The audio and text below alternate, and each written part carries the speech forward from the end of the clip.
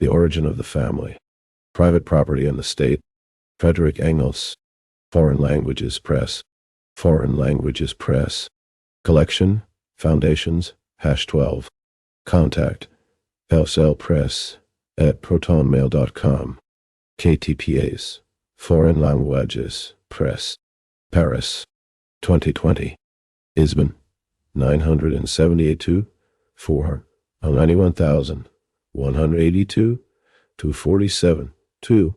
D is edition of The Origin of the Family, Private Property, and the State is a reprint of the first edition, 1978, Foreign Languages Press, Peking, 1978. His book is under license attribution, non-commercial Sharia-like 4 International, CC by NC SA 4.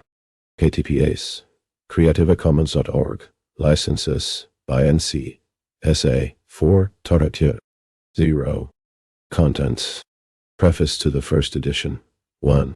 Preface to the fourth edition, 5. Chapter 1. Stages of Prehistoric Culture.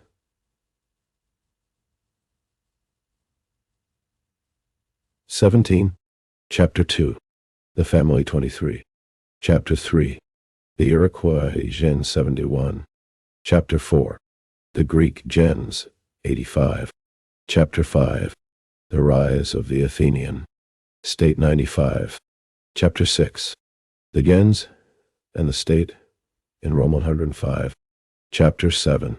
The Gens among the Celts and the Germans 117. Chapter 8. The Formation of the State among the Germans 131. Chapter 9. Barbarism and Civilization 143. Appendix. A recently discovered case O.F. Group Marriage 163. Preface to the first edition. Preface to the first edition. Preface to the first edition 1. The following chapters are, in a sense, the execution of a bequest. No less a man than Karl Marx had planned to present the results of Morgan's researches in connection with the conclusions of his own, within certain limits, I may say, our materialistic examination of history, and thus to make clear their full significance. For Morgan, in his own way, had discovered afresh in America the materialistic conception of history discovered by Marx 40 years ago, and in his comparison of barbarism and civilization, it had led him, in the main points, to the same conclusions as busy in plagiarizing capital as they were persistent in attempting to kill to it by silence. So Morgan's Marx, and just as the professional economists in Germany were for years, ancient society received precisely the same treatment meant from the spokesman of prehistoric science in England. My work can offer only a meager substitute for what my departed friend could know from Morgan, but I have the critical notes which he made to his extensive extracts, 3 longer accomplished, and I reproduce them here insofar as they apply to the theme. According to the materialistic conception, the determining factor in history is, in the final instance, the production and reproduction of immediate life. This again is of a twofold character. On the one side, the production of the means of subsistence, of food, clothing, and shelter, and the tools necessary for that production. On the other side, the production. 1. The Origin of the Family. Private property and the state is one of the fundamental works of Marxism. The work is a scientific analysis of the history of human society in the earlier phases of its development. It covers the process of the breakdown of the primitive community and of the formation of class society based on private property. It indicates the general characteristics of class society and lays bare the particularities in the development of family relations in the different socio-economic formations.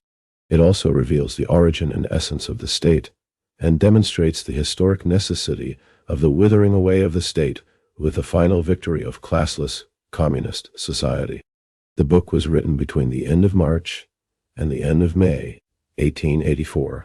While examining the manuscripts of Marx, who had died in 1883, leaving Engels as his literary executor, Engels found an extensive conspectus, written by Marx in 1880-81, of the book Ancient Society by the progressive U.S. scholar Louis H. Moore. It contained many critical remarks and original theses by Marx, as well as supplementary material from other sources. From it, Engels convinced himself that Morgan's book confirmed the materialistic conception of history worked out by Marx and himself, as well as their views on primitive society. He then decided to write a separate work on these questions, taking into full account Marx's observations and some of Morgan's conclusions and data, as well as Engels' own research into ancient Greek, Roman, Irish, and German history. Engels regarded this work as, in a sense, the execution of a bequest by Marx. 1. The origin of the family, private property, and the state, of human beings themselves, the propagation of the species. The social institutions under which the people of a particular historical epoch and a particular country live are conditioned by both kinds of production. By the stage of development of labor on the one hand and of the family on the other. The less the development of labor and the more limited the amount of its products, and consequently, the more limited also the wealth of society. The more the social order is found to be dominated by ties of lineage. However, within this structure of society based on ties of lineage, the productivity of labor increasingly develops, and with it private property and exchange, differences of wealth, the possibility of utilizing the labor power of others, and hence the basis of class antagonisms, new social elements, which in the course of generations strive to adapt the old social order to the new conditions, until at last their incompatibility brings about a complete upheaval. In the collision of the newly developed social classes, the old society founded on lineage groups is broken up. In its place appears a new society, concentrated in the state, the subordinate units of which are no longer lineage groups, but territorial groups, a society in which the family structure is completely dominated by the property structure, and in which there now freely develop those class antagonisms and class struggles that have formed the content of all hitherto written history. It is Morgan's great merit that he has discovered and reconstructed in its main lines this prehistoric basis of our written history, and that in the lineage groups of the North American Indians, he has found the key to the most important and hitherto insoluble riddles of earliest Greek, Roman. The book was published in early October 1884 in Zurich, and the following unaltered editions, the second in 1886, the third in 1889, were published in Stuttgart. In 1885 it appeared in Polish, Romanian, and Italian. Engels himself edited the Italian translation, as well as the Danish translation published in 1888. The first edition was also translated into Serbian. After Engels had gathered new material on the history of primitive society, he began in 1890 to prepare for a new edition. He studied all new publications on the question, including the works of the Russian scholar M.M. Kovalevsky. On the basis of new discoveries, especially in archaeology and ethnography, he made numerous changes and improvements in the original text and substantial additions, especially in Chapter 2, The Family. These, however, did not affect Engels' conclusions, which new scientific discoveries had confirmed, and have since continued to confirm, so that they have lost nothing of their significance today, regardless of a certain lack of clarity. From the standpoint of modern science, on some particular points taken from Morgan's book, e.g., his division of periods of primitive history and the terms he used for this purpose. The fourth, improved and supplemented edition of The Origin of the Family was published in November 1891 in Stuttgart. 2 further editions in Engels' lifetime, the fifth in 1892 and the sixth in 1894, were reprints of the fourth. The fourth edition was also the basis of numerous translations. French 1893, edited by Laura Lafargue, Marx's daughter, and Czech by Engels, Bulgarian 1893, Spanish 1894, and Russian 1894. The first English translation appeared in 1902, ed. 2, Preface to the first edition, and German history. But his book is not the work of a day. For nearly 40 years he wrestled with his material until he was completely master of it, and that also makes his book one of the few epoch-making works of our time. 23. In the following presentation, the reader will in general easily distinguish what comes from Morgan and what I have added. In the historical sections on Greece and Rome, I have not confined myself to Morgan's evidence, but have added what was available to me. The sections on the almost entirely on secondary sources, and for German conditions, a part 4 from Tacitus. On the worthless liberalistic falsifications of Mr. Freeman. Teltz and the Germans are in the main my work. Morgan had to rely here the economic arguments, which in Morgan's book were sufficient for his purpose, but quite inadequate for mine, have all been reworked by myself. And, finally, I am, of course, responsible for all the conclusions drawn, insofar as Morgan is not expressly cited. 2. The Ancient Society, or Researches in the Lines of Human Progress from Savagery through Barbarism to Civilization, by Lewis H. Morgan, London, Macmillan and Company, 1877. The book was printed in America and is peculiarly difficult to obtain in London. The author died a few years ago. 3. This refers to Marx's conspectus of Lewis H. Morgan's book, Ancient Society, which can be found in Marx Engels archives, in Russian.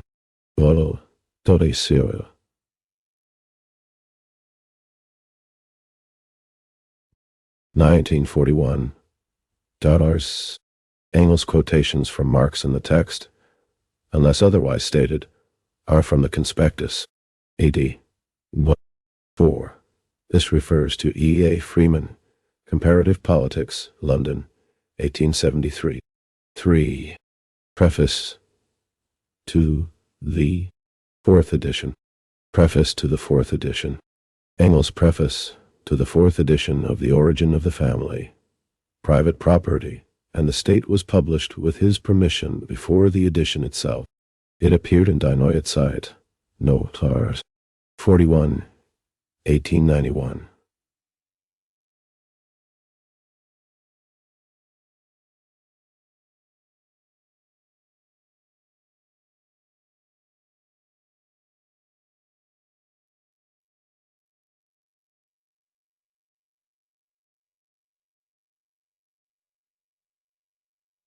Under the title concerning the early history of the family. Bachofen, Wilhelm, Pontars, Penteo, Ni, Oni, Idemtar. The earlier large editions of this work have been out of print now for almost half a year, and for some time the publisher has been asking me to prepare a new edition. Until now, more urgent work kept me from doing so. Since the appearance of the first edition, 7 years have elapsed, during which the study of the primitive forms of the family has made important advances. There was, therefore, plenty to do in the way of improvements and additions, all the more so as the proposed stereotyping of the present text will make any further alterations impossible for some time. I have accordingly submitted the whole text to a careful inspection, and made a number of additions by means of which I hope due consideration is paid to the present state of science. I also give in the course of this preface a short review of the development of the history of the family, from Bachofen to Morgan. I do so chiefly because the chauvinistically inclined English school of prehistorians is still doing its utmost to kill by silence the revolution which Morgan's discoveries have effected in conceptions of primitive society, while it appropriates his results without the slightest compunction. Elsewhere also, this English example is in some cases full load, only too closely. My work has been translated into different languages. First, Italian, Origine della Famiglia, della Proprietà Privata e dello Stato. Versi 1 riveduta dall'autore, di Pasquale Martinetti. Benevento, 1885. Then Romanian, Origine Familiae, Proprietate Private sia Statului. Traducere de l'Onadede, in the Jassy Periodical Contemporaneal, September 1885 to May 1886. Further, Danish, Familiens, Privategendomens, og Statens, Oprinderse, Dansk, af Forfatteren Geelgeit und Giev. Besorget af Gerson, Trier, Copenhagen, 1888. A French translation by Henri Ravet, based on the present German edition, is on the press. Before the beginning of the 1860s, one cannot speak of a history of the family. In this field, the science of history was still completely under the influence of the 5 books of Moses. The patriarchal form of the family, which was there described in greater detail than anywhere else, was not only assumed without question to be the oldest form, but it was also identified, minus its polygamy, with the bourgeois family of today, as if the family had really experienced no historical development at all. At most, it was admitted that in primitive times there might have been a period of unregulated sexual relations. It is true that in addition to monogamous marriage, 2 other forms were known to exist. Polygamy in the Kata. 5. The origin of the family, private property, and the state. Orient and polyandry in India and Tibet. But these 3 forms could not be arranged in any historical order, and merely appeared side by side without any connection. That among some peoples of ancient history, as well as among some savages still alive today, descent was reckoned, not from the father but from the mother, and that the female line was therefore regarded as alone valid. That among many peoples of the present day, marriage is forbidden within certain large groups, which at that time had not been closely studied, and that this custom is to be met with in every continent. These facts were indeed known and fresh instances of them, and even as late as E.B. Tyler's researches into the early history of man 5 kind, etc., were continually being collected, but nobody knew what to do with them. 1865. They are listed as mere curious customs, side by side with the prohibition among some savages against touching burning wood. Publication of Bachoffens. The study of the history of the family dates from 1861. From the 6 with an iron tool and similar religious nonsense.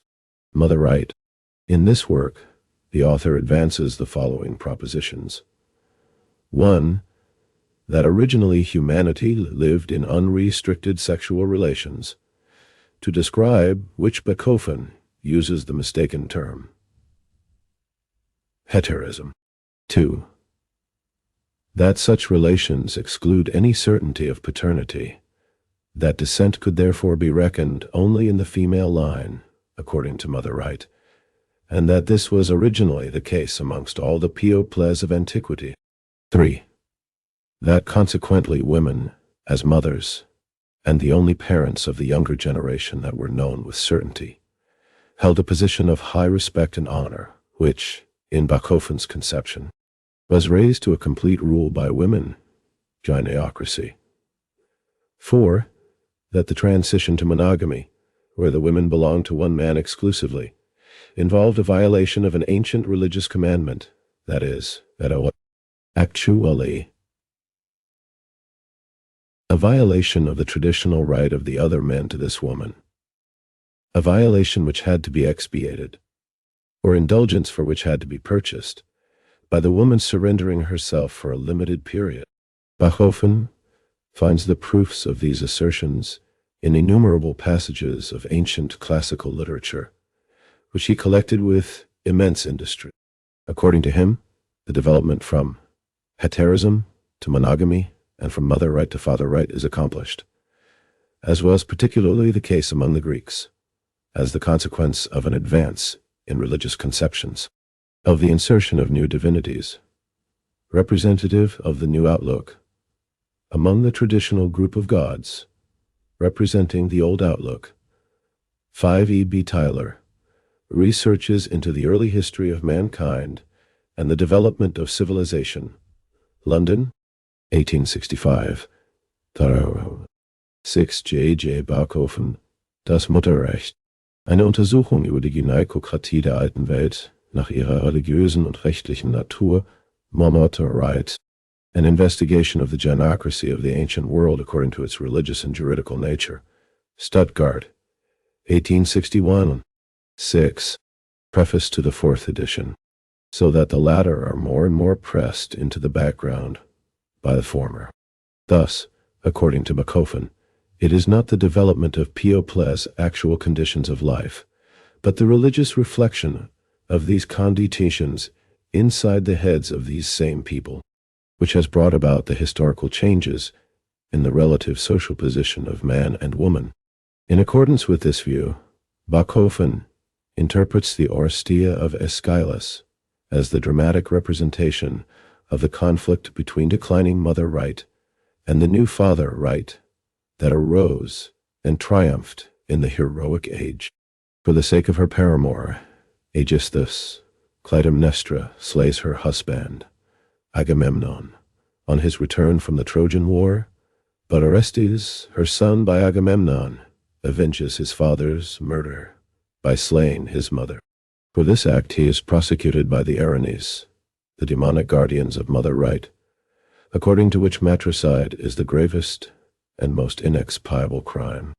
But Apollo, who through the voice of his oracle had ordered Orestes to this deed, and Athena, who is called upon to give judgment, the two deities who here represent the new patriarchal order, take Orestes under their protection.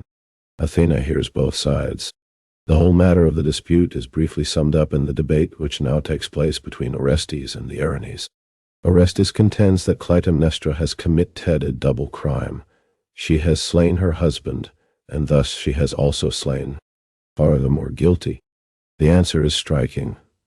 Unrelated by blood was she to Seven, the man she slew, his father. Why should the Erinyes prosecute him and not her, who is by the murder of a man not related by blood, even if he be the husband of the murderess, is expiable and does not concern the Erinyes. Their office is solely to punish murder between blood relations, and of such murders, the most grave and the most inexpiable, according to mother right, is matricide. Apollo now comes forward in Orestes' defense. Athena calls upon the Areopagites, the Athenian jurors, to vote. The votes for Orestes' condemnation and for his acquittal are equal. Then Athena, as chief judge, gives her vote for Orestes and acquits him. Father right has triumphed over mother right. The gods of young descent, as the Erinyes themselves call them, have triumphed over the Erinyes, and the latter then finally allow themselves to be persuaded to take up a new office in the service of the new order. This new but undoubtedly correct interpretation of the Oresteia is one of the best and finest passages in the whole book, but it proves at the same time that Bachofen believes at least as much as Aeschylus did in the Erinyes, Apollo, and Athena. Namely, he believes that these divinities performed the miracle of overthrowing mother right and replacing it by father right during the Greek heroic age. That such a conception which makes 7 Aeschylus, the Eumenides, in the Oresteia trilogy. 7. The origin of the family, private property and the state, religion the decisive lever of world history, must finally end in pure mysticism, is clear. It is therefore a tough, and by no means always a rewarding task, to plow through Bachofen's thick tome. But all that does not lessen his merit as a pioneer. He was the first to replace the vague phrases about some unknown primitive state of unregulated sexual relations by proofs of the following facts: that abundant traces survive in ancient classical literature of a state prior to monogamy among the state Greeks and Asiatics, when not only did a man have sexual relations with several women, but a woman with several men, without offending against custom. That this custom did not disappear without leaving its traces in the limited surrender, which was the price women had to pay for the right to monogamy. That therefore descent could originally be reckoned only in the female line, from mother to mother, that far into the period of monogamy. With its certain, or at least acknowledged, paternity, the female line was still alone recognized, and that this original position of the mothers, as the only certain parents of their children, secured for them, and thus for their whole sex, a higher social status than women have ever enjoyed since. Bachofen did not put these statements as clearly as this, for he was hindered by his mysticism, but he proved them, and in 1861 that was a real revolution. Bachofen's massive volume was written in German, the language of the nation which at that time interested itself less than any other in the prehistory of the modern family. Consequently, he remained unknown. His first successor in the same field appeared in 1865, without ever having heard of Bachofen. This successor was J.E. McLennan, the exact opposite of his predecessor. Instead of a mystic of genius, we have the dry-as-dust jurist. Instead of the exuberant imagination of a poet, the plausible arguments of a barrister pleading his case. McLennan finds among many savage, barbarian, and even civilized peoples of ancient and modern times a form of concluding a marriage in which the bridegroom, alone or with his friends, must carry off the bride from her relations by a show of force. This custom must be the survival of an earlier custom, when the men of one tribe did, in fact, carry off their wives by force from other tribes. What was the origin of this marriage by capture? So long as men could find enough women in their own tribe, there was no reason whatever for it. We find, however, no less frequently that among undeveloped peoples there are certain groups, which in 1865 were still often identified with the tribes themselves, within which marriage is forbidden, so that the men are obliged to take their wives, and the women their husbands, from outside the group. Whereas among other peoples, the custom is that the men of one group must take their wives only from within their own group. McLennan calls the first peoples exogamous, and the second endogamous. He then promptly proceeds to construct a rigid antithesis between exogamous and endogamous tribes. 8. Preface to the 4th edition. And although his own investigations into exogamy force the fact under his nose that in many, if not in most or even in all, cases, this antithesis exists only in his own imagination, he nevertheless makes it the basis of his whole theory. According to this theory, exogamous tribes can only obtain their wives from other tribes, and in the permanent state of war between tribe and tribe, which corresponds to savagery, these wives could only be obtained by capture. McLennan then goes on to ask, whence this custom of exogamy? The conception of consanguinity and incest could not have anything to do with it, he says, for these things only came much later. But another common custom among savages might, the custom of killing female children immediately after birth. This caused a surplus of men in each individual tribe, of which the inevitable and immediate consequence was that several men possessed a wife in common, polyandry, and this had the further consequence that it was known who was the mother of a child, but not who its father was, hence kinship reckoned only in the female line, with exclusion of the male line, mother right. And a second consequence of the scarcity of women within a tribe, a scarcity which polyandry mitigated, but did not remove, was precisely this systematic, forcible abduction of women from other tribes. As exogamy and polyandry are referable to one and the same cause, want of balance between the sexes, we are forced to regard all the exogamous races as having originally been polyandrous. Therefore we must hold it to be beyond dispute that among exogamous races the first system of kinship was that. Nan, Studies in Ancient History, 1886, Taro, Primitive Marriage, 8p. 124, which recognized blood ties through mothers only. McLennan. It is McLennan's merit that he directed attention to the general occurrence and great importance of what he calls exogamy. He did not by any means discover the existence of exogamous groups, still less did he understand it. Besides the earlier scattered notes of many observers, these were McLennan's sources. Latham, Descriptive Ethnology, 1859, had given a detailed and accurate description of this institution among the Magars in India, and had said that it was very widespread and occurred in all parts of the world, a passage which McLennan himself cites, and R. Morgan, in 1847, in his Letters on the Iroquois, and in 1851, 8. J. F. McLennan, Studies in Ancient History, comprising a reprint of Primitive Marriage, an inquiry into the origin of the form of capture in marriage ceremonies, London and New York, 1886, pp. 124, 25. 9.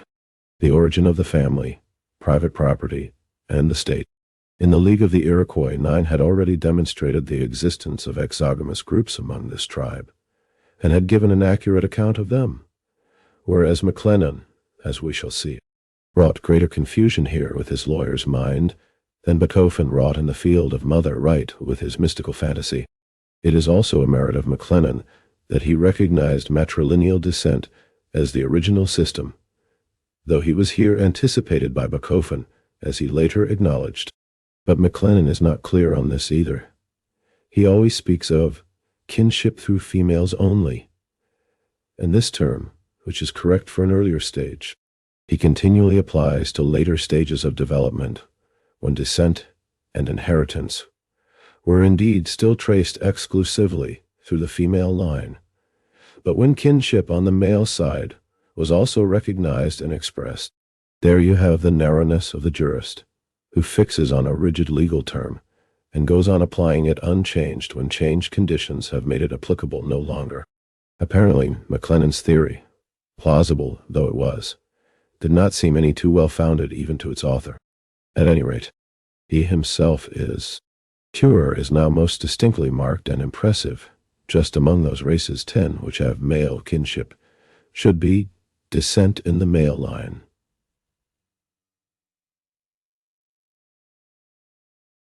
Struck by the fact that it is observable that the form of nap parent cap, ibid, p.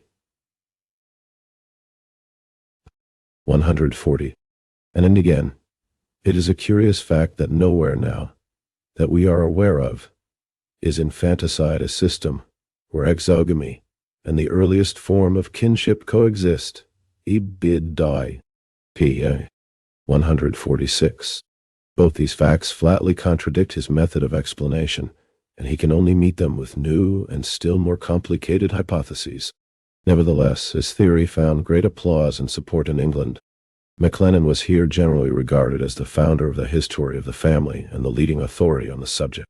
However many exceptions and variations were found in individual cases, the antithesis he set up between exogamous and endogamous tribes continued to stand as the recognized foundation of the prevailing view, and became the blinders which made impossible any free survey of the field of investigation, and thus any decisive advance. Against McLennan's exaggerated reputation in England, and the English fashion is copied elsewhere, it becomes a duty to set down the fact that he has done more harm with his completely mistaken antithesis between exogamous and endogamous tribes. And he has done good by his research. Facts were now already coming to light in increasing number, which did not fit into his neat framework. McLennan knew only 3 forms of forms. 9 Morgan's 14 letters on the Iroquois. In the American Review, no statute. 212, 1847. And his League of the Haudenosaunee, or Iroquois, Rochester, 1851, 10 unless otherwise stated. Words in square brackets within any direct quotation are inserted by Engels. Ed. 10. Preface to the 4th edition. Marriage, polygyny, polyandry, and monogamy. But once attention had been directed to this point, more and more proofs were found that there, of men had a number of women in common. And Lubbock, the origin 11 of civilization, existed among undeveloped peoples forms of marriage in which a number 1870 recognized this group marriage, communal marriage, as a historical fact. Immediately afterwards, in 1871, Morgan came forward with new and, in many ways, decisive evidence. He had convinced himself that the particular system of kinship in force among the Iroquois was common to all the aboriginal inhabitants of the United States, and therefore extended over a whole continent. Although it directly contradicted the degrees of relationship arising out of the system of marriage as actually practiced by these peoples, he then induced the American federal government to collect information about the systems of kinship among the other peoples of the world, and to send out for this purpose tables and lists of questions prepared by himself. He discovered from the replies, 1. That the system of kinship of the American Indians was also in force among numerous peoples in Asia, and, in a somewhat modified form, in Africa and Australia. 2. That its complete explanation was to be found in a form of group marriage which was just dying out in Hawaii and other Australasian islands, and 3. That, however, side by side with this form of marriage, a system of kinship was in force in the same islands which could only be explained through the collected evidence, together with the conclusions he drew from it, 12 in his still more primitive, now extinct form of group marriage. He published Systems of Consanguinity and Affinity, 1871, and thus carried the debate on to an infinitely more comprehensive field, by starting from the systems of kinship and reconstructing from them the corresponding forms of the family. He opened a new line of research and extended our range of vision into the prehistory of humanity. If this method proved to be sound, McLennan's pretty theories would be completely demolished. McLennan defended his theory in a new edition of Primitive Maharaj, Studies in Ancient History, 1876. Whilst he himself constructs a highly artificial history of the family out of pure hypotheses, he demands from Lubbock and Morgan not merely proofs for every one of their statements, but proofs as indisputably valid as if they were to be submitted in evidence in a Scottish court of law. And this is the man who, from Takatusu report on the close relationship between maternal uncle and sister's son, among the Germans, Germania, Chap, Tit, 20. From Caesar's report that 11 John Lubbock, The Origin of Civilization and the Primitive Condition of Man, Mental and Social Condition of Savages, London, 1870. 12 Morgan, Systems of Consanguinity and Affinity.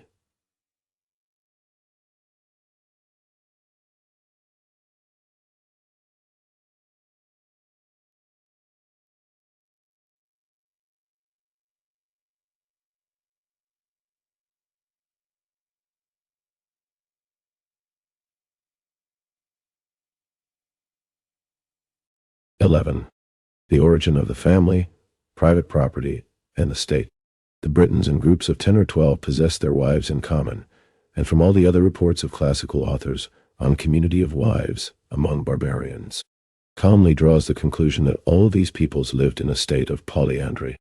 One might be listening to a prosecuting counsel who can allow himself every liberty in arguing his own case, but demands from defending counsel the most formal, legally valid proof for every word.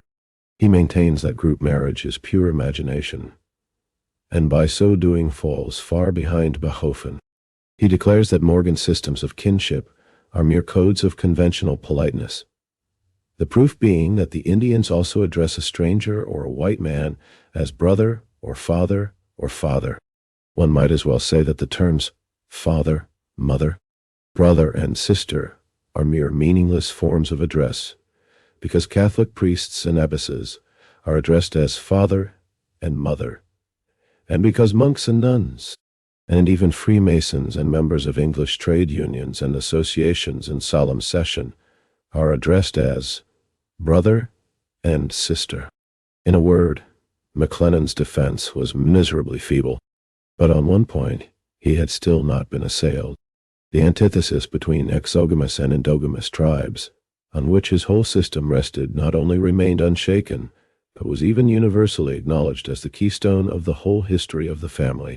McLennan's attempt to explain this antithesis might be inadequate and in contradiction with the facts he himself had cited, but the antithesis itself, the existence of two mutually exclusive types of self-sufficient and independent tribes, of which the one absolutely forbade it, that was incontrovertible gospel. Compare, for example, 13 Jurotulonos type took their wives from within the tribe, while the other type, Abso origin of the family, 1874, and even Lubbock's origin, society. This is the point where Morgan begins with his main work. Ancient 14 of Civilization, 4th edition, 1882. 1877. The work that underlies the present study. What Morgan had only dimly guessed in 1871 is now developed in full consciousness. There is no antithesis between endogamy and exogamy. Up to the present, the existence of exogamous tribes has not been demonstrated anywhere. But at the time when group marriage still prevailed, and in all probability it prevailed everywhere at some time, the tribe was subdivided into a number of groups related by blood on the mother's side, gentes, within which it was strictly forbidden to marry, so that the men of a gens, though they could take their wives from within the tribe, and generally did so, were compelled to take them from outside their gens. Thus, while each gens was strictly exogamous, the tribe embracing all the gens was no less endogamy. 13. Alexis Giraud Toulon, Les Origines de la Famille, Geneva and Paris, 1874.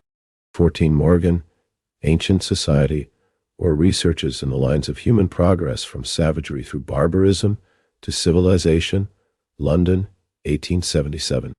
12. Preface to the 4th edition. Amos. This finally disposed of the last remains of McLennan's artificial constructions. But Morgan did not rest here. Through the gens of the American Indians, he was enabled to make his second decisive advance in his field of research. In this gens, organized according to Mother Wright, he discovered the primitive form out of which had developed the later gens organized according to Father Wright. The gens, as we find it, among the ancient civilized peoples, the Greek and Roman gens, hitherto the riddle for all historians, now found its explanation in the Indian gens, and a new foundation was thus laid for the whole of primitive history. This rediscovery of the primitive matrilineal gens as the stage preceding the patrilineal gens of civilized peoples has the same importance for primitive history as Darwin's theory of evolution has for biology and Marx's theory of surplus value foe. Our political economy. It enabled Morgan to outline for the first time a history of the family in which at least the classic stages of development, by and large, are provisionally defined so far as the material now known permits. That this opens a new epoch in the treatment of primitive history must be clear to everyone. The matrilineal gens has become the pivot on which the whole science turns. Since its discovery, we know where to look and what to look for in our research, and how to arrange the results. And, consequently, since Morgan's book, progress in this field has been made at a far greater speed. Morgan's discoveries are not generally recognized, or rather appropriated, even by prehistorians in England, but hardly one of them has the honesty to admit that it is to Morgan that we owe this revolution in our ideas. In England, they do their utmost to kill his book by silence, and dispose of its author with condescending praise for his earlier achievements. They niggle zealously over details of his exposition and remain obstinately silent about his really great discoveries. The original edition of Ancient Society is out of print. In America there is no sale for such things. In England, it seems, the book was systematically suppressed, and the only edition of this epoch-making work still circulating in the book trade is the German translation. Why this reserve? It is difficult not to see in it a conspiracy of silence, especially so in view of the numerous quotations for politeness' sake and other tokens of camaraderie, which abound in the works of our recognized prehistorians. Is it, perhaps, because Morgan is an American? And for the English prehistorians it goes sorely against the grain that despite their highly creditable industry in collecting material, they should be dependent for their general points of view in the arrangement and grouping of this material. In short, for their ideas on two foreigners of genius, Bachofen and Morgan. They might put up with the German, but the American? Every Englishman turns patriotic when he comes up against an American. And a foe. 13. The origin of the family, private property, and the state. This I saw highly entertaining instances in the United States. 15. Moreover, McLennan was, so to speak, the officially appointed founder and leader of the English prehistoric school.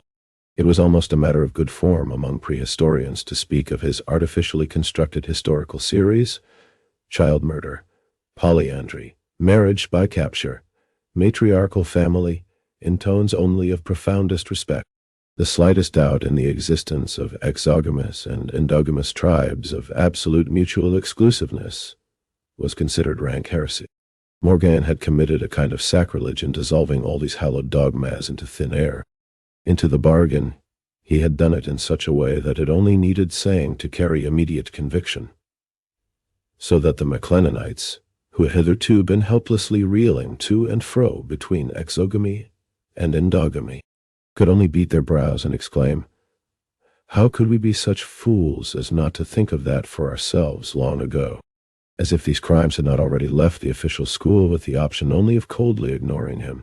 Morgan filled the measure to overflowing by not merely criticizing civilization, the society of commodity production, the basic form of present-day society, in a manner reminiscent of Fourier, but also by speaking of a future transformation of this society in his McLennan's indignant reproach that the historical method is antipathet 16 equal to Mr. Morgan's mind, words which Karl Marx might have used. He had therefore amply merited, and its echo as late as 1884 from Mr. Prorel, Professor Guiraud Toulon of Geneva, in 1874.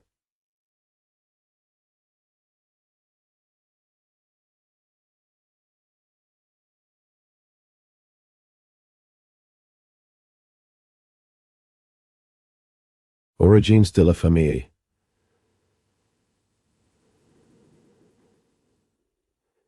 This same gentleman was still groping helplessly in the maze of the McLennanite exogamy. Of the other advances which primitive history owes to Morgan, I do not need to speak here. They are sufficiently discussed in the course of this study. The 14 years which have elapsed since the publication of his chief work have greatly enriched the material available for the study of the history of primitive human societies. The anthropologists, travelers, and prehistorians by profession have now been joined by the comparative jurists, who have contributed either new material or new points of view. As a result, some of Morgan's hypotheses pertaining to particular points have been shaken or even disproved. But not one of the great leading ideas of his work has been ousted by this new material. The order which he introduced into primitive history still holds in its main lines today. We can even say that it is winning increasing recognition to the same degree in which, 15 in August and September 1888, Engels visited the United States and Canada, accompanied by Edward Aveling, Eleanor Marx Aveling, and Carl Schorlem Murr. 16. C. McLennan, Studies in Ancient History, London, 1876, p. 333. 14. Preface to the fourth edition. Morgan's authorship of this great progress is carefully concealed. Friedrich Engels, London, June 16, 1891. 17. On the voyage back from New York, in September 1888, I met a former member of Congress for the District of Rochester who had known Lewis Morgan. Unfortunately, he could not tell me very much about him. He said that Morgan had lived in Rochester as a private individual, occupied only with his studies. His brother was a colonel and had held a post in the War Department in Washington. It was through him that Morgan had managed to interest the government in his researches and to get several of his works published at public expense. My informant, while still a member of Congress, had also on more than one occasion used his influence on Morgan's behalf. 15. Chapter 1. Stages of Prehistoric Culture. Chapter 1. Stages of Prehistoric Culture. Morgan was the first person with expert knowledge to attempt to introduce a definite order into the prehistory of humanity, so long as no important additional material makes changes necessary. His classification will undoubtedly remain in force. Of the main epochs,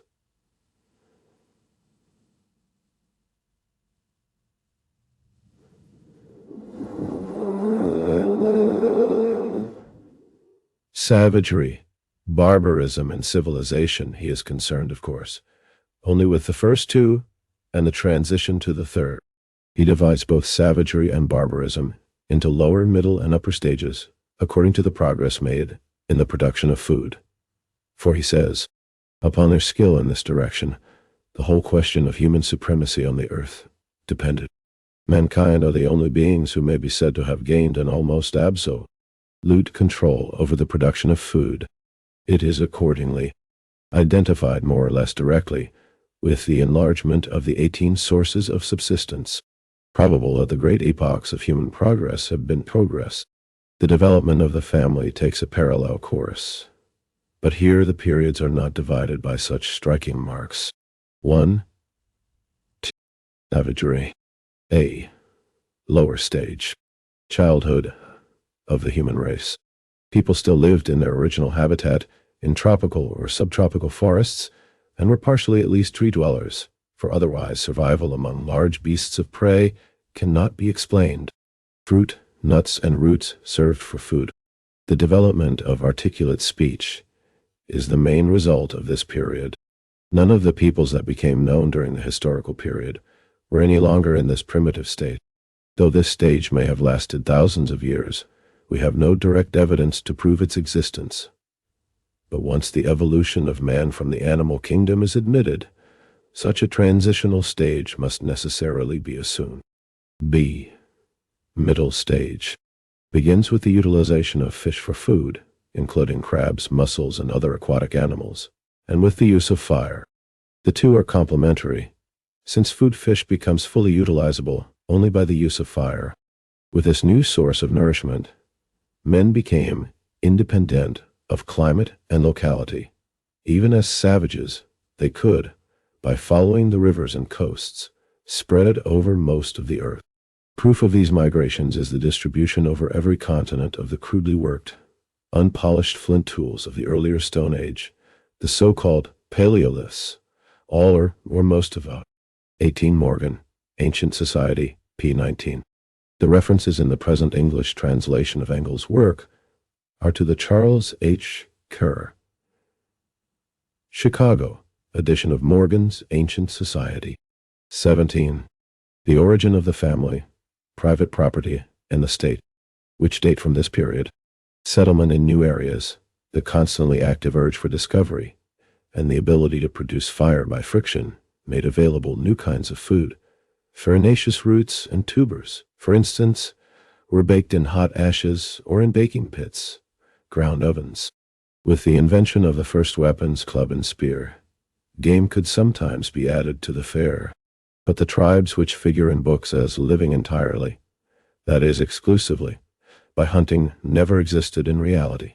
The yield of the hunt was far too precarious. At this stage, owing to the continual uncertainty of food supplies, cannibalism seems to have arisen and was practiced from then onwards for a long time. The Australian Aborigines and many Polynesians are still in this middle stage of savagery today. C. Upper stage. Begins with the invention of the bow and arrow, whereby game became a regular source of food and hunting one of the normal branches of work. Bow, string, and arrow already constitute a very complex instrument whose invention presupposes long, accumulated experience and sharpened intelligence, and therefore knowledge of many other inventions as well. Comparing the peoples acquainted with the bow and arrow but not yet with pottery, from which Morgan dates the transition to barbarism, we in fact find already some beginnings of settlement in villages and some control over the production of means of subsistence. We find wooden vessels and utensils, finger weaving, without looms, with filaments of bark, plated baskets of bast or reeds, and polished Neolithic stone tools. For the most part also, the use of fire and the stone axe have already provided the dugout canoe, and sometimes beams and planks for house building. We find all these advances, for instance, among the Indians of Northwest America, who are acquainted with the bow and arrow, but not with pottery. The bow and arrow was for savagery, what the iron sword was for barbarism, and firearms for civilization. The decisive weapon. Nuance. Cow. Barbarism. A. Lower stage. Dates from the introduction of pottery. In many cases it can be proved, and in all it is probable, that the first pots originated from the habit of covering baskets or wooden vessels with clay to make them fireproof. In this way, it was soon discovered that molded clay answered the purpose without any inner vessel. Thus far, we can regard the course of development as being generally valid for all peoples at a given period without distinction of place. With the beginning of barbarism, however, we reach a stage when the difference in the natural endowments of the two hemispheres of the earth comes into play. The characteristic feature of the period of barbarism is the domestication and breeding of animals and the cultivation of plants. Now, the Eastern Hemisphere, the so-called Old World, possessed nearly all the animals adaptable to domestication, and all the varieties of cultivable cereals except 18. Chapter 1. Stages of Prehistoric Culture. 1. The Western Hemisphere, America, had no mammals that could be domesticated, except the llama, which, moreover, was only found in one part of South America, and of all the cultivable cereals only one, though that was the best, namely, maize. Owing to these differences in natural conditions, the population of each hemisphere went its own way, and different landmarks divide the particular stages in each of the two cases. B. Middle stage. Begins in the Eastern Hemisphere with the domestication of animals. In the Western, with the cultivation, by means of irrigation, of plants for food, and with the use of adobe, sun-dried, bricks, and stone for building. We shall begin with the Western Hemisphere, as here this stage was never superseded until the European conquest. At the time when they were discovered, the Indians at the lower stage of barbarism, comprising all those living east of the Mississippi, were already practicing some horticulture of maize, and possibly also of squash, melons, and other garden plants, from which they obtained a very substantial part of their food. They lived in wooden houses in villages, protected by palisades. The tribes in the Northwest, particularly those in the New, and acquainted neither with pottery nor with any form of plant cultiva 19 the so-called Pueblo Indians of New Mexico, region of the Columbia River, were still at the upper stage of savagery, however, and the Mexicans, Central Americans, and Peruvians at the time of the conquest were at the middle stage of barbarism. They lived in houses like fortresses, made of adobe brick or of stone, and cultivated maize and other edible plants, varying according to locality and climate, in artificially irrigated plots of ground, which supplied their main source of food. And they had even domesticated some animals, the turkey and other birds by the Mexicans, the llama by the Peruvians. They could also work metals, with the exception of iron, for which reason they were still unable to dispense with stone weapons and tools. The Spanish conquest then cut short any further independent development. In the Eastern Hemisphere, the middle stage of barbarism began with the domestication of animals providing milk and meat, but plant cultivation seems to have remained unknown far into this period. It was, apparently, the domestication and breeding of animals and the formation of herds of considerable size that led to the differentiation of the Aryans and Semites from the mass of barbarians. The European and Asiatic Aryans still have the same names for cattle, but this is hardly ever the case without. 19 Pueblo, derived from the Spanish word for people, community or village, was the name given by the Spanish conquerors to a group of Indian tribes having a common history and culture and inhabiting New Mexico, today northern Mexico, and the southwest region of the United States. They lived in large communal fortified houses of 5 or 6 stories, each inhabited by up to 1,000 people. 19. The origin of the family, private property, and the state. The names for the cultivated plants. In suitable localities, the formation of herds led to a pastoral life. The Semites lived upon the grassy plains of the Euphrates and the Tigris, and the Aryans upon those of India, of the Oxus and the Jaxartes, and of the Don and the Dnieper. It must have been on the borders of such pasture lands that animals were first domesticated. To later generations, consequently, the pastoral tribes appear to have come from regions which, so far from being the cradle of mankind, were almost uninhabitable for their savage ancestors, and even for people at the lower stage of barbarism. But having once accustomed themselves to pastoral life in the grassy plains of the rivers, these barbarians of the middle stage would never have dreamed of returning willingly to the native forests of their ancestors. Even when they were forced further to the north and west, the Semites and Aryans could not move into the forest regions of Western Asia and of Europe until they became able, by cultivation of grain, to feed, and especially to winter their herds on this less favorable land. It is more than probable that here the cultivation of grain originated from the need for cattle fodder, and only later became important as a human food supply. The plentiful supply of milk and meat, and especially the beneficial effect of these foods on the growth of the children, account perhaps for the better development of the Aryan and Semitic races. It is a fact that the Pueblo Indians of New Mexico, who are reduced to an almost entirely vegetarian diet, have a smaller brain than the Indians at the lower stage of barbarism, who eat more meat and fish. In any case, cannibalism now gradually dies out, surviving only as a religious act, or what is here almost the same thing, as a means of working magic. C. Upper stage begins with the smelting of iron ore and passes into civilization with the invention of alphabetic writing and its use for literary records. This stage, as we have seen, only the Eastern Hemisphere passed through it independently, is richer in advances in production than all the preceding stages together.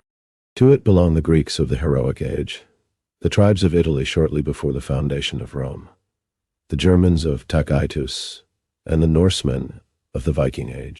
Above all, we now first meet the iron plowshare drawn by Cattell, which made large-scale agriculture, the cultivation of fields, possible and hence a practically unrestricted food supply under the then prevailing conditions. Then came the clearance of forest land for tillage and pasture, which in turn was impossible on a large scale without the iron axe and the iron spade. Population rapidly increased in number, and in small areas became dense.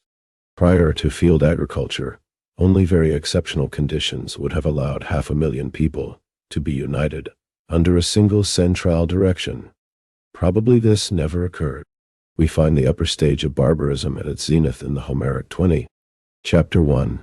Stages of Prehistoric Culture. Poems, particularly in the Iliad, developed iron tools, the bellows, the hand mill, the potter's wheel, the making of oil and wine, well-developed metal working which had become an artistic craft, the wagon and the war chariot, shipbuilding with beams and planks, shipbuilding with beams and planks, the beginnings of architecture as an art, walled cities with towers and battlements, the Homeric, Greeks from barbarism into civilization. When we compare the descript 20 tunes which Caesar and even Tacitus give of the Germans, epic and a complete mythology, these are the chief legacy brought by the who stood at the beginning of the cultural stage, from which the Homeric Greeks were just preparing to make the next advance. We realize how rich was the development of production within the upper stage of barbarism. The sketch which I have given here, following Morgan, of the development of mankind through savagery and barbarism to the beginnings of civilization, is already rich enough in new features. What is more, they cannot be disputed since they are drawn directly from production. Yet my sketch will seem flat and feeble compared with the picture to be unrolled at the end of our travels. Only then will it be possible to give a full view of the transition from barbarism to civilization, and the striking contrasts between the two. For the time being, Morgan's division may be summarized thus. Savagery, the period in which man's appropriation of products in their natural state predominates. The products of human art are chiefly auxiliary instruments in this appropriation. Barbarism, the period during which man learns to breed domestic animals and to practice agriculture and acquires methods of increasing the supply of natural products by human activity. Civilization, the period in which man learns the further reworking of the products of nature, the period of industry proper and of art. 20. This refers to Caesar's The Gallic War and Tacitus' Germania. 21. Chapter 2. The Family. Chapter 2. The Family. Morgan, who spent the greater part of his life among the Iroquois Indians, who dwell to this day in New York State, and was adopted into one of their tribes, the Senecas, found in use among them a system of kinship which was in contradiction to their actual family relationships. There prevailed among them a form of monogamy easily terminable on both sides, which Morgan calls the syndiasmian or pairing family. The issue of the married pair was therefore known and recognized by everybody. There could be no doubt about whom to call father, mother, zutter, brother, sister. But these names were actually used quite differently. The Iroquois man calls not only his own children his sons and daughters, but also the children of his brothers, and they call him father.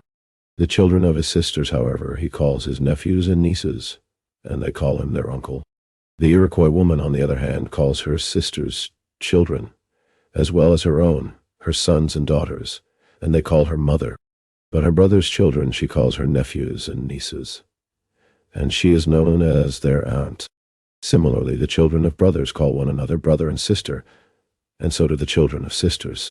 A woman's own children and the children of her brother, on the other hand, call one another cousins, and these are not mere empty names, but expressions of actually prevailing conceptions of nearness and remoteness, of equality and difference in the degrees of consanguinity.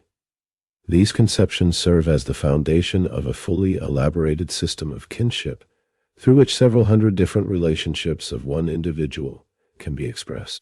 What is more, this system is not only in full force among all American Indians, no exception has been found up to the present, but also retains its validity almost unchanged among the Aborigine of India, the Dravidian tribes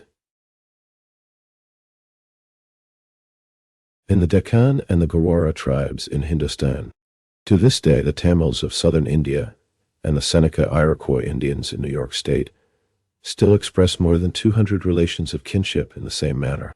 And among these tribes of India, as among all the American Indians, the actual kinship relations arising out of the existing form of the family contradict the kinship system. How is this to be explained?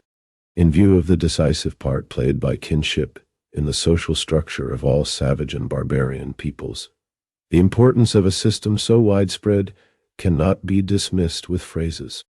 When a system is general throughout America and also exists in Asia among peoples of a quite different race, when numerous instances of it are found with greater or less variation in every part of Africa and Australia, then that system has to be historically explained, not talked out of existence, as McLennan, for example, tried to do.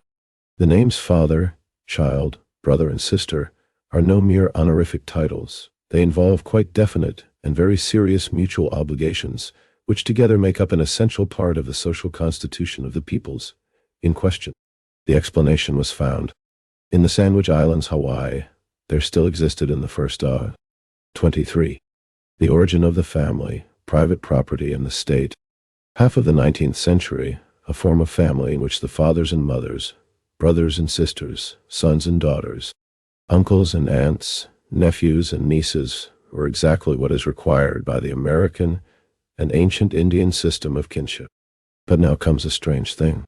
Once again, the system of kinship in force among the Hawaiians did not correspond to the actual form of the Hawaiian family.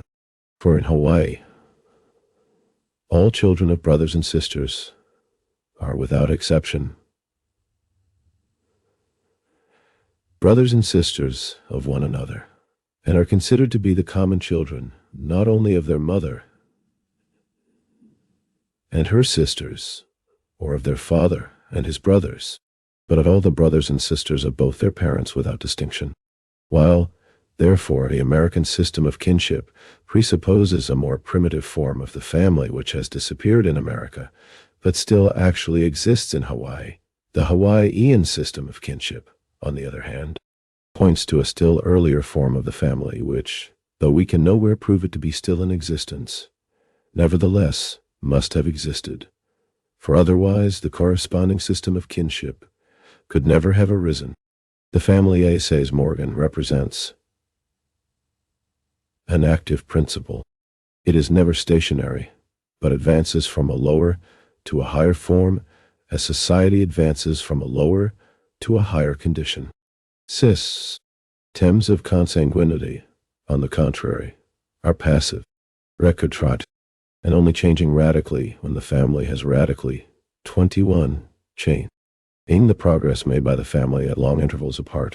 And, adds Marx, the same is true of political, juridical, religious, and philosophical systems in general. While the family lives on, the system of kinship ossifies. While the system survives by force of habit, the family outgrows it. But just as Cuvier could with certainty deduce from the marsupial bones of an animal skeleton found near Paris that it belonged to a marsupial animal, and that extinct marsupial animals once lived there, so with the same certainty we can deduce from a historically transmitted system of kinship that an extinct form of the family once existed which corresponded to it. The systems of kinship and the forms of the family we have just mentioned differ from those prevailing today in the fact that every child has several fathers and mothers. In the American system of kinship, to which the Hawaiian family corresponds, brother and sister cannot be the father and mother of the same child. But the Hawaiian system of kinship, on the contrary, presupposes a family in which this was the rule. Here we find ourselves among a series of forms of the family, which directly, 21 Morgan, Ancient Society, p. 444. 24. Chapter 2. The family. Contradict those hitherto generally assumed to be alone valid. The traditional view knows only monogamy, with, in addition, polygamy on the part of individual men, and at the very most polyandry on the part of individual women. As is the way with moralizing Philistines, it conceals the fact that in practice, these barriers raised by official society are quietly but unblushingly ignored. The study of primitive history, however, reveals conditions where the men live in polygamy and their wives in polyandry at the same time, and their common children are therefore considered common to them all. And these conditions in their turn undergo a long series of changes before they finally end in monogamy. The trend of these changes is to narrow more and more the circle of people comprised within the common bond of marriage, which was originally very wide, until at last it includes only the single pair, the dominant form of marriage today. Reconstructing thus the past history of the family, Morgan, in agree, restricted sexual relations prevailed within the tribe, every woman belonging equally to every man, and every man to every woman. Since the 18 meant with most of his colleagues, arrives at a primitive stage, when unrecen Turi there had been talk of such a primitive condition, but only in general phrases. Beethoven was the first, and this is one of his great merits, to take the existence of such a condition seriously, and to search for its traces in historical and religious traditions. Today we know that the traces he found do not lead back to a social stage of unregulated sexual relations, but to a much later form, namely, group marriage. The earlier primitive social stage, if it ever existed, belongs to such a remote epoch that we can, among backward savages. Beethoven's merit consists in having brought this 22 question to the forefront for examination. Hardly expect to find direct proof of its former existence in social fossils. Lately, it has become fashionable to deny the existence of this initial stage in human sexual life. Humanity must be spared this shame. It is pointed out that all direct proof of such a stage is lacking, and particular appeal is made to the evidence from the rest of the animal world. For, even among animals, according to the numerous facts collected by Letourneau, 22 Beethoven proves how little he understood his own discovery, or rather his guess, by using the term heterism to describe this primitive condition. For the Greeks, when they introduced the word, heterism meant intercourse of men, unmarried or living in monogamy, with unmarried women. It always presupposes a definite form of marriage, outside which this intercourse takes place, and includes at least the possibility of prostitution. The word was never used in any other sense, and it is in this sense that I use it with Morgan. Beethoven's highly significant discoveries are everywhere rendered mystical to the point of absurdity by his fantastic notion that in their historical development, the relations between men and women sprang from men's contemporary religious concepti, ons, and not from their actual conditions of life. 25. The origin of the family, private property, and the state. The evolution of marriage and the family, 1888. 23. Complete unrestrictedness in sexual relations marks a low stage of development, but the only conclusion I can draw from all these facts, so far as man and his primitive conditions of life are concerned, is that they prove nothing whatever. That vertebrates pair up for a considerable period is sufficiently explained by physiological causes. In the case of birds, for example, by the female's need of help during the brooding period.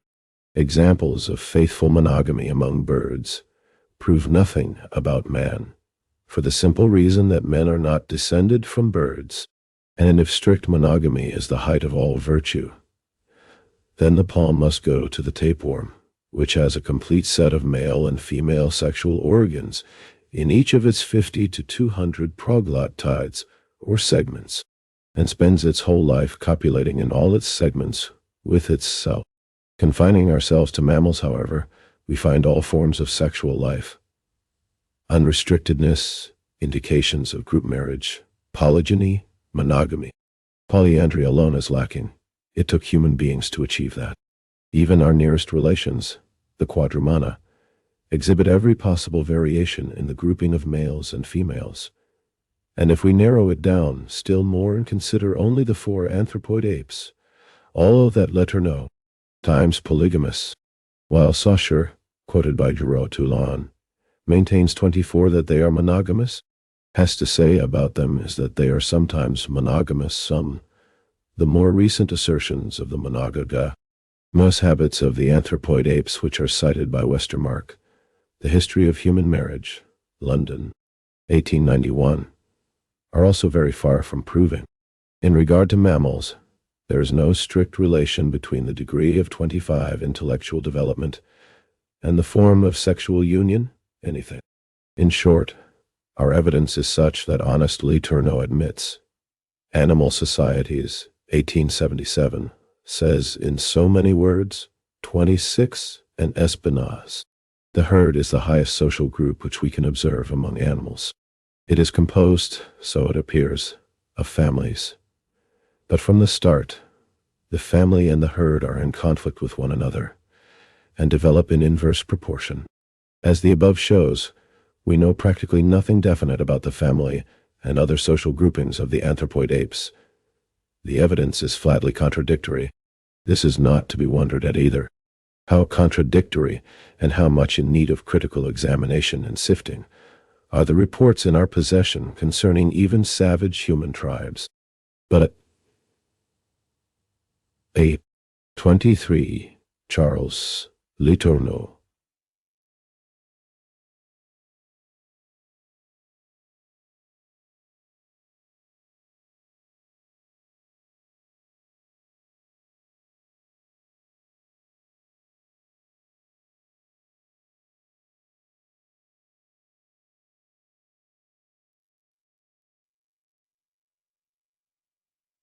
(24)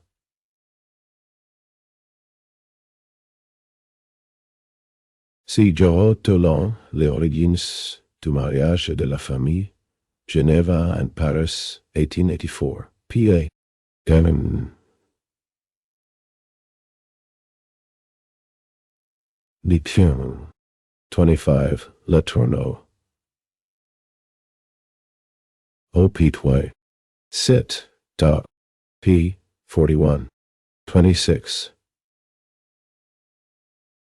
Alfred Espinasse. De Sociétés Animales, Paris, 1877. 26. Chapter 2. The Family.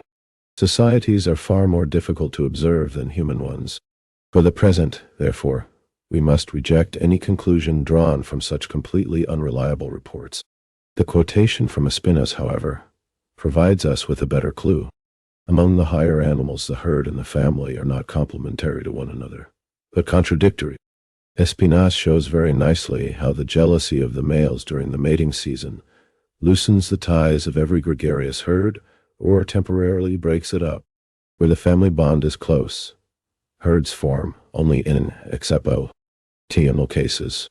On the other hand, where free sexual intercourse or polygamy prevails, the herd comes into being almost spontaneously. Before a herd can be formed, family ties must be loosened, and the individual must have become free again. This is the reason why organized flocks are so rarely found among birds. We find more or less organized societies among mammals, however, precisely because here the individual is not absorbed by the family. In its first growth, their 4. The common feeling of the herd has no greater enemy than the common feeling of the family. We state it without hesitation. Only by absorbing families which had undergone a radical change could a social form higher than the family have developed. At the same time, these families were thereby enabled later to constitute themselves afresh under infinitely more favorable circumstances. Espinasse, Opito, Se Tetai, quoted by Giraud Toulon, Origin of Marriage and the Family, 1884, ppoi 500 and 1820. Here we see that animal societies are, after all, of some value for drawing retrospective conclusions about human societies. But the value is only negative. So far as our evidence goes, the higher vertebrates know only two forms of family, polygyny or separate couples. Each form allows only one adult male, only one husband. The jealousy of the male, which both consolidates and isolates the family, sets the animal family in opposition to the herd.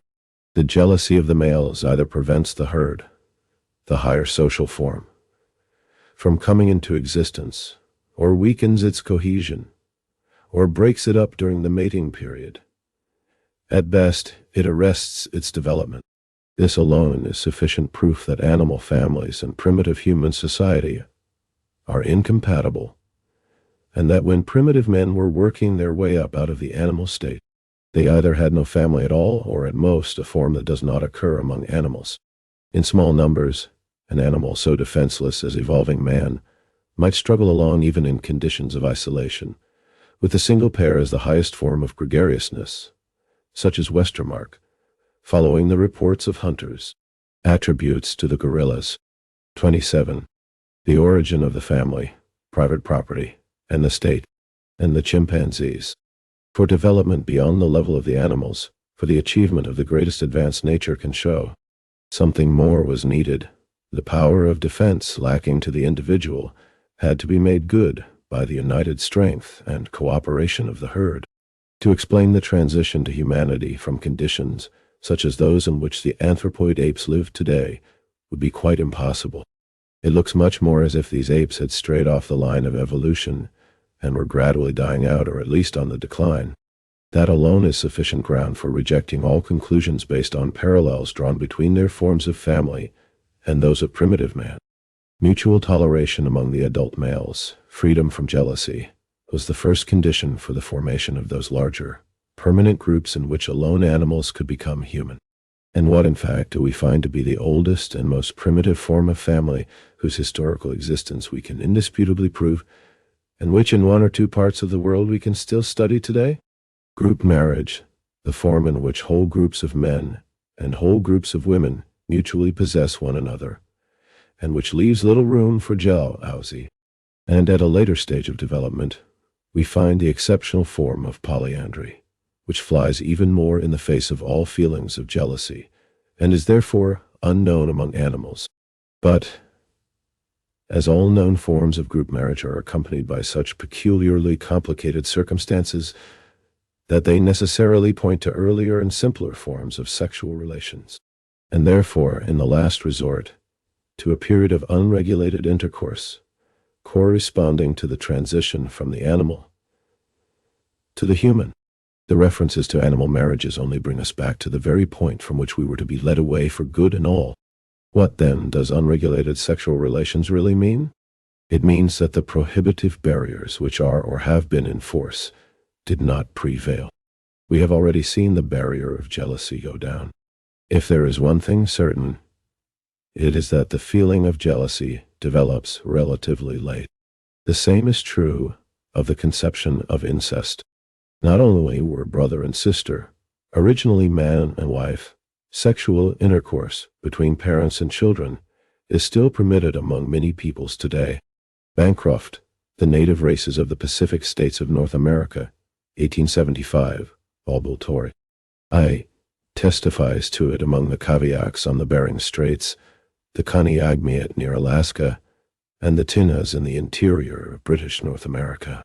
Letourneau compiled reports of it among the Chippewa Indians, the Cucas in Chile, the Caribs, the Karens on the Indo-Chinese peninsula, to say nothing of the stories told by the ancient Greeks and Romans about the Parthians, Persians, Scythians, Huns, and so on. Before incest was invented, and it is an invention, the most valuable one too, sexual intercourse between parents and children did not arouse any more repulsion than sexual intercourse between other persons of different generations, which occurs today even 28. Chapter 2. The Family. In the most Philistine countries, without exciting any great horror, even old maids of over 60, if they are rich enough, sometimes marry young men in their 30s. But if we consider the most primitive known forms of family apart from the conceptions of incest associated with them, conceptions which are totally different from ours, and frequently in direct contradiction to them, then we encounter a form of sexual relations which can only be described as lawless. Lawless insofar as the restrictions later established by custom did not yet exist. But it does not necessarily follow from this that a higgledy-piggledy mixed mating was in daily practice. Separate pairing for a limited period was by no means excluded, just as in the cases of group marriages. Today, the majority of relationships are of this character.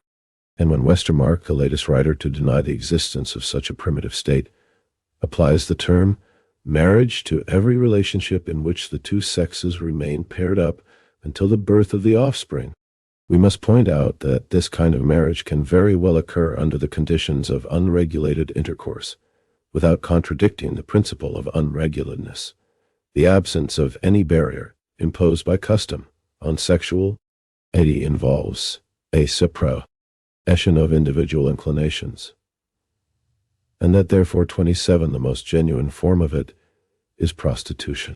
Intercourse. Westermarck, however, takes the standpoint that promiscuous.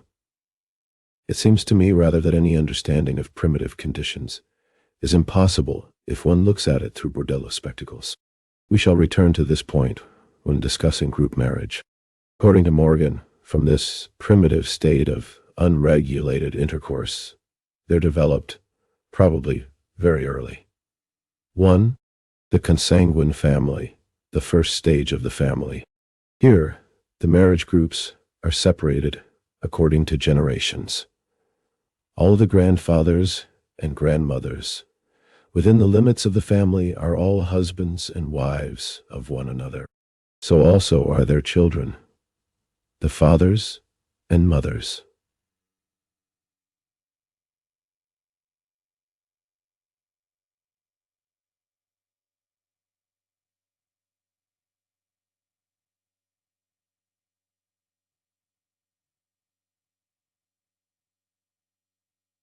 The latter's children will form a third circle of common husbands and wives.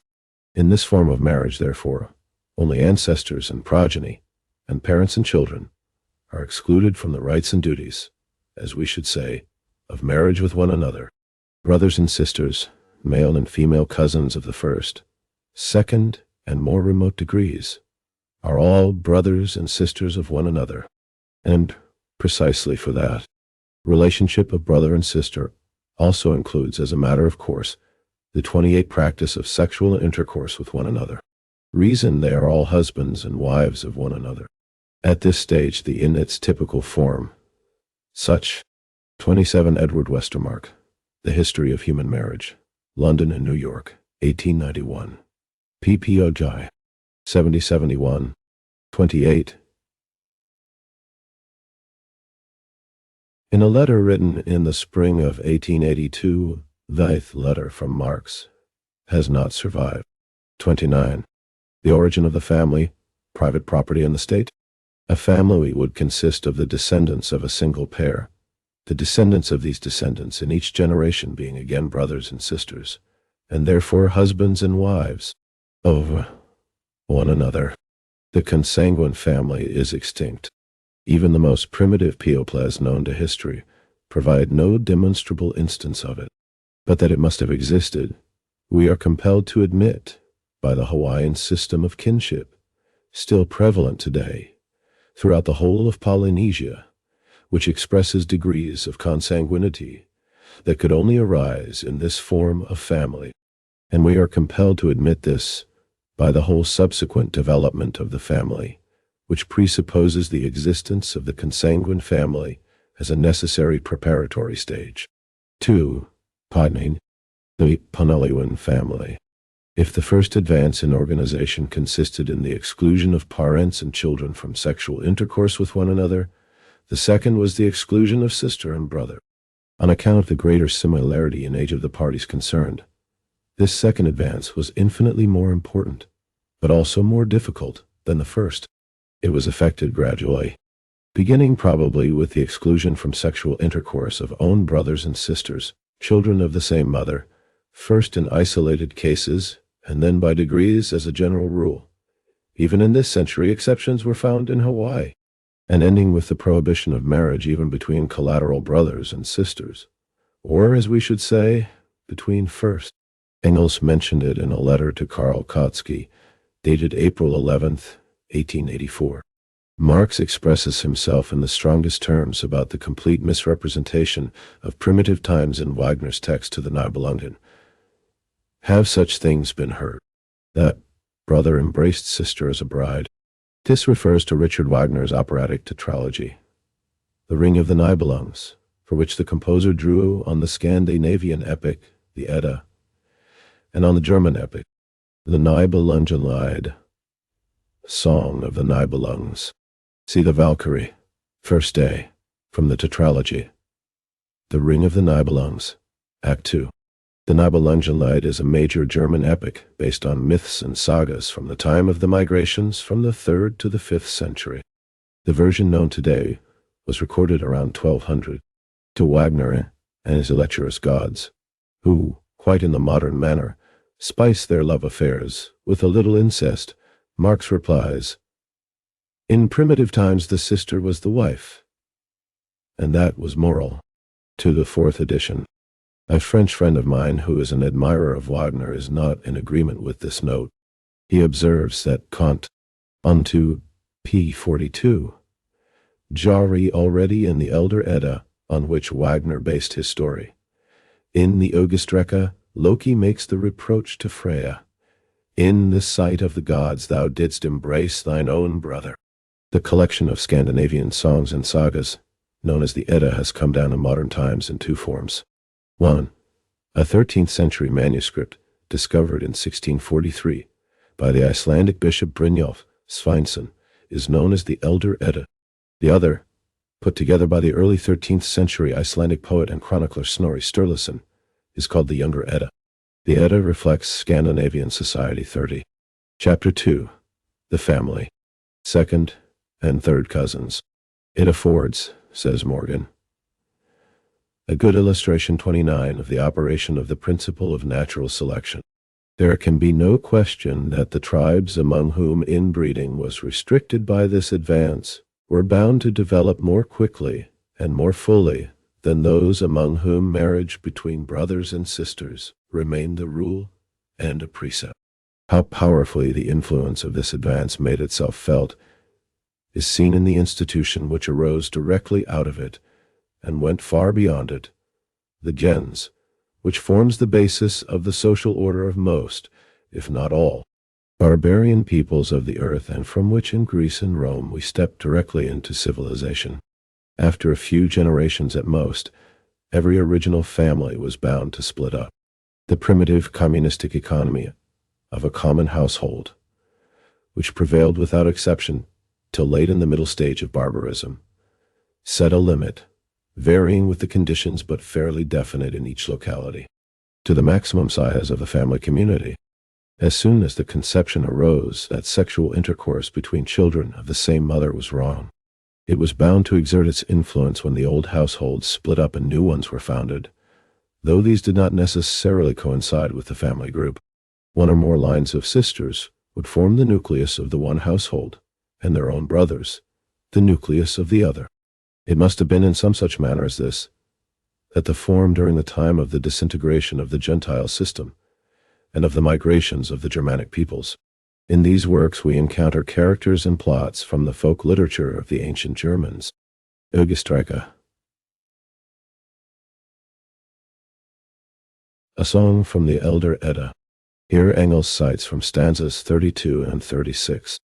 Marriage between brother and sister, he argues, was therefore forbidden already at that time. The Ögestrecke is the expression of a time when belief in the old myths had completely broken down. It is purely a satire on the gods, in the style of Lucian. If Loki as Mephistopheles makes such a reproach to Freya, it tells rather against Wagner. Loki also says some lines later to Njord. With thy sister didst thou breed such a son. Vij sister, thinny gastu slicken mug. Njord is not, indeed, one of the Aesir, but one of the Vanir, and says in the Wangva saga that marriages between brothers and sisters are usual in the land of Hakon. On to p43, Jara the Vanir, which was not the case among the Aesir. Aesir and Vanir. Two groups of gods in Norse mythology. The Ynglinga saga is the first saga in the book Heimskringla, written by Snorri Sturluson, about Norwegian kings from ancient times to the 12th century. Here Engels cites from chapter 4 of the saga. This would seem to show that the Vanir were more ancient gods than the Aesir. At any rate, Njord lives among the Aesir as one of themselves. And therefore the Ögestrecke is rather a proof that at the time when the Norse sagas of the gods arose, marriages between brothers and sisters, at any rate among the gods, did not yet excite any horror. If one wants to find excuses for Wagner, it would perhaps be better to cite Goethe instead of the Edda, for in his Ballad of the God and the Bayadere Goethe commits a similar mistake in regard to the religious surrender of women, which he makes far too similar to modern prostitution. 29 Morgan, Ancient Society, p. 434. 31. The origin of the family, private property, and the state, which Morgan calls the Panaluan family, originated out of the Consanguine family. According to the Hawaiian custom, a number of sisters, own or collateral,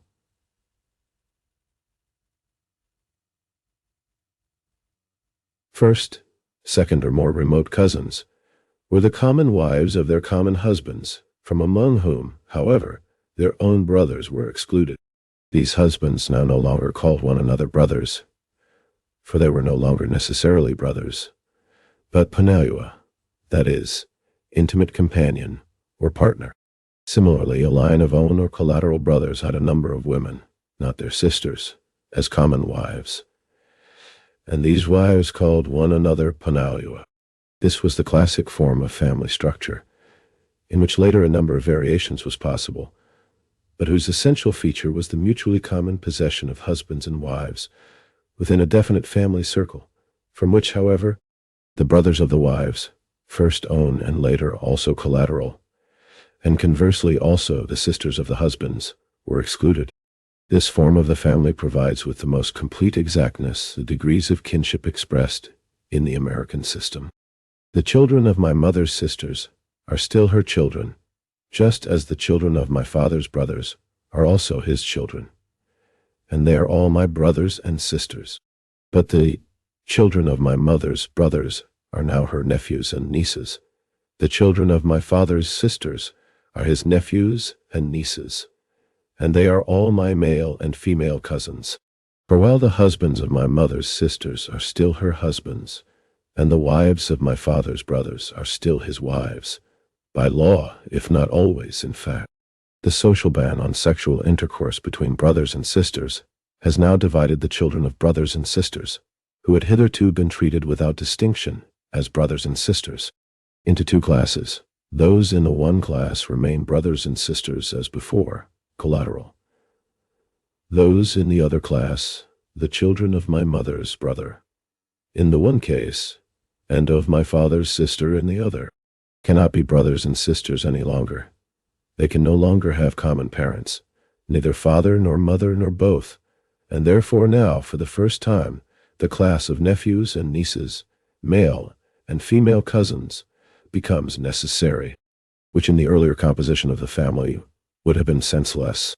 The American system of kinship, which appears purely nonsensical in any form of family based on any variety of monogamy, finds down to the smallest details its rational explanation and its natural foundation in the Punalian family. The Punalian family, or a form similar to it, must have been at the very least as widespread as this system of kinship. Evidence of this form of family, whose existence has actually been proved in Hawaii, would probably have been received from all over Polynesia if the pious missionaries, like the Spanish monks of former days in America, had been able to see in such unchristian conditions anything. 32. Chapter 2. The family. That time in the middle stage of barbarism. Every 10 or 12 have wives, 31 in common. Mostly brothers with brothers and parents with children. More than a sheer horror. 30 Caesar's report of the Britons, who were at is best explained as group marriage. Barbarian mothers do not have 10 or 12 sons of their own old enough to keep wives in common. But the American system of kinship, which corresponds to the Punalian family, provides numerous brothers, because all a man's cousins, near and distant, are his brothers. Caesar's mention of parents with children may be due to misunderstanding on his part. It is not, however, absolutely impossible under this system that father and son, or mother and daughter, should be included in the same marriage group, though not father and daughter or mother and son.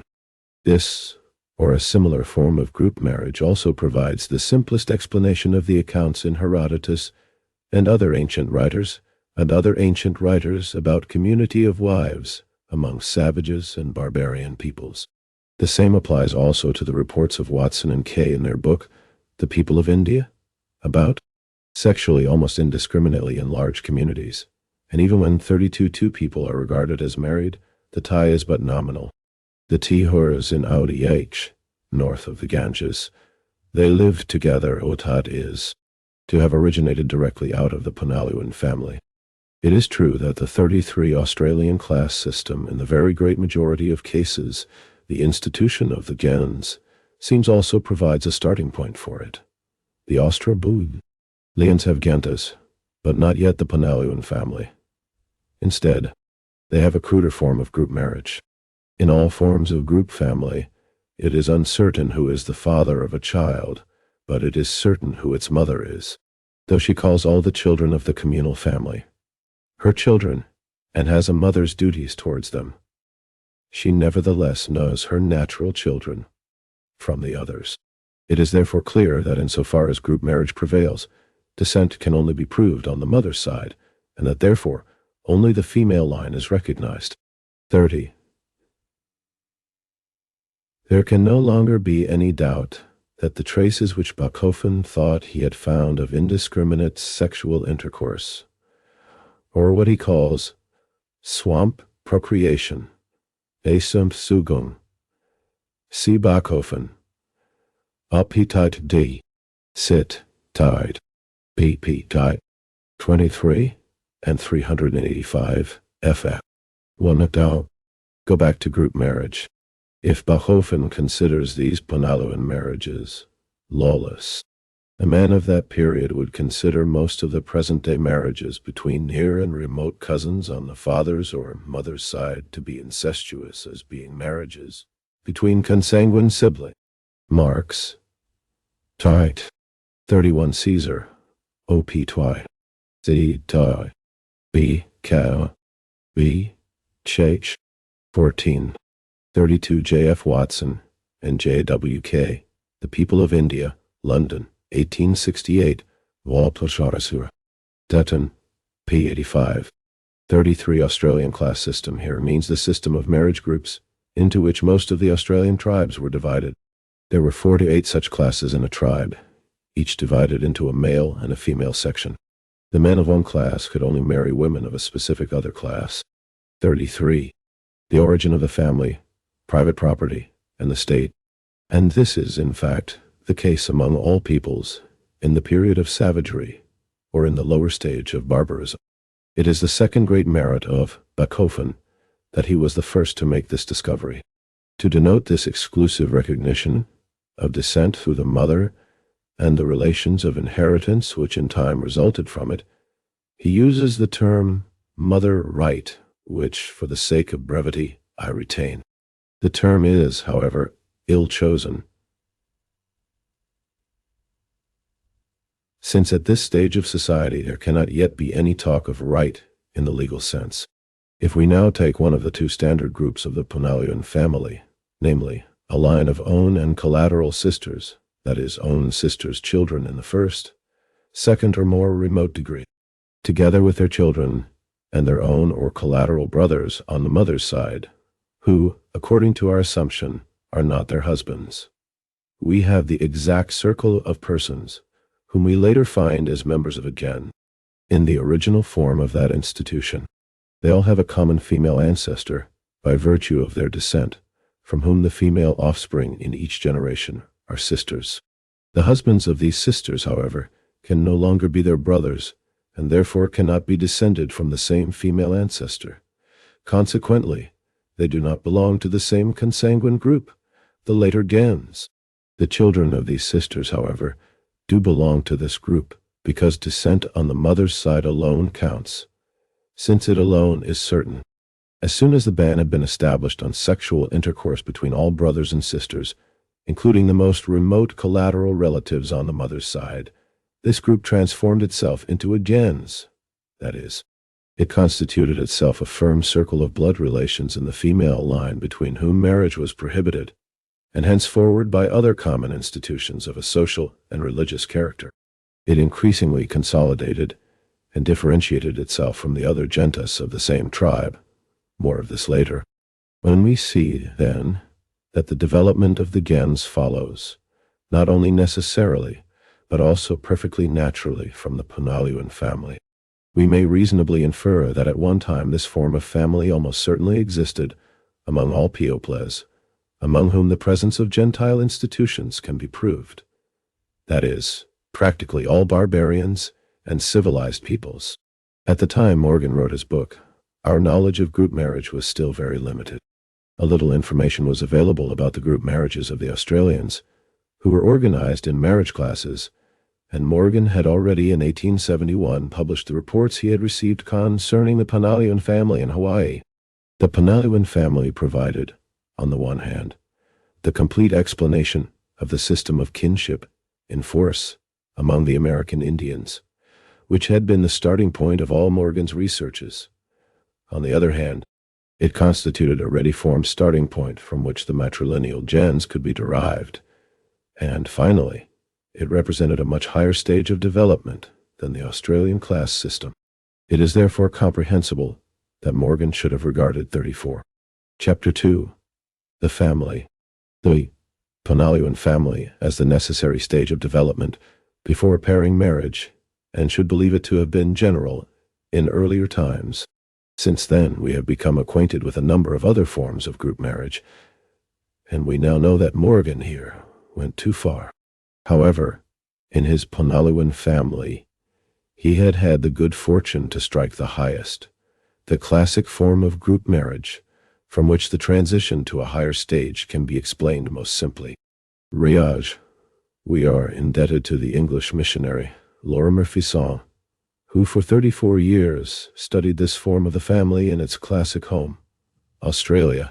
For the most important additions to our knowledge of group mar, he found the lowest stage of development among the Australian Aborigines of Mount Gambier in South Australia. Here the whole tribe is divided into 2 great classes, Croki and Kumita. Sexual relations within each of these classes are strictly forbidden. On the other hand, every man in the one class is the husband, by birth, of every woman in the other class, and she is, by birth, his wife. Not the individuals, but the entire groups are married, class with class, and observe that there is no exclusion on the ground of difference in age, or of close consanguinity, except such as is entailed by the division of the tribe into two exogamous classes. A Croki has every Kumite woman lawfully to wife, but, as his own daughter according to mother right, is also a Kumite. Being the daughter of a Kumite woman, she is by birth the wife of every Croki, including, therefore, her father. At any rate, there is no bar against this in the organization into classes, as we know it. Hence, either this organization arose at a time when, in spite of the obscure impulse towards the restriction of inbreeding, sexual intercourse between parents and children was still not felt to be particularly horrible, in which case the class system must have originated directly out of a state of sexual lawlessness, or else intercourse between parents and children was already forbidden by custom when the classes arose, and in that case, the present conditions point back to the consanguine family and are the first step beyond it. The latter is more probable.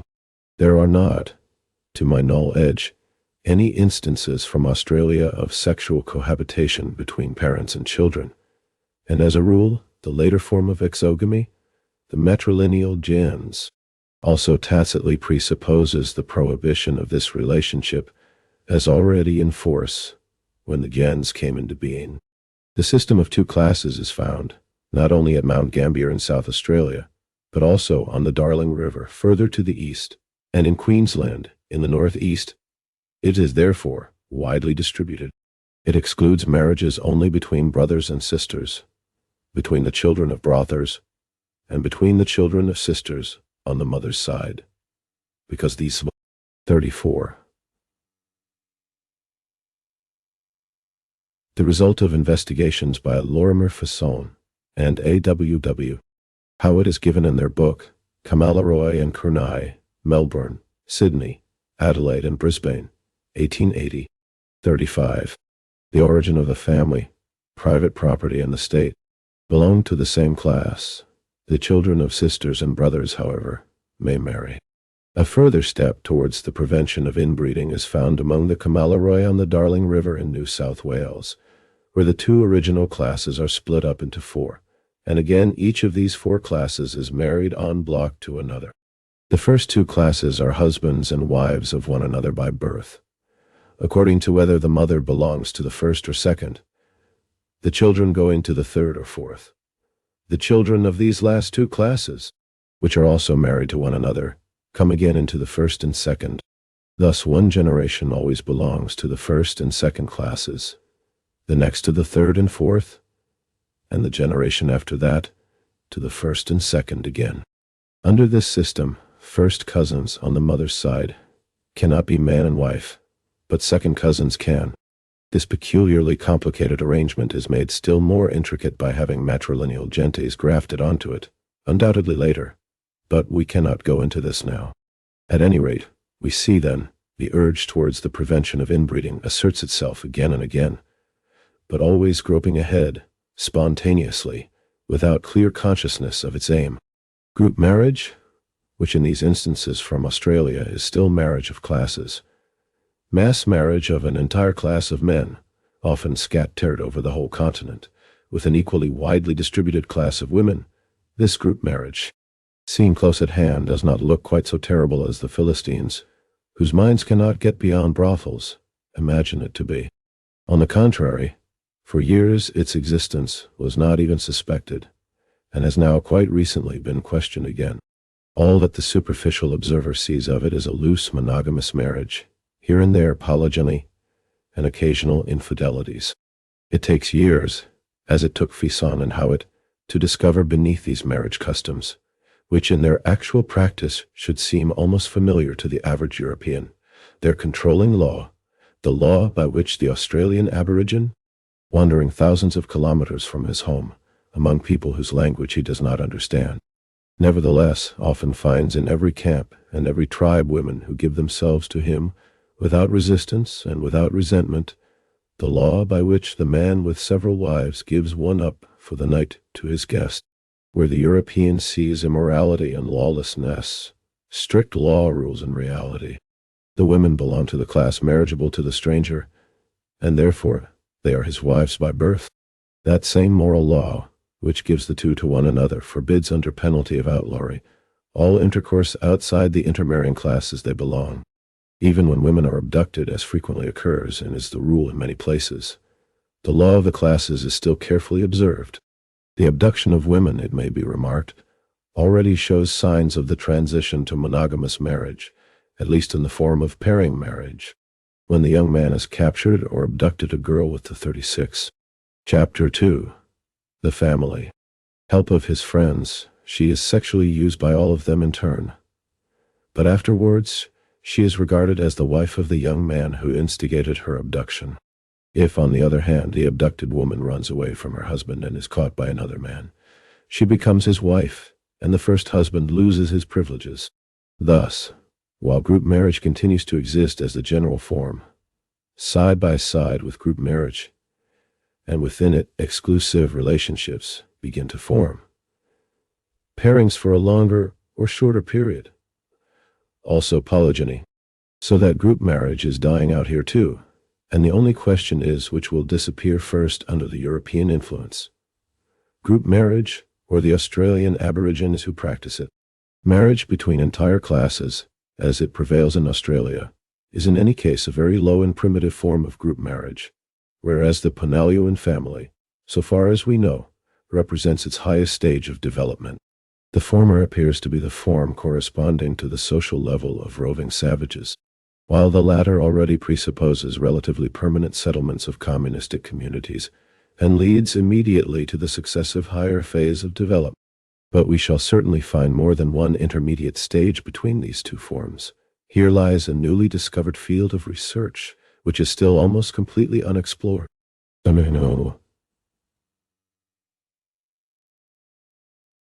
3. The pairing family. A certain kind of pairing, for a longer or shorter period, already occurred in group marriage, or even earlier. The man had a chief wife among his many wives. One can hardly yet speak of a favorite wife, and for her he was the most important among her husbands. This fact has contributed considerably to the confusion of the missionaries, who have regarded group marriage sometimes as unregulated community of wives, sometimes as unbridled adultery.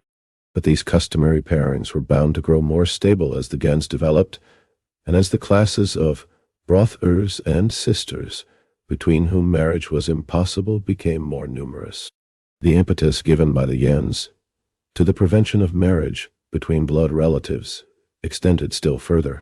Thus, among the Iroquois and most of the other Indians at the lower stage of barbarism, we find that marriage is prohibited between all relatives enumerated in their system, and these are of several hundred kinds.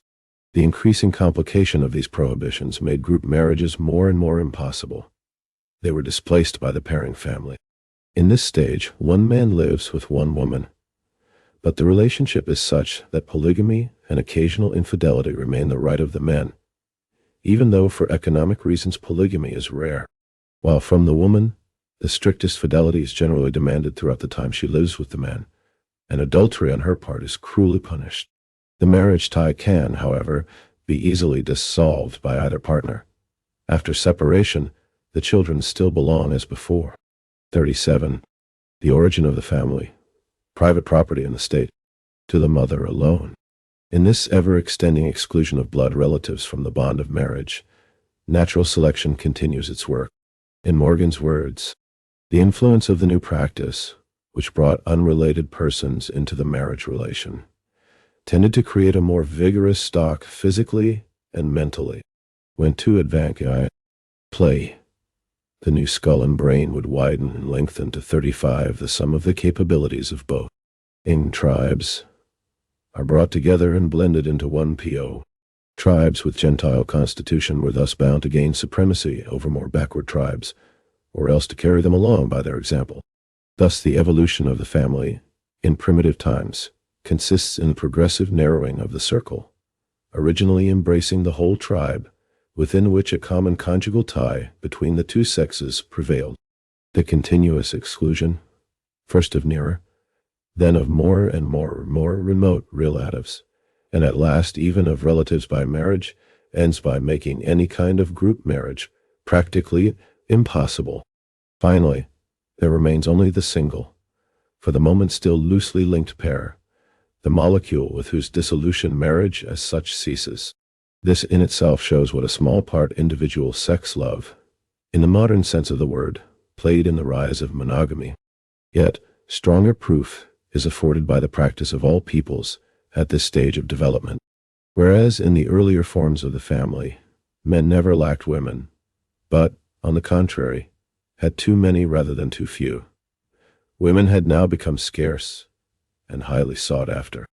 Hence it is with pairing marriage that there begins the abduction and purchase of women, widespread symptoms, but no more than symptoms, of the much deeper change that had occurred. These symptoms, mere methods of procuring wives, the pedantic Scott McLennan has transmogrified into special classes of families under the names of marriage by capture and marriage by purchase. In general, whether among the American Indians or other peoples at the same stage, the conclusion of a marriage is the affair not of the two parties concerned, who are often not consulted at all, but of their mothers. Two persons entirely unknown to each other are often thus affianced. They only learn that the bargain has been struck when the time for marrying approaches. Before the wedding, the bridegroom gives presents to Gentile relatives of the bride, to those on the mother's side, therefore, not to the father and his relations, which are regarded as gift payments in return for the girl. The marriage is still terminable at the desire of either party. But among many tribes, the Iroquois, for example, public opinion has gradually developed against such separations. When? 35 Morgan, Ancient Society, p. 468. 38. Chapter 2. The Family. Differences arise between husband and wife. The Gentile relatives of both parties act as mediators, and only if these efforts prove fruitless does a separation take place, the wife then keeping the children and each party being free to marry again. The pairing family, itself too weak and unstable to make an independent household necessary, or even desirable, in no wise destroys the communistic household inherited from earlier times. Communistic housekeeping, however, means the supremacy of women in the house just as the exclusive recognition of the female parent, owing to the impossibility of the female. Mothers are held in high respect. One of the most absurd notions taken over from 18 recognizing the male parent with certainty means that the women, the century enlightenment is that in the beginning of society woman was the slave of man. Among all savages and all barbarians of the lower and middle stages, and partly even of the upper stage, the position of women is not only free, but highly respected. As to what it still is in pairing marriage, let us hear the evidence of Arthur Wright, for many years missionary among the Seneca Iroquois. As to their family system, when occupying the old long houses, communistic households comprising several families, it is probable that some one clan Jiguns predominated, the women taking in husbands, however, from the other clans gentes. Usually, the female portion ruled the house. The stores were in common, but woe to the luckless husband or lover who was too shiftless to do his share of the providing. No matter how many children, or whatever goods he might have in the house, he might at any time be ordered to pick up his blanket and budge, and after such orders, it would not be healthful for him to attempt to disobey. The house would be too hot for him, and he must retreat to his own clan Ogans, or, as was often done, go and start a new matrimonial alliance in some other. The women were the great power among the clans Ajayinwari. Tess, as everywhere else, they did not hesitate when occasion, from the head of a chief, and sent him back to the ranks of 36, the warriors, required to knock off the horns, as it was technically called. The communistic household, in which most or all of the women belong to one and the same gens, while the men come from various gentes. It is the material foundation of that supremacy of the women which was. 36 from a letter of Arthur Wright, dated May 19, 1874, as quoted in Morgan's Ancient Society, p. 464 n.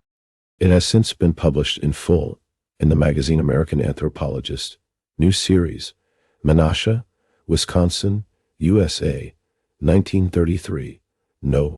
I, pp. 138-40. 39.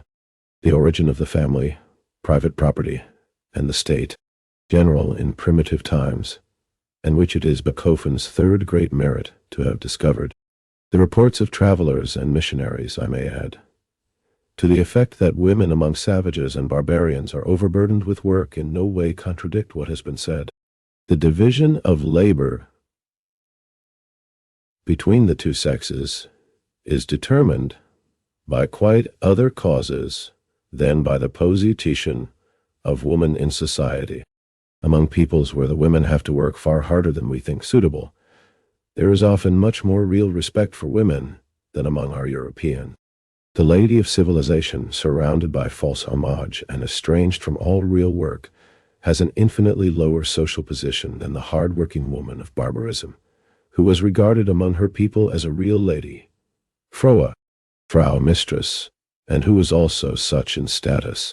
Whether pairing marriage has completely supplanted group marriage in America today is a question to be decided by closer investigation among the peoples still at the upper stage of savagery in the Northwest, and particularly in South America. Among the latter, so many instances of sexual uninhibitedness are related that one can hardly assume the old group marriage to have been completely overcome here. At any rate, all traces of it have not yet disappeared.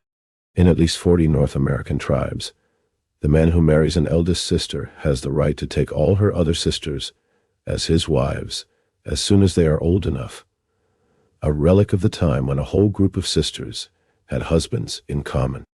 And Bancroft reports of the have certain festivals when several tribes come together for the purpose 37 of indiscriminate sexual intercourse. Indians of the Californian Peninsula, upper stage of savagery, that these tribes are clearly gentes who preserve in these feasts a dim memory of the time when the women of one gens had all the men of the other as their common husbands. And conversely, the same custom still prevails in Australia.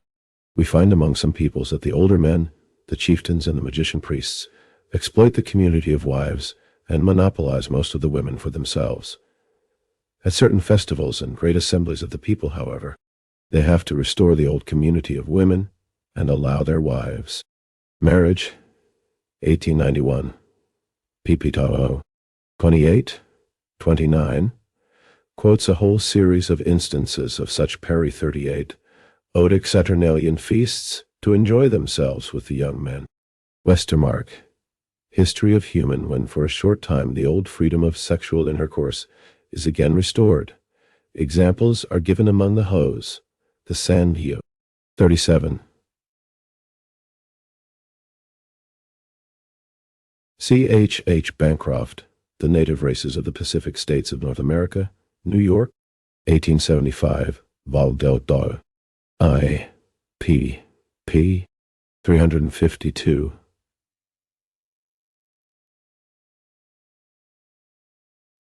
Through 38 Saturnalian feasts were popular festivals in ancient Rome, named after the Roman god Saturn, and held at the time of winter solstice, after the year's harvest had been brought in. During the festival, there was a temporary relaxation of class and sexual barriers. The term Saturnalian feast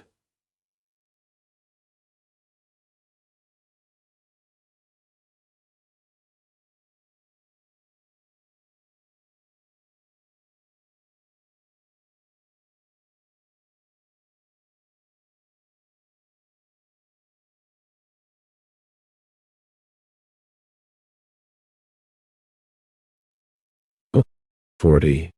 Chapter 2. The family. Tals, the Punjas and Kotas in India among some African peoples, and so forth.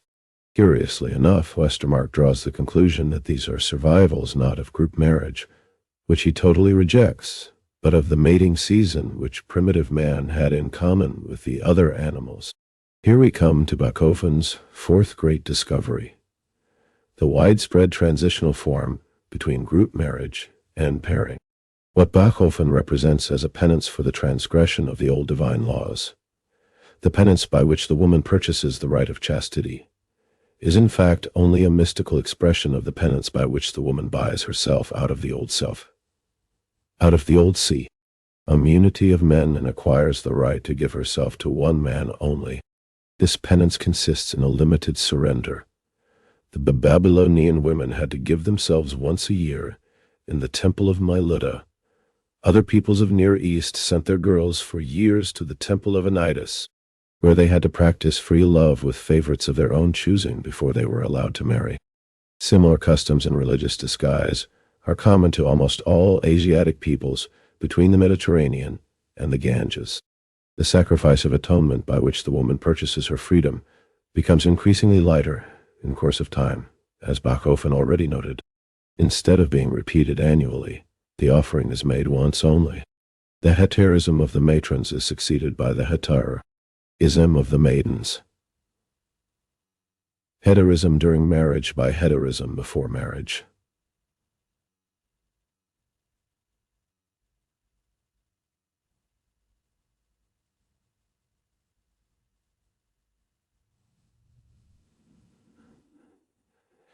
But under to all without choice by surrender to some. Mother right. P. Intintardens. Namanus. That, among other peoples, the religious disguise is absent. In some cases, among the Thracians, Celts, and others, in classical times, and to this day among many of the aboriginal inhabitants of India, the Malayan peoples, the South Sea Islanders, and many American Indians, the girls enjoy the greatest sexual freedom up to the time of their marriage. This is especially the case almost everywhere in South America, as everyone who has gone any distance into the interior can testify. Thus Agassiz, A Journey in Brazil, Boston and New York, 1868, p. 266, tells the story of a rich family of Indian extraction. When he was introduced to the daughter, he asked after her father, presuming him to be her mother's husband, who was fighting as an officer in the war against Paraguay. But the mother answered with a smile, "No tempai, e filla da fortuna." She has no father. She is the daughter of chance. It is the way the Indian or half-breed women here always speak of their illegitimate children, without an intonation of sadness or of blame. So far is this from being an unusual case that the opposite seems the exception. Children are 41. The origin of the family, private property, and the state, frequently quite ignorant of their parentage. They know about their mother, for all the care and responsibility falls upon her, but they have no knowledge of their father. Nor does it seem to occur to the woman that she or her children have any claim upon him. What seems strange here to civilized people is simply the rule according to mother right and group marriage. Among other peoples, again, the friends and relatives of the bridegroom or the wedding guests claim their traditional right to the bride at the wedding itself, and the bridegroom's turn only comes last. This was the custom in the Balearic Islands and among the oglers of Africa in ancient times. It is still observed among the Barius of Abyssinia. In other cases, an official personage, the head of the tribe or the yins, cacique, shaman, and exercises the right of the first night with the bride. Despite all Neo-Ro 39 mantic whitewashing, this priest, prince or whatever he may be called, represents the community jus primi noctis, still persists today as a relic of group marriage among most of the natives of the Alaska region. Bancroft. Native races, p. 81. The Tahus of North Mexico, Ibid, p. 584. And other peoples, and at any rate in the countries originally Celtic, where it was handed down directly from group marriage. It existed throughout the peasants were never serfs. In Aragon there was serfdom of the most shameful kind, right up till the decree of Ferdinand the Catholic in 1486. Whole of the Middle Ages, for example, in Aragon. While in Castile this document states, "We judge and declare that the aforementioned lords, sieurs, barons, when the peasant takes himself a wife, shall neither sleep with her on the first night, nor shall they during the wedding night, when the wife has laid herself in her bed, step over it, and the aforementioned wife as a sign of lordship. Nor shall the aforementioned lords use the daughter or the son of will, die." Quoted in the original Catalan by Sugenheim's Serfdom, 41 Petersburg, 1861, p. 35. The peasant, with payment or without payment against their 39, right of the first night. AD 40. This refers to the so-called Guadalupean motto. A decree issued on April 21st, 1886, by the Spanish King Ferdinand IV, the Catholic, under the pressure of a peasant uprising in Catalonia. Here the king presented himself in the guise of mediator between the rebellious peasantry and the feudal lords. The decree envisioned the abolition of serfdom and a number of feudal duties which the peasants hated most, including the right of the first night, for which the peasants had to pay large sums in ransom. 41 Samuel Sugenheim, Geschichte der Aufhebung der Leibeigenschaft und Hörigkeit in Fortitude. Chapter 2. The Family. That the transition from what he calls heterism, or Bachofen, is also perfectly right when he consistently maintains 42 Zugang to monogamy was brought about primarily through the women. The more that traditional sexual relations lost the naive character of primitive forest life, owing to the development of economic conditions with consequent undermining of the old communism and growing density of population, the more oppressive and humiliating must the women have felt them to be, and the greater their longing for the right of chastity, of temporary or permanent marriage with one man only, as a way of release. This advance could not in any case have originated with the men, if only because it has never occurred to them, even to this day, to renounce the pleasures of actual group marriage. Only when the women had brought about the transition to pairing marriage were the men able to introduce strict monogamy, though indeed only for women. The first beginnings of the pairing family appear on the dividing line between savagery and barbarism. They are generally to be found already at the upper stage of savagery, but occasionally not until the lower stage of barbarism. The pairing family is the form characteristic of barbarism, as group marriage is characteristic of savagery and monogamy of civilization. To develop it further, to strict monogamy, other causes were required than those we have found active hitherto. In the single pair, the group was already reduced to its final unit, its two-atom molecule, one man and one woman. Natural selection, with its progressive exclusions from the marriage community, had accomplished its task. There was nothing more for it to do in this direction. Unless new social forces came into play, there was no reason why a new form of family should arise from the single pair. But these new forces did come into play. We now leave America, the classic soil of the pairing family. No sign allows us to conclude that a higher form of family developed here, or that there was ever durable monogamy anywhere in America prior to its discovery and conquest. But not so in the Old World. Here the domestication of animals and the breeding of herds had developed a hitherto unsuspected source of wealth and created entirely new social relations. Up to the lower stage of barbarism, permanent wealth had consisted almost solely of house, clothing, crude ornaments, and the tools for obtaining and preparing food, boat, weapons, and domestic utensils of the simplest kind. Food had to be won afresh day by day. Now with their herds of horses, camels, asses, cattle, sheep, goats, and pigs, they Europa bis die Mitte des 19. Jahrhunderts. History of the abolition of serfdom and bondage in Europe up to the middle 19th century. St. Petersburg, 1861, p. 35. 42. Swamp procreation. Ed. 43. The origin of the family, private property, and the state. Advancing pastoral peoples, the Semites on the Euphrates and the Tigris, and the Aryans in the Indian country of the five streams, Punjab, in the Ganges region, and in the steppes then, much more abundantly watered by the Oxus and the Jaxartes, had acquired property which only needed supervision and the rudest care to reproduce itself in steadily increasing quantities, and to supply the most abundant food in the form of milk and meat.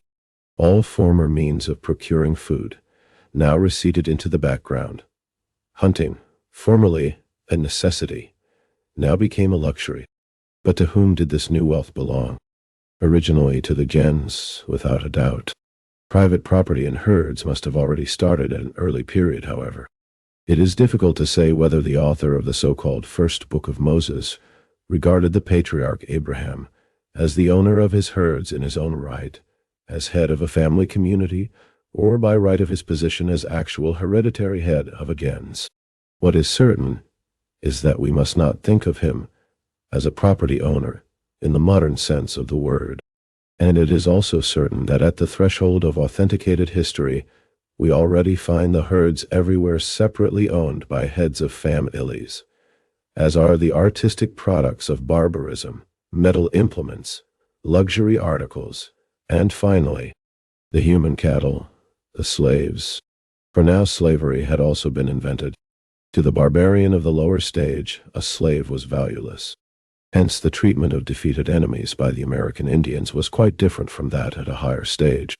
The men were killed or adopted as brothers into the tribe of the victors.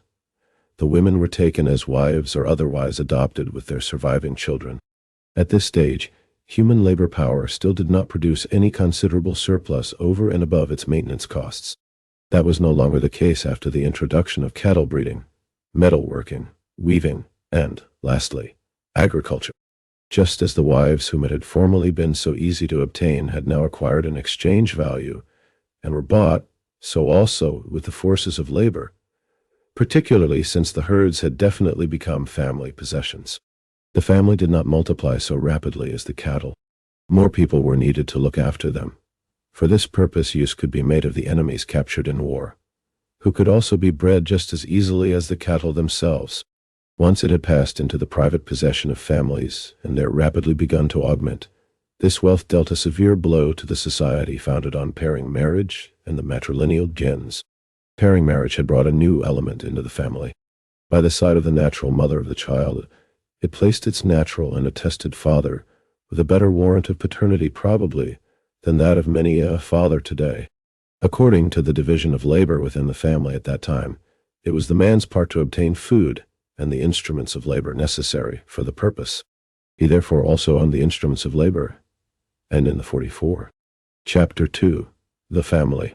Event of husband and wife separating. He took them with him, just as she retained her household goods. Therefore, according to the social custom of the time, the man was also the owner of the new source of subsistence, the cattle, and later, of the new instruments of labor, the slaves. But according to the custom of the same society, his children could not inherit from him. For as regards inheritance, the position was as follows. According to mother right, so long therefore as descent was reckoned only in the female line, and according to the original custom of inheritance within the gens, the Gentile relatives inherited from a deceased fellow member of their gens. The property had to remain within the gens. The effects being insignificant, they probably always passed in practice to the nearest Gentile relations. That is, to the blood relations on the mother's side. The children of the dead man, however, did not belong to his gens, but to that of their mother. It was from her that they inherited at first conjointly with her other blood relations, later perhaps with rights of priority. But they could not inherit from their father, because they did not belong to his gens within which his property had to remain. When the owner of the herds died, therefore, his herds would go first to his brothers and sisters, and to his sisters' children, or to the issue of his mother's sisters, but his own children were disinherited. Thus, in proportion as wealth increased, it on the one hand made the man's position in the family more important than the woman's, and on the other hand created an impulse to use this strengthened position in order to overthrow, in favor of his children, the traditional order of inheritance. This, however, was impossible, so long as descent was reckoned according to mother right. Mother right, therefore, had to be overthrown, and overthrown it was. This was by no means so difficult as it looks to us today. For this revolution, one of the most decisive ever experienced by humanity, could take place without disturbing a single one of the living members of a gen. All could remain as they were. A simple decision sufficed that in the future the offspring of the male members should remain within the gens, but that of the female should be excluded by being transferred to the gens of their father. The reckoning of descent in the female line and the law of maternal inheritance were thereby overthrown, and the male line of descent and the law of paternal inheritance were substituted for them. As to how and when this revolution took place among civilized peoples, we have no knowledge. It falls entirely within prehistoric times. But that it did take place is more than sufficiently proved by the abundant traces of mother right which have been collected, particularly by Bachofen.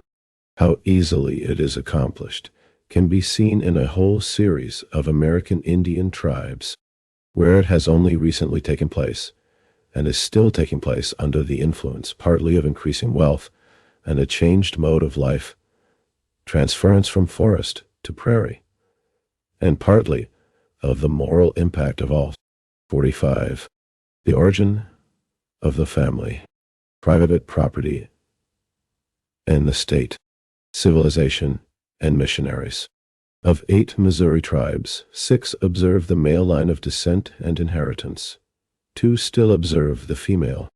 Among the Shawnees, Miamis, and Delawares, the custom has grown up of giving the children a Gentile name of their father's gens in order to transfer them into it, thus enabling them to inherit from him.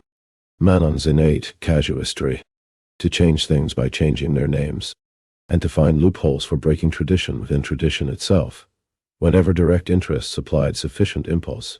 Marx. The result was hopeless confusion, which could only be remedied, and to a certain extent was remedied by the transition to father right. In general, this seems to be the most natural transition. Marx, for the theories proffered by comparative jurisprudence regarding the manner in which this change was effected among the civilized peoples of the old line of the origin and evolution of the family and property. Stockholm. 43, 1890. World. Though they are almost pure hypothesis, C. M. Kovalevsky, outrage. The overthrow of mother right was the world historical defeat of the female sex. The man took command in the home also. The woman was degraded and reduced to servitude. She became the slave of his lust and a mere instrument for the production of children. This degraded position of the woman, especially conspicuous among the Greeks of the heroic and still more of the classical age, has gradually been prettified and glossed over, and sometimes clothed in a milder form, but in no sense has it been abolished. The establishment of the exclusive supremacy of the man shows its effects first in the patriarchal family, which now emerges as an intermediate form. Its essential characteristic is not polygyny, of which more later, but the organization of a number of persons, bond and free, into lands, and for the care of flocks and herds, in the Semitic 44 form of family, under paternal power, for the purpose of holding servitude, and those employed as servants lived in the marriage 45 relation. The chiefs, at least, lived in polygamy. Those held to its essential features are the incorporation of unfree persons and paternal power. Hence, the perfect type of this form of family is the Roman. 43 Maxim Kovalevsky, Tableau des origines et de l'évolution de la famille et de la propriété, Stockholm, 1890. 44. Our insertion. E.D.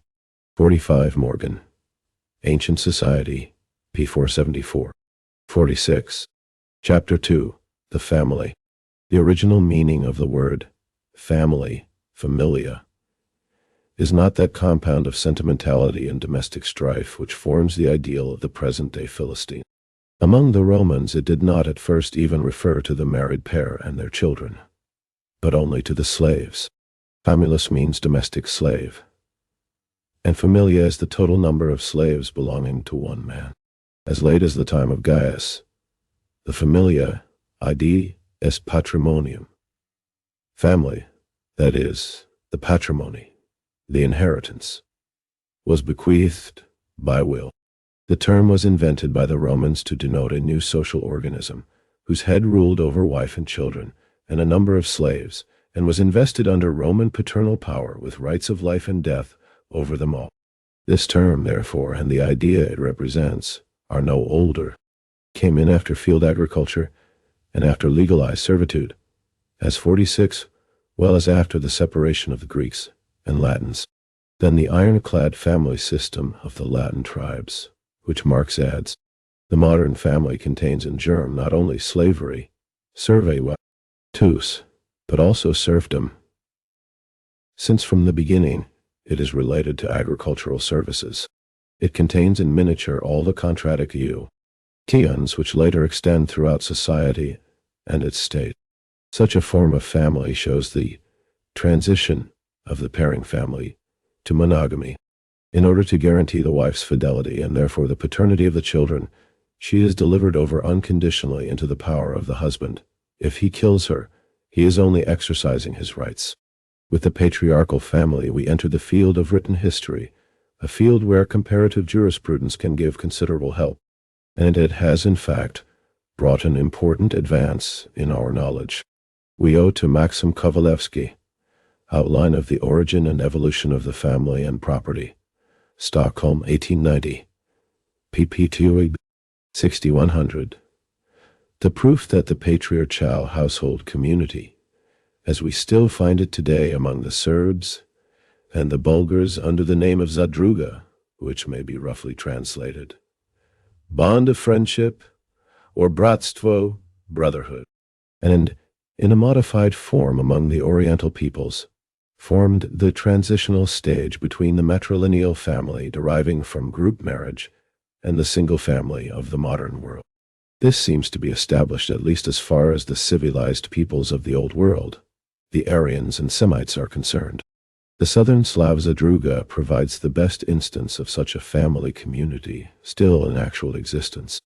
It comprises several generations of the descendants of one father, together with their wives, who all live together in one homestead, cultivate their fields in common, feed in common.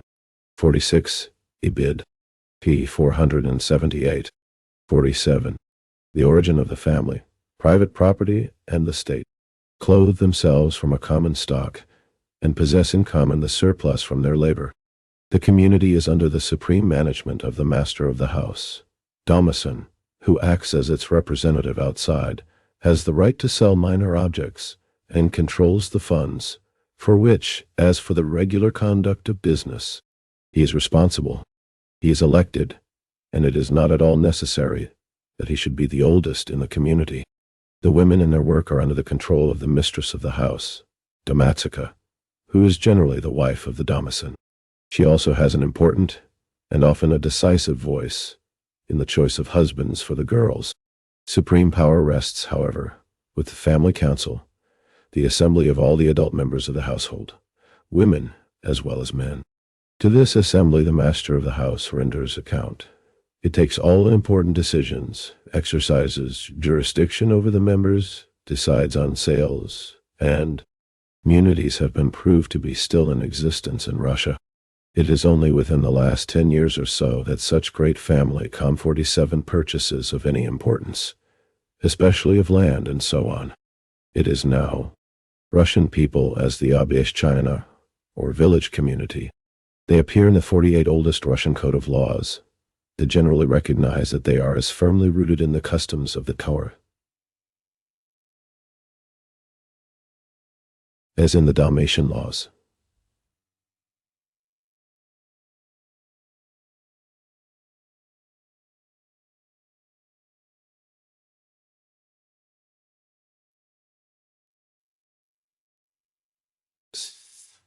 under the same name. Men law among the Germans also, according to Husler, institutes of Jur 50 in Polish and Czech historical sources.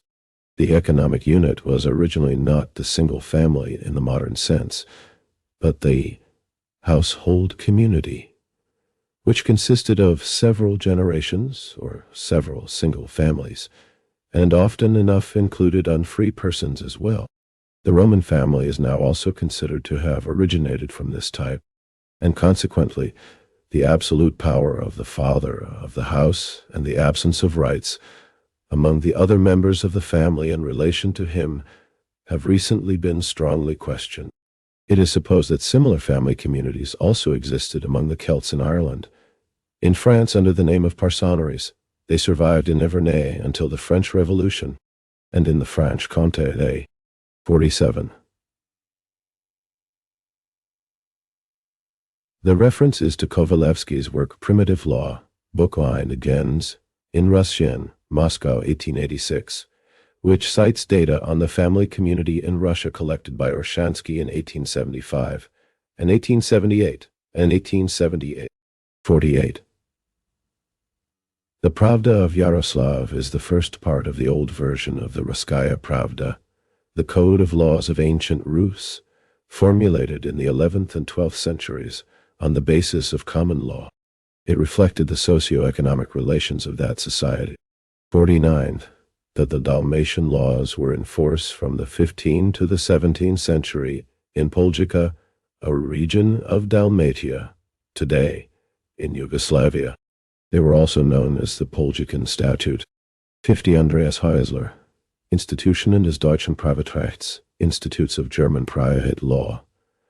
Leipzig, 1886. Valladolid, p. 271. 48. Chapter 2. The family have not completely died out even today. In the district of Luhans, Saône-et-Loire, large peasant houses can be seen in which live several generations of the same family. The house has a lofty common hall reaching to the roof, and surrounding it the sleeping rooms to which stairs of 6 or 8 steps give access. The land is already mentioned by Nerkes in the time of Alexander the 51 Great. In India, the household community with common cultivation of sauv, and it still exists today in the same region, in the Punjab and the whole of northwest India. Kovalevsky was himself able to prove its growth, supposed to have occurred even in America, and the Calpulus which Zurita 52 describes in ancient Mexico have been identified with it, existence in the Caucasus. In Algeria, it survives among the Kabyles. It is, on the other hand, Kuhnau has proved fairly clearly. In the journal Ausland, 1890, a institution like that of the Mark, called, curiously enough, Marca, with period 53 equal allotment of cultivated land, and consequently with individual tillage. 42-44. That in Peru at the time of the conquest, there was a form of constitui. In any case, the patriarchal household community with common ownership and common cultivation of the land now assumes an entirely different significance than hitherto. We can no longer doubt the important part it played in the transition from the matrilineal family to the single family among civilized and other peoples of the Old World. Later we shall return to the further conclusion drawn by Kovalevsky, that it was also the transitional form, out of which developed the village or mark community with individual tillage and the allotment, first periodical and then permanent, of cultivated and pasture land. With regard to the family life within these communities, it may be observed that at any rate in Russia, the head of the family has a reputation for strongly abusing his position towards the younger women of the community, especially his daughters-in-law, whom he often converts into his harem. The Russian folk songs have more than a little to say about this. Before we go on to monogamy, which developed rapidly with the overthrow of mother right, a few words about polygyny and polyandry. Both forms can only be exceptions, historical luxury products, as it were. 51 mentioned in Strabo, Geography. Bikau. Ave. Ch. 8. 152. The Calpulis described by Alonso Zurita was a communal household of Mexican Indians prevailing at the time of the Spanish conquest. Each household community, whose members were of the same lineage, possessed a piece of land in common which they could neither alienate nor divide among their heirs. Zurita's report on the Calpulis is included in H. Tarnot Compan's Voyage, Relations et Mémoires originaux pour servir à l'histoire de la découverte de l'Amérique.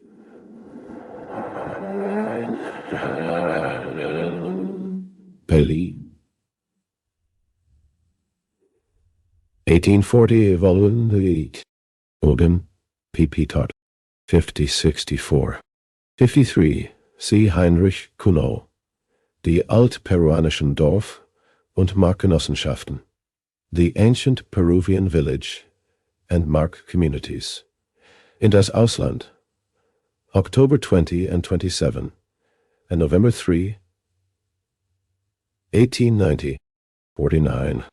The origin of the family, private property, and the state, unless they occur side by side in the same country, which is, as is generally known, not the case, as the men excluded from polygyny cannot console themselves with the women left over from polyandry, and as hitherto, regardless of social institutions, the number of men and women has been fairly equal.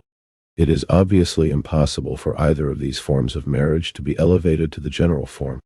Polygyny on the part of one individual man was, in fact, obviously a product of slavery and confined to a few people in exceptional positions. In the Semitic patriarchal family, it was only the patriarch himself, and a few of his sons at most, who lived in polygyny. The rest had to content themselves with one wife. This still holds throughout the whole of the Orient. Polygyny is the privilege of the wealthy and of the nobility, the women being recruited chiefly through purchase as slaves. The mass of the people live in monogamy. A similar exception is the polyandry of India and Tibet, the origin of which in group marriage requires closer examination, and would certainly prove interesting. It seems to be much more easygoing in practice than the system of jealous harems of the Mohammedans. At any rate, among the Nairs in India, where 3, 4, or more men have a wife in common, each of them can have a second wife in common with another 3 or more men, and similarly a third and a fourth, and so on. It is a wonder that MacLennan did not discover in these marriage clubs, to several of which one could belong, and which he himself describes, a new class of club marriage.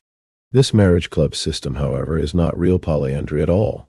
On the contrary, as Giraud Toulon has already pointed out, it is a specialized form of group marriage. The men live in polygyny, the women in polyandry. 4. The monogamous family. It develops out of the pairing family, as previously shown, in the transitional period between the middle and upper stages of barbarism.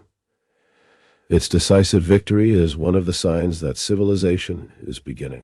It is based on the supremacy of the man, the express purpose being to produce children of undisputed paternity. Such paternity is demanded because these children are later to come into their father's property as his natural heir. It is distinguished from pairing marriage by the far greater solidity of the marriage tie, which can no longer be dissolved at either party's wish. As a rule, it is now only the man who can dissolve it and repudiate his wife. Tom.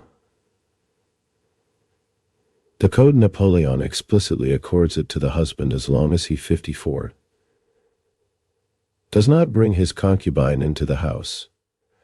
Right of conjugal and infidelity also remains secured to him.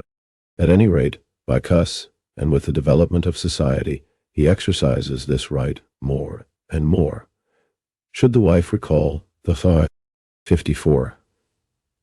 This refers to Article 230 of the French Code Civil, introduced under Napoleon Pie in 1804. 50.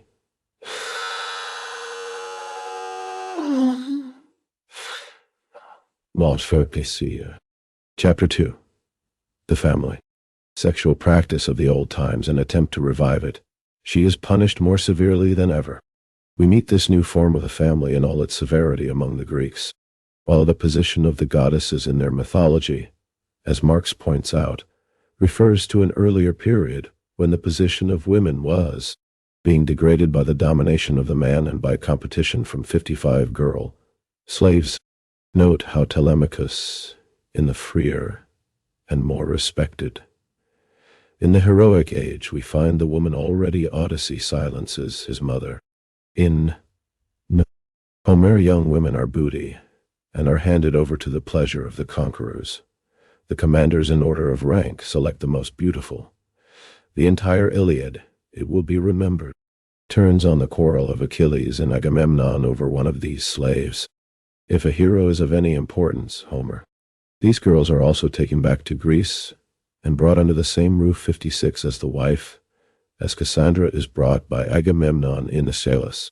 Also mentions the captive girl with whom he shares his tent and his bed. The sons begotten of them receive a small share of the paternal inheritance and have the full status of freemen. Teucer, for instance, is an extramarital son of Telamon by one of these slaves and has the right to use his father's name. The legitimate wife is expected to put up with all this, but herself to remain strictly chaste and faithful. In the heroic age, a Greek woman is indeed more respected than in the period of civilization, but to her husband, she is after all nothing but the mother of his legitimate children and heirs, his chief housekeeper, and the supervisor of his female slaves, whom he can and does take as concubines if he so fancies. It is the existence of slavery side by side with monogamy, the presence of young, beautiful slaves belonging unreservedly to the man, that stamps monogamy from the very beginning with its specific character of monogamy for the woman only, but not for the man. And that is the character it still has today. Coming to the later Greeks, we must distinguish between Dorians and Ionians. Among the former, Sparta is the classic example. Marriage relations are in some ways still more archaic than even in Homer. The recognized form of marriage in Sparta was a pairing marriage, modified according to the Spartan conceptions of the state, in which there still survived vestiges of group marriage. Childless marriages were dissolved. King Anaxandrides, about 560 BC, whose first wife was childless, took a second and kept 2 households. About the same time, King Ariston, who had 2 unfruitful wives, took a third but dismissed one of the other 2. On the other hand, several brothers could have a wife in common. A man who preferred his friend's wife could share her with him, and it was considered quite proper to place one's wife at the disposal of a sturdy stallion. 55, see Homer, Odyssey. BK, 21, 11, 350 FF. 56, see Aeschylus, Agamemnon in the Oresteia trilogy. 51, the origin of the family, private property, and the state. As Bismarck would say, even if he was not a citizen. A passage in Plutarch seems to indicate, according to Schumann, even greater freedom. Permit 57, Ted by custom, where a Spartan woman refers an importunate wooer to her husband, real adultery, infidelity by the woman, without the husband's knowledge, was therefore unheard of. On the other hand, domestic helots were segregated on the estates, and the Spartiates were therefore less 58 tempted to take the helots' wives. Slavery was unknown in Sparta, at least during its best period.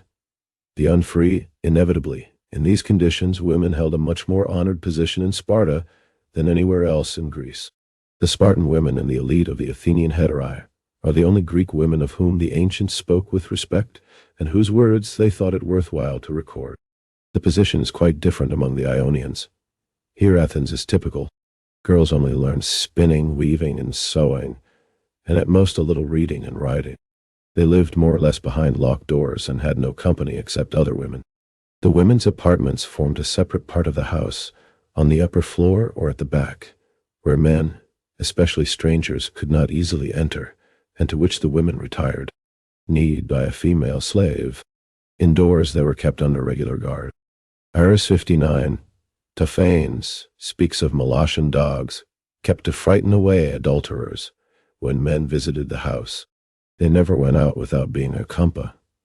And at any rate, in the Asiatic towns, eunuchs were employed to keep watch. Early as Herodotus' time, and, according to Waxmuth, it was not only 60 the barbarians who bought the supply. Over the women, making and exporting eunuchs was a trade in chaos as an oyakurima. A thing, the word is neuter, for looking after the house. 61 in Euripides, a woman is called, and apart from her business of bearing children, that was all she was for the Athenian, his chief female domestic servant. The man had his athletices and his public business from which women were barred.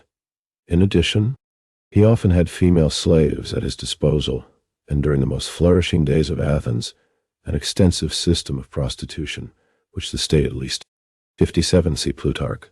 Sayings of Lacedaemonian women, Chechapar. 5. And G.P. Schumann, Griechische Altertümer, The Greek Antiquities, Berlin, 1855, Bubble-Torich, IP 268. 58 Spartiates, a class of citizens of ancient Sparta, enjoying full civil rights. The Helots were a class of underprivileged inhabitants of ancient Sparta attached to the land, and obliged to pay duties to Spartan landholders. Their condition was virtually the same as that of the slaves. 59. See Aristophanes.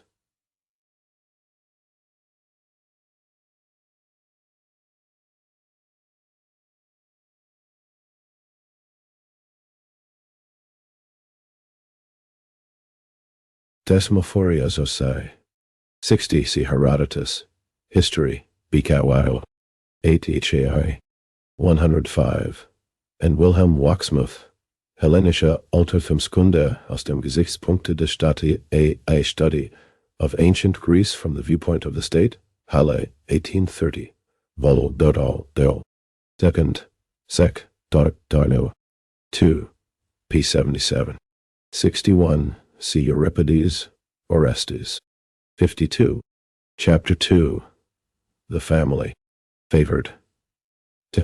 It was precisely on the basis of this system of prostitution that the unique Greek women developed, who by their intellectual and artistic culture stood out as high above the general level of classic womanhood, as did the Spartan women by their strength of character.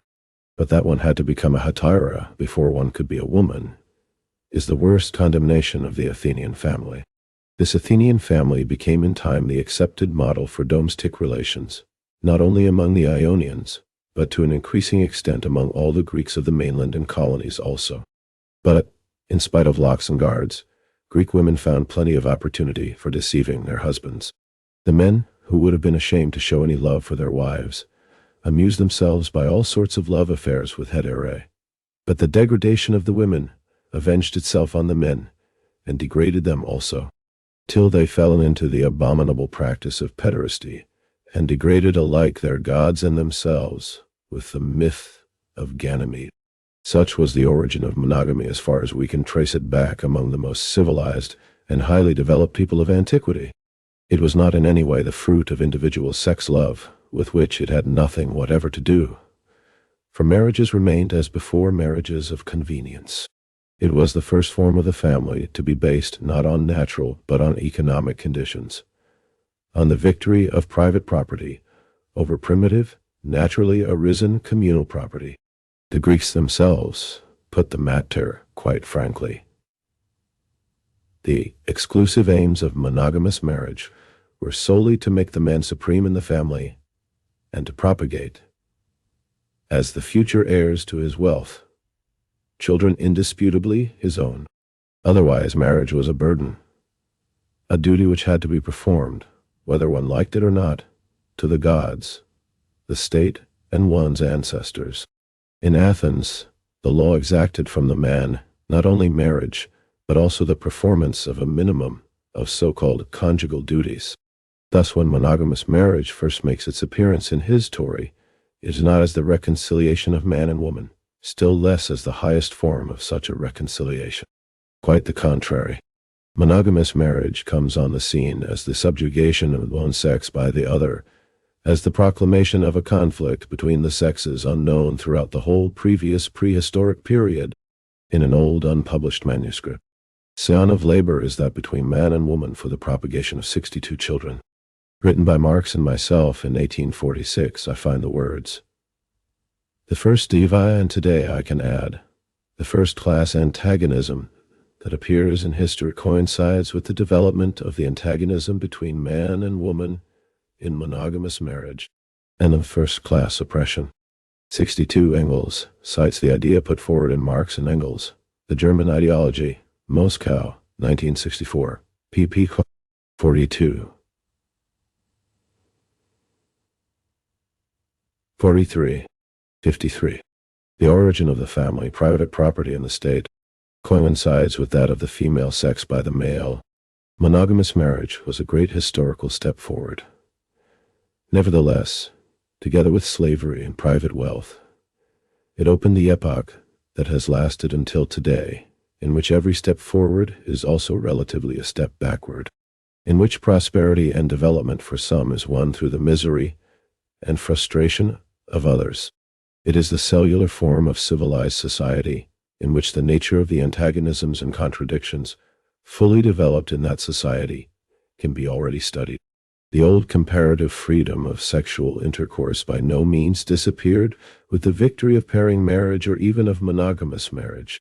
The old conjugal system, now reduced to narrower limits by the gradual disappearance of the Punalian groups, still envy roamed the advancing family, which it was to follow to the fall of heterism, which still follows mankind in civilization as a 63 dark shadow upon the family, verga of civilization. It finally disappeared in the new form.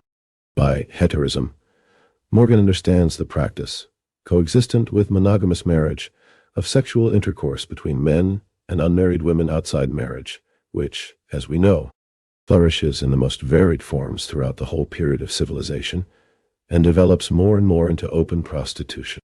This heterism derives quite directly from group marriage, from the sacrificial surrender by which women purchased, took place in the temple of the goddess of love, and the money, originally 64, went into the temple treasury.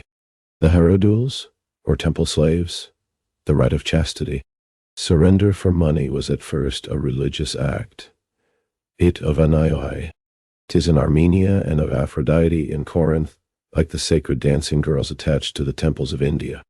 The so-called bayaderas, the word is a corruption of the Portuguese word bailadeira, female dancer, were the first prostitutes, originally the duty of every woman. This surrender was later performed by these priestesses alone, as representatives of all other women. Among other peoples, heterism derives from the sexual freedom allowed girls before marriage, again therefore a relic of group marriage, but handed down in a different way. With the rise of the inequality of property, that is, already at the upper stage of barbarism, wage labor appears sporadically side by side with slave labor, and at the same time, as its necessary correlate, the professional prostitution of free women. 63 Morgan, Ancient Society, p. 511. 64 Hierodules, temple slaves of both sexes in ancient Greece and the Greek colonies. In many places, including Asia Minor and Corinth, the female temple slaves were engaged in prostitution. 54. Chapter 2. The family, side by side with the forced surrender of female slaves. Thus the heritage which group marriage has bequeathed to civilization is double-edged, just as everything civilization brings forth is double-edged, double-tongued, divided against itself, contradictory, here monogamy, there heterism with its most extreme form, prostitution. Heterism is as much a social institution as any other. It continues the old sexual freedom to the advantage of the men, actually not merely tolerated but gaily practiced by the ruling classes particularly. It is condemned in words. In reality, however, this condemnation never falls on the men who participate in it, but only on the women. They are despised and outcast. in order that the unconditional domination of men over the female sex may be once more proclaimed as a fundamental law of society. But a second contradiction thus develops within monogamous marriage itself. At the side of the husband who embellishes his existence with heterism stands the neglected wife, and one cannot have one side of the contradiction without the other, any more than one has a whole apple in one's hand after eating half. Nevertheless, that seems to have been the husband's notion, until their wives taught them better. With monogamous marriage, two constant social types, unknown hitherto, make their appearance on the scene: the wife's constant lover and the cuckold husband. The husbands had won the victory over the wives, but the vanquished magnanimously provided the crown. Together with monogamous marriage and heterism, adultery became an unavoidable social institution, denounced, severely penalized, but impossible to suppress. At best, the certain paternity of the children rested on moral conviction as before, and to solve the insoluble contradiction, the Code Napoleon, Article 312, decreed, "L'enfant conçu pendant le mariage a pour père le mari." The father of a child conceived during marriage is the husband. Such is the final result of 3,000 years of monogamous marriage. Thus, wherever the monogamous family remains true to its historical origin, and clearly reveals the conflict between the man and the woman expressed in the man's exclusive supremacy, it exhibits in miniature the same antagonisms and contradictions as those in which society has been moving, without power to resolve or overcome them, ever since it split into classes at the beginning of civilization. I am speaking here, of course, only of those cases of monogamous marriage where matrimonial life actually proceeds according to the rules flowing from the original character of the whole institution, but where the wife rebels against the husband's supremacy. Not all marriages turn out thus, as nobody knows better than the German Philistine, who can no more assert his rule in the home than he can in the state, and whose wife, with every right, wears the trousers he is unworthy of. But, to make up for it, he considers himself far above his French companion in misfortune, to whom, oftener than to him, some 55, the origin of the family, private property in the state, thing much worse happens. However, the monogamous family did not by any means appear always and everywhere in the classically harsh form it took among the Greeks. Among the Romans, who as future world conquerors had a larger, if a less fine vision than the Greeks, women were freer and more respected. A Roman considered that his power of life and death over his wife sufficiently guaranteed her conjugal fidelity. Here, moreover, the wife equally with the husband could dissolve the marriage at will. But the greatest progress in the development of monogamy certainly came with the entry of the Germans into history, for the reason that the Germans, on account of their poverty, very probably were still at a stage where monogamy seems not yet to have become perfectly distinct from pairing marriage. We infer, in great reverence, they content themselves with one wife, the women 65 live hedged round with chastity, this from 3 facts mentioned by Tacitus. First, though marriage was held, polygyny was the rule for the nobility and the leaders of the tribe, a condition of things similar to that among the Americans, where pairing marriage was the rule. Secondly, the transition from mother right to father right could only have been made a short time previously. For the brother on the mother's side, the nearest Gentile male relation according to mother right was still considered almost closer of kin than one's own father, corresponding again to the standpoint of the American Indians, among whom Marx, as he often said, found the key to the understanding of our own primitive past. And thirdly, women were greatly respected among the Germans, and also influential in public affairs, which is in direct contradiction to the supremacy of men in monogamy. In almost all these points the Germans agree with the Spartans, among whom also, as we saw, pairing marriage had not yet been completely overcome. Thus, here again an entirely new element acquired world domination with the appearance of the Germans. The new monogamy, which now developed from the mingling of peoples amid the ruins of the Roman world, clothed the supremacy of the men in milder forms, and gave women a position, which, outwardly at any rate, was much more free and respected than it had ever been in classical antiquity. Thus there appeared for the first time the possibility of developing from monogamy, within it, parallel to it, or in opposition to it, as the case might be, the greatest moral advance we owe to it, modern individual sex love, which had hitherto been unknown to the entire world. This advance, however, undoubtedly sprang from the fact that the Germans still lived in pairing families and grafted the corresponding position of women onto the monogamous system, so far as that was possible.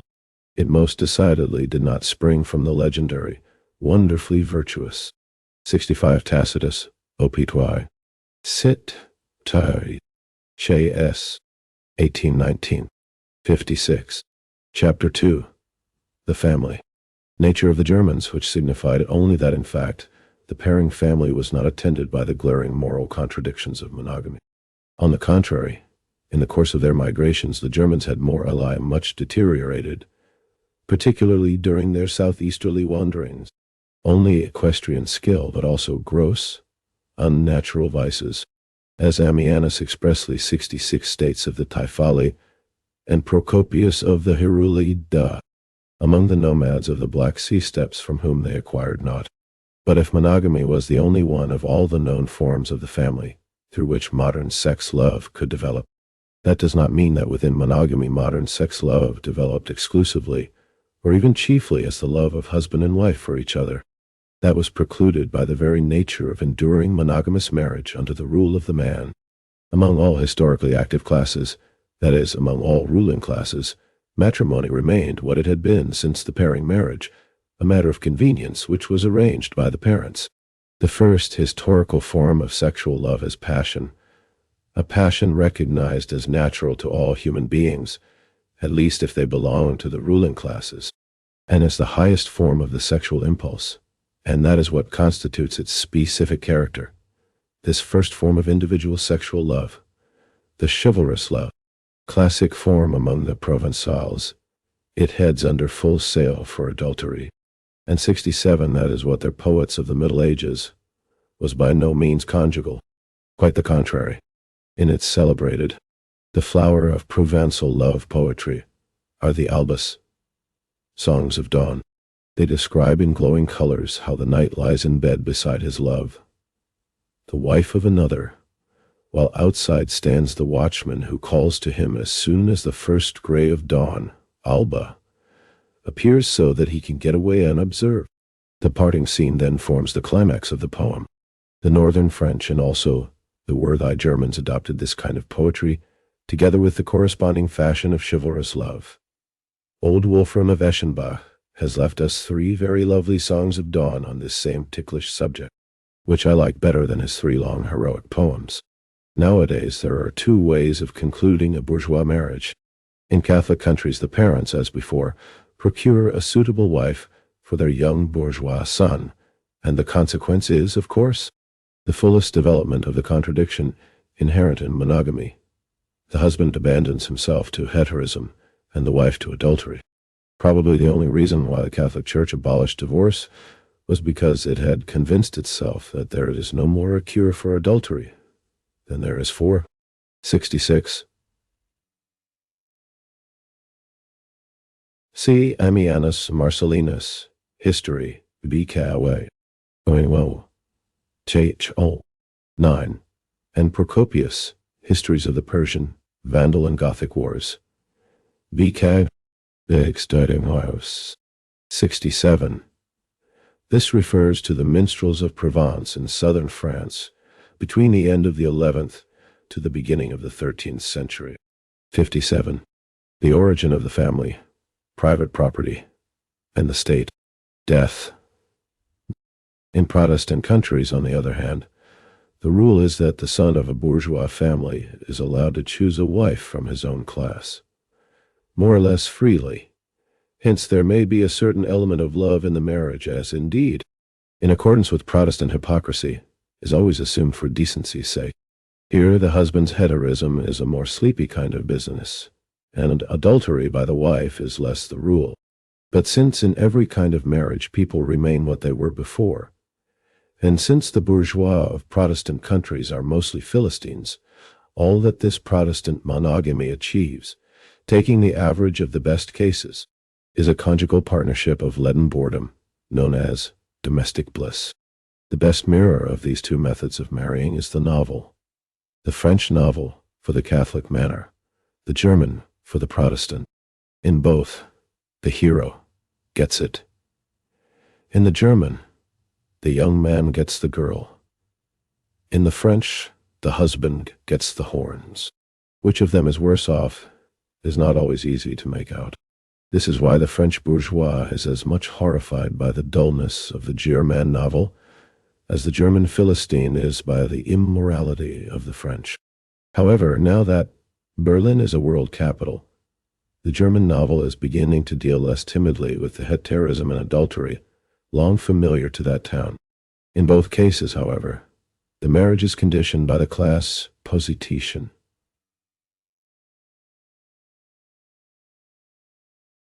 of the parties, and is to that extent always a marriage of convenience. In both cases, this marriage of convenience turns often enough into the crassest prostitution, sometimes of both parties, but far more commonly of the woman, who only differs from the ordinary courtesan in that she does not let out her body on piecework as a wage earner, but sells it once. Hold true. I, as in grammar, two negatives make an affirmative.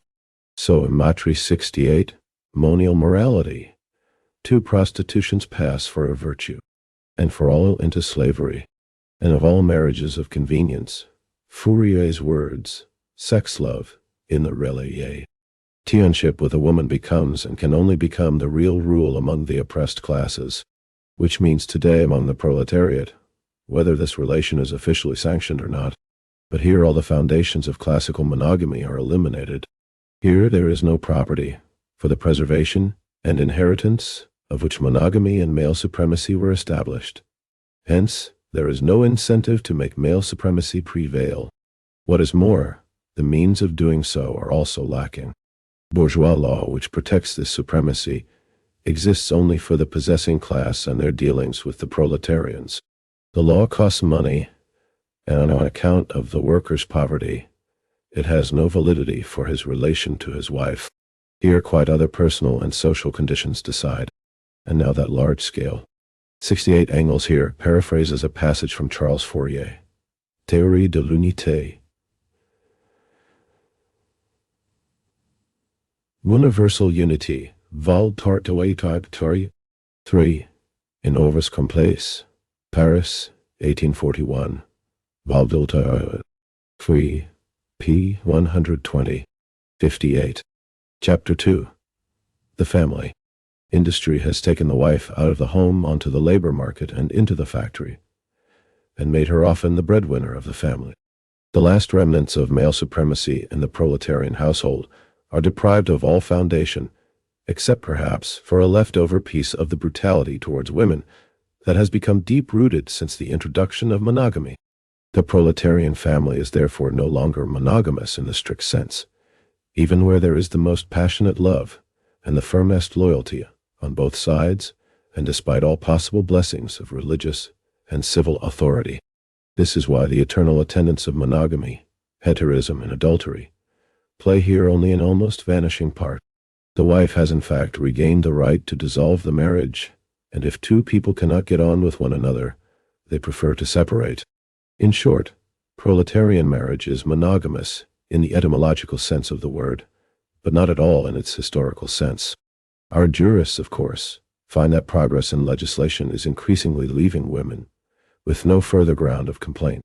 Modern civilized systems of law increasingly acknowledge first that for a marriage to be legal, it must be a contract freely entered into by both parties, and secondly, that also in the married state, both parties must stand on a common footing of equal rights and duties. If both these demands are consistently carried out, say the jurists, women have all they can ask. This purely legalistic argument is exactly the same as that which the radical Republican bourgeois uses to put the proletarian in his place. The labor contract is supposed to be freely entered into by both parties, but it is considered to have been freely entered into as soon as the law makes both parties equal on paper. The power conferred on the one party by the difference of class position, the pressure thereby brought to bear on the other party, the real economic position of both, that is not the law's business. Again, for the duration of the labor contract, both parties are supposed to have equal rights insofar as one or the other does not expressly waive them, that the objective economic situation compels the worker to waive even the last semblance of equal rights. This again is no concern of the law. In regard to marriage, the law, even the most advanced, is fully satisfied as soon as the two parties have formally recorded that they are entering into the marriage of their own free consent. What goes on in real life behind the juridical scenes, how this free consent comes about, that is not the business of the law and the jurist. And yet the most elementary comparative jurisprudence should show the jurist what this free consent really amounts to. In the countries where an obligatory share of the paternal inheritance is secured to the children by law, and they cannot therefore be disinherited, in Germany, in the countries with French law and elsewhere, the children are obliged to obtain their parents' consent to their 59. The origin of the family, private property, and the state, marriage. In the countries with English law, where parental consent to a marriage is not legally required, the parents on their side have full freedom in the testamentary disposal of their property and can disinherit their children at their pleasure. It is obvious that in spite, and precisely because of this fact, freedom of marriage among the classes with something to inherit is in reality not a whit greater in England and America than it is in France and Germany. As regards the legal equality of man and woman in marriage, the position is no better.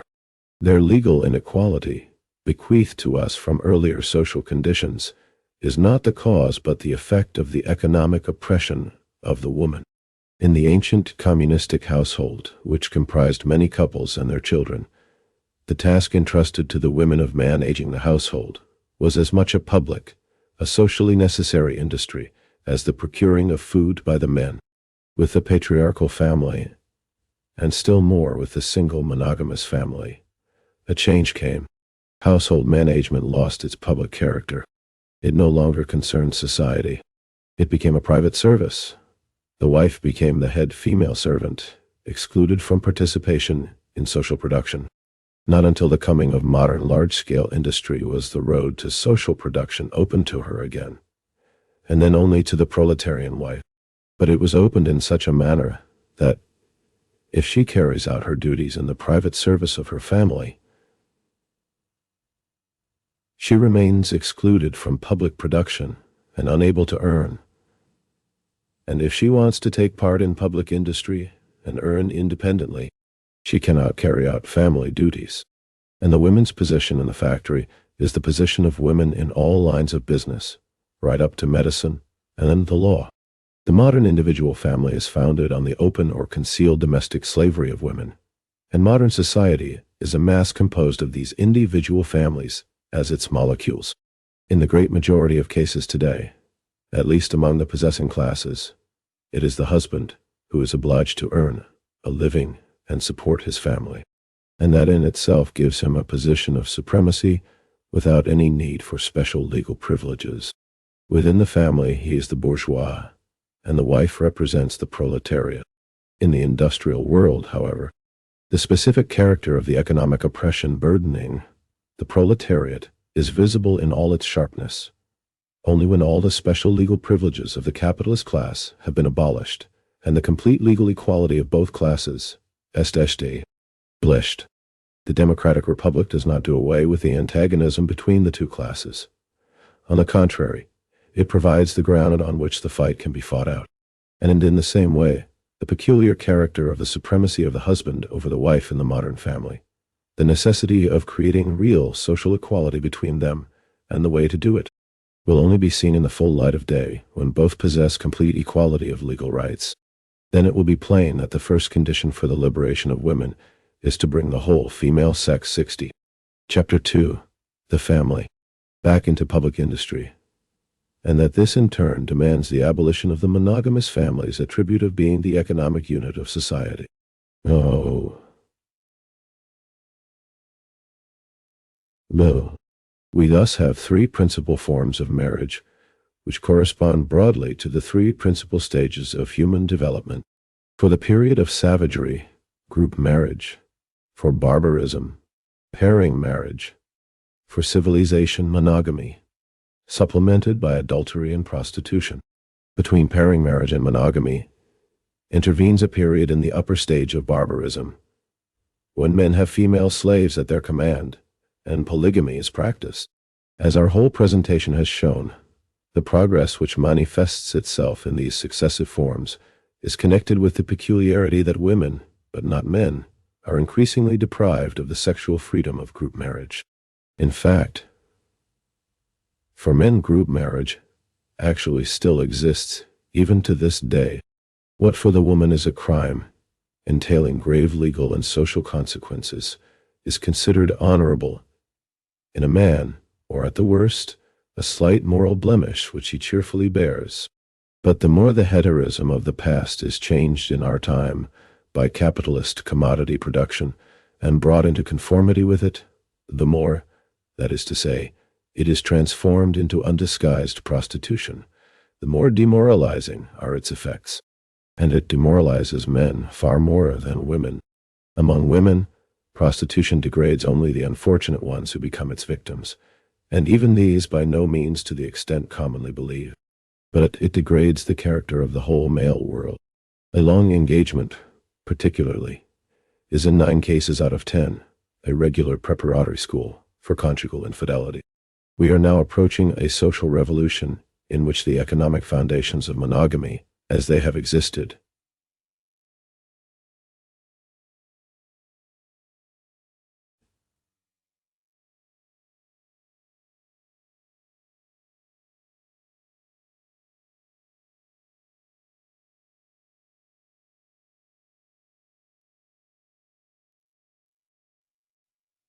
monogamy arose from the concentration of larger wealth in the hands of a single individual, a man, and from the need to bequeath this wealth to the children of that man and of no other. For this purpose, the monogamy of the woman was required, not that of the man. So this monogamy of the woman did not in any way interfere with open or concealed polygamy on the part of the man, but by transforming at least the far greater portion of permanent, heritable wealth, the means of production, into social property, the coming social revolution will reduce to a minimum all this anxiety about bequeathing and inherit. Having arisen from economic causes, will monogamy then disappear when these causes disappear? One might answer, not without reason. Far from disappearing, it will on the contrary begin to be realized completely. For with the transformation of the means of production into social property, there will disappear also wage labor, the proletariat, and therefore the necessity for a serfdom. 61. The origin of the family. Private property in the state. Attains statistically calculable number of women to surrender themselves for money. Prostitution disappears. Monogamy, instead of collapsing, at last becomes a reality, also for men. In any case, therefore, the position of men will be very much altered. But the position of women, of all women, also undergoes significant change. With the transfer of the means of production into common ownership, the monogamous family ceases to be the economic unit of society. Private housekeeping is transformed into a social industry. The care and education of the children becomes a public affair. Society looks after all children alike, whether they are born of wedlock or not. This removes all the anxiety about the consequences, which today is the most essential social, moral as well as economic, factor that prevents a girl from giving herself completely to the man she loves. Will not that suffice to bring about the gradual growth of a less restrained sexual conduct, and with it a more tolerant public opinion in regard to a maiden's honor and a woman's shame?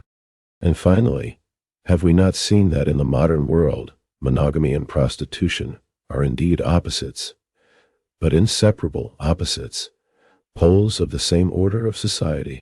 Can prostitution disappear without dragging monogamy with it into the abyss? Here a new element comes into play, an element which, at the time when monogamy was developing, existed at most in embryo: individual sex love. Before the Middle Ages, we cannot speak of individual sex love. That personal beauty, intimate association, similarity of tastes, and so forth, awakened in people of opposite sex the desire for sexual intercourse. That men and women were not totally indifferent regarding the partner with whom they entered into this most intimate relationship, that goes without saying. But it is still a very long way to the sexual love of our day. Throughout the whole of antiquity, marriages were arranged by the parents, and the parties concerned calmly accepted their choice. What little love there was between husband and wife in antiquity is not so much subjective inclination as objective duty, not the cause of the marriage, but its corollary. Love relationships in the modern sense only occurred in antiquity outside official society. The shepherds of whose joys and sorrows in love, the Ocritus and Masha sing, the Daphnis and Chloe of Longus, are all slaves who have no part in the state. The free citizen's sphere of life, except among slaves, we find love affairs only as products of the disintegration of the old world, and carried on with women who also stand outside official society, with heterae, that is, with aliens or freed slaves, in Athens from the eve of its decline, in Rome under the Caesars. If there were any real love affairs between free men and free women, these occurred only in the form of adultery. And to the classical love poet of antiquity, old Anacreon,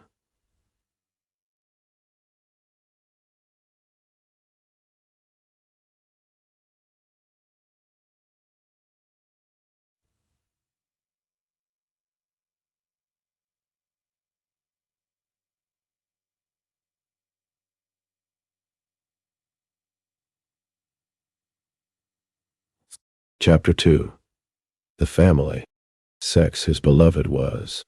Our sex love differs essentially from the simple sexual desire, the eros, of the ancients. In the first place, it assumes that the person loved returns the love. To this extent, the woman is on an equal footing with the man. Whereas in the eros of antiquity, she was often not even asked. Secondly, our sex love has a degree of intensity and duration which makes both lovers feel that non-possession and separation are a great, if not the greatest, calamity to possess one another. They risk high stakes, even life itself. In the ancient world this happened only, if at all, in adultery. And then finally, there arises a new moral standard in the judgment of a sexual relationship. We do not only ask, was it within or outside marriage, but also, did it spring from love and reciprocated love or not? Of course, this new standard has fared no better in feudal or bourgeois practice than all the other standards of morality.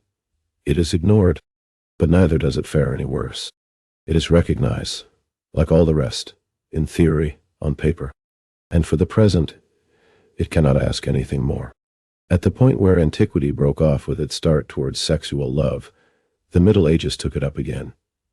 In adultery, we have already described the knightly love which gave rise to the songs of dawn. From this love which strives to break up marriage to the love which is to be its foundation, there is still a long road, which chivalry never fully traversed. Even when we pass from the frivolous Latins to the virtuous Germans, we find in the Nibelungenlied that, although in her heart Kriemhild is as much in love with Siegfried as he is with her, yet when Gunther announces, "You have no need to ask me. As you bid me, so will I ever be. Whom you, 69 Lord, give me as husband, him will I gladly take in troth," that he has promised her to a knight he does not name, she simply replies, "It never enterstood," in marriage, and Etzel for Kriemhild, though they have never seen them. 70 similarly, in her head that her love can be even considered. Gunther asks for Brunhild Gudrun, Sigebont of Ireland asks for the Norwegian Ute, whom he has never seen, Hetel of Hegelingen for Hild of Ireland, and finally Siegfried of Moorland, Hartmut of Ormony, and Herwig of Sealand for Gudrun.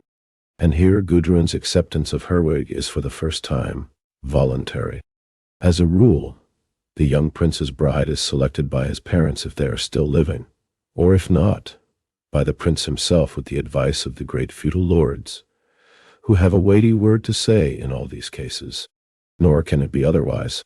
For the knight or baron, as for the prince of the land himself, marriage is a political act, an opportunity to increase power by new alliances. The interest of the house must be decisive, not the wishes of an individual. What chance, then, is there for love to have the final word in 69 Nibelungenlied, Canto 10, 70, Gudrun.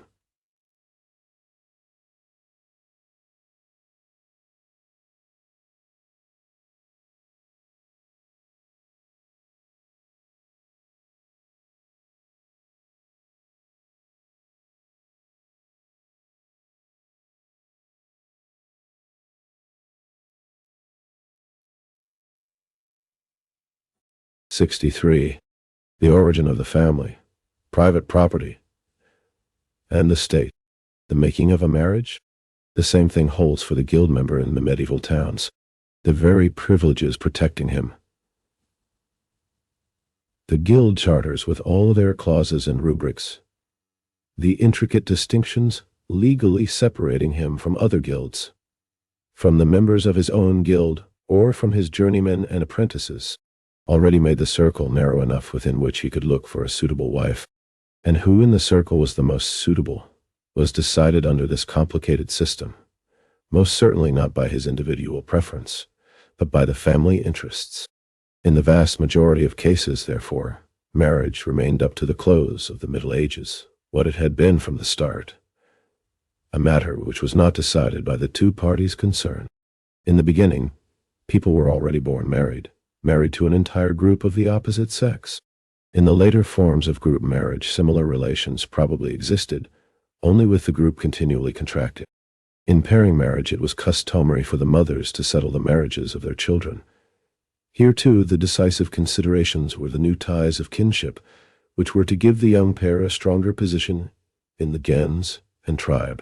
And when, with the preponderance of private property over communal property, and with the interest in its bequeathal father, right and monogamy, gained supremacy, the dependence of marriages on economic considerations became even greater. The form of marriage by purchase disappeared.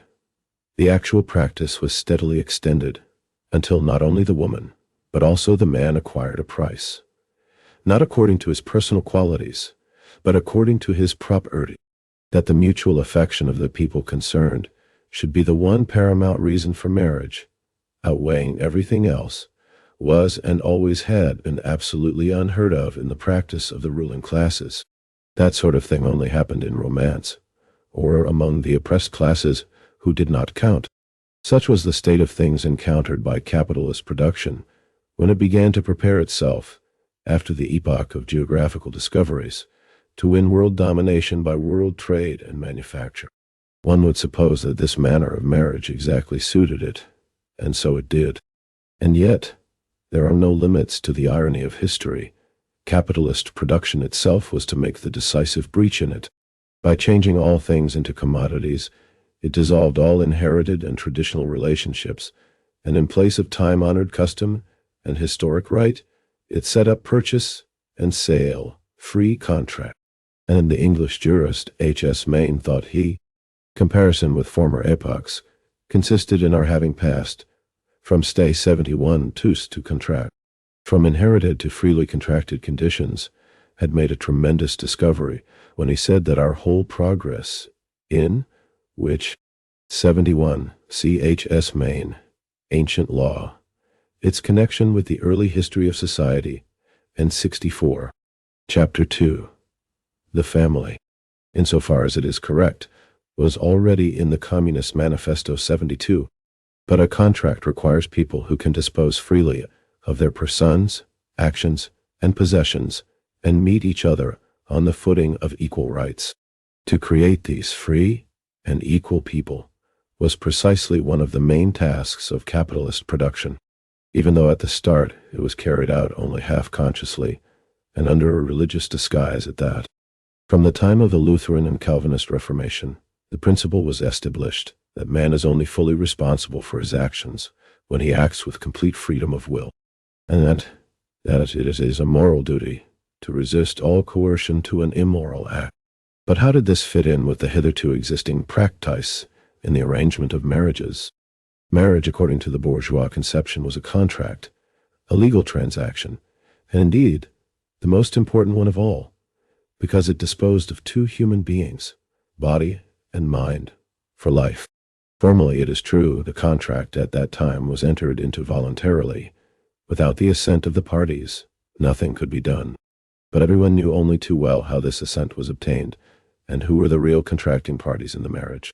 But if real freedom of decision was required for all other contracts, then why not for this?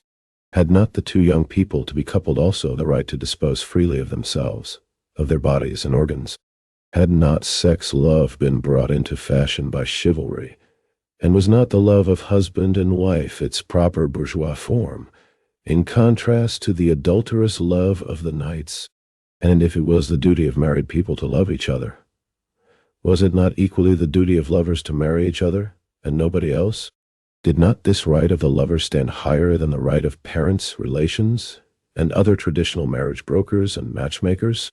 If the right to undertake free, personal investigation broke boldly into the church and religion, how should it halt before the intolerable claim of the older generation to dispose of the body, soul, property, happiness, and unhappiness of the younger generation?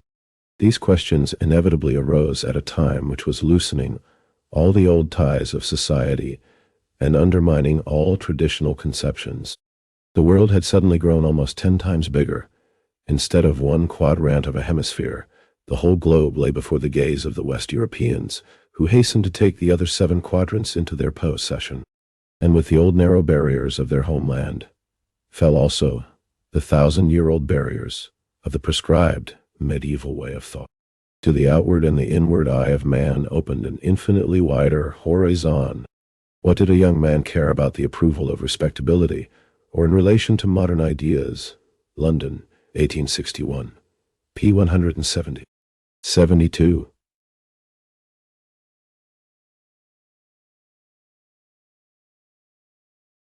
See Marx and Engels, Manifesto of the Communist Party, Foreign Languages Press, Paris, 2020, ppur 3440, ed. 65. The Origin of the Family, Private Property, and the State. Honorable guild privileges handed down for generations when the wealth of India beckoned to him, the gold and the silver mines of Mexico and Potosi. For the bourgeoisie, it was the time of knight-errantry. They, too, had their romance and their raptures of love, but on a bourgeois footing and, in the last analysis, with bourgeois aims. So it came about that the rising bourgeoisie, especially in Protestant countries where existing conditions had been most severely shaken, increasingly recognized freedom of contract also in marriage, and carried it into effect in the manner described. Marriage remained class marriage, but within the class the parties were conceded a certain degree of freedom of choice. And on paper, in ethical theory, and in poetic description, nothing was more immutably established than that every marriage is immoral. Husband and wife. In short, the love marriage was proclaimed as a human 73 right, and indeed not only as which does not rest on mutual sexual love and really free agreement of two, as droit de la femme, 74 droit de l'homme, but also by way of accept omission. This human right, however, differed in one respect from all other so-called human rights. While the latter in practice remain restricted to the ruling class, the bourgeoisie, and are directly or indirectly curtailed for the oppressed class, the proletariat. In the case of the former, the irony of history asserts itself once again. The ruling class remains dominated by the familiar economic influences, and therefore only in exceptional cases does it provide instances of really freely contracted marriages, while among the oppressed class, as we have seen, these marriages are the rule. Full freedom of marriage can therefore only be generally established when the abolition of capitalist production and of the property relations created by it has removed all the accompanying economic considerations which still exert such a powerful influence on the choice of a marriage partner. For then, there is no other motive left except mutual inclination, and as sexual love is by its nature exclusive, although at present this exclusiveness is fully realized only in the woman, the marriage based on sexual love is by its nature individual marriage. We have seen how right Bachofen was in regarding the advance from group marriage to individual marriage as primarily due to the women. Only the step from pairing marriage to monogamy can be put down to the credit of the men. And historically, the essence of this was to make the position of the women worse and the infidelities of the men easier. If now the economic considerations disappear which made women put up with the habitual infidelity of their husbands, concern for their own livelihood and still more for their children's future, then, according to all previous experience, the equality 73, a right of man, ed. 74, a right of woman, ed. 66. Chapter 2, the family of woman thereby achieved will tend infinitely more to make men really monogamous than to make women polyandrous.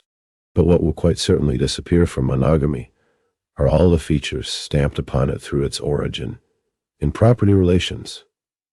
These are, in the first place, supremacy of the man, and secondly, the indissolubility of marriage.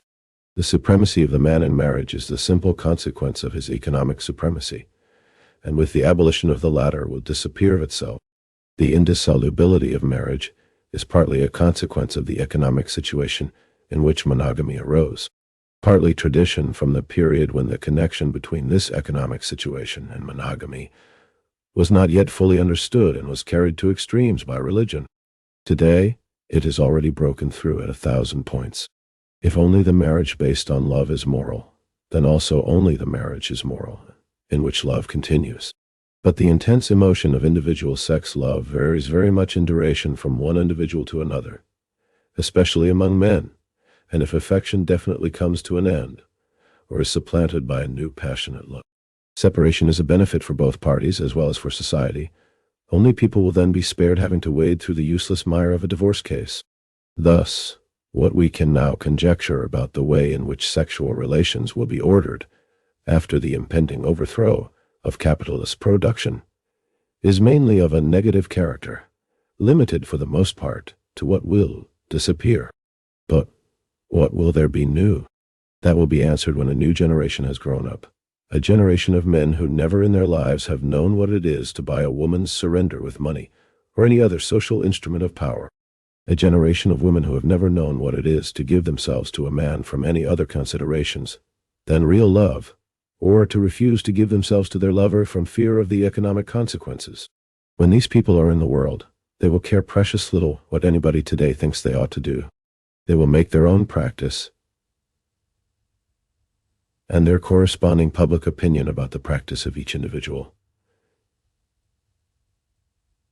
And that will be the end of it. Let us, however, return to Morgan, from whom we have moved a considerable distance. The historical investigation of the social institutions developed during the period of civilization goes beyond the limits of his book. How monogamy fares during this epoch, therefore, only occupies him very briefly. He, too, sees in the further development of the monogamous family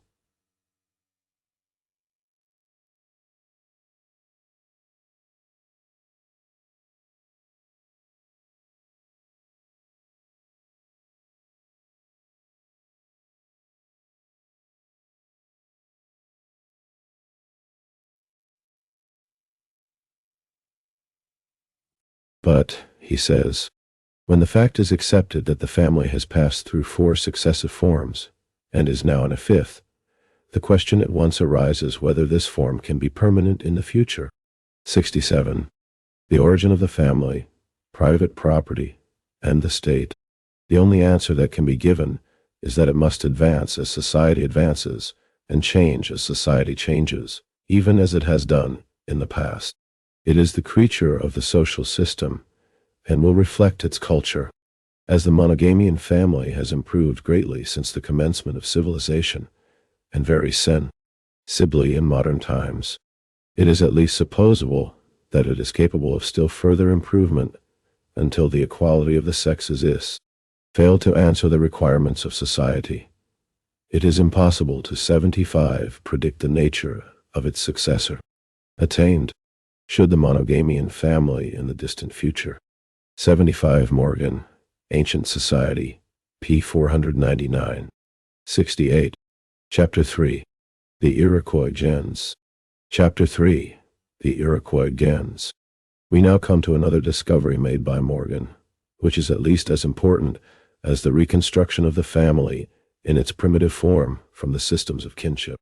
The proof that the lineage organizations designated by animal names within a tribe of American Indians are essentially identical with the genia of the Greeks and the gentes of the Romans, that the American represents the original form and the Greek and Roman forms are later and derivative, that the whole social organization of the primitive Greeks and Romans into gens, phratry and tribe, finds its faithful parallel in that of the American Indians, that the gens is an institution common to all barbarians until their entry into civilization, and even afterwards, so far as our sources go up to the present.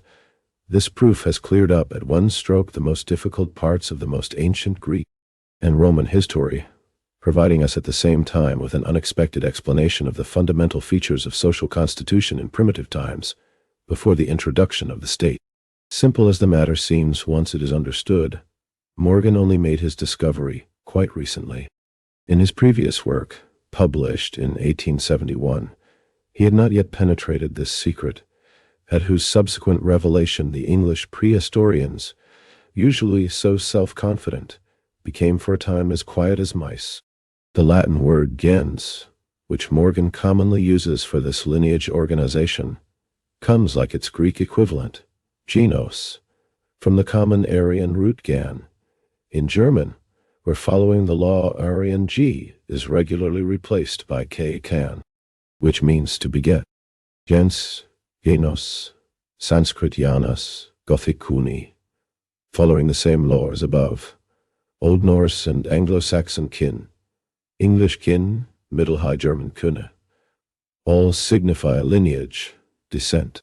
Gens in Latin and genos in Greek are, however, used specifically to denote the form of lineage organization which prides itself on its common descent, in this case from a common male ancestor, and is bound together by certain social and religious institutions into a distinct community, whose origin and character have nevertheless remained obscure to all our historians. We have already seen above, in connection with the Punaliwan family, what is the composition of a gens in its original form. It consists of all the persons who in Punaliwan marriage, according to the conceptions necessarily prevailing under it, form the recognized descendants of one particular female ancestor, the founder of the gens. In this form of family, as paternity is uncertain, only the female line counts.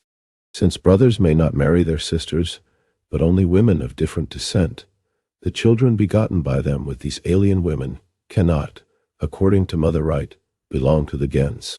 Therefore, only the offspring of the daughters in each generation remain within the lineage organization. The offspring of the sons go into the gentes of their mothers. What then becomes of this consanguine group when it constitutes itself a separate group distinct from? 71. The origin of the family, private property, and the state. Similar groups within the tribe. As the classic form of this original gens, Morgan takes the gens among the Iroquois, and especially in the Seneca tribe.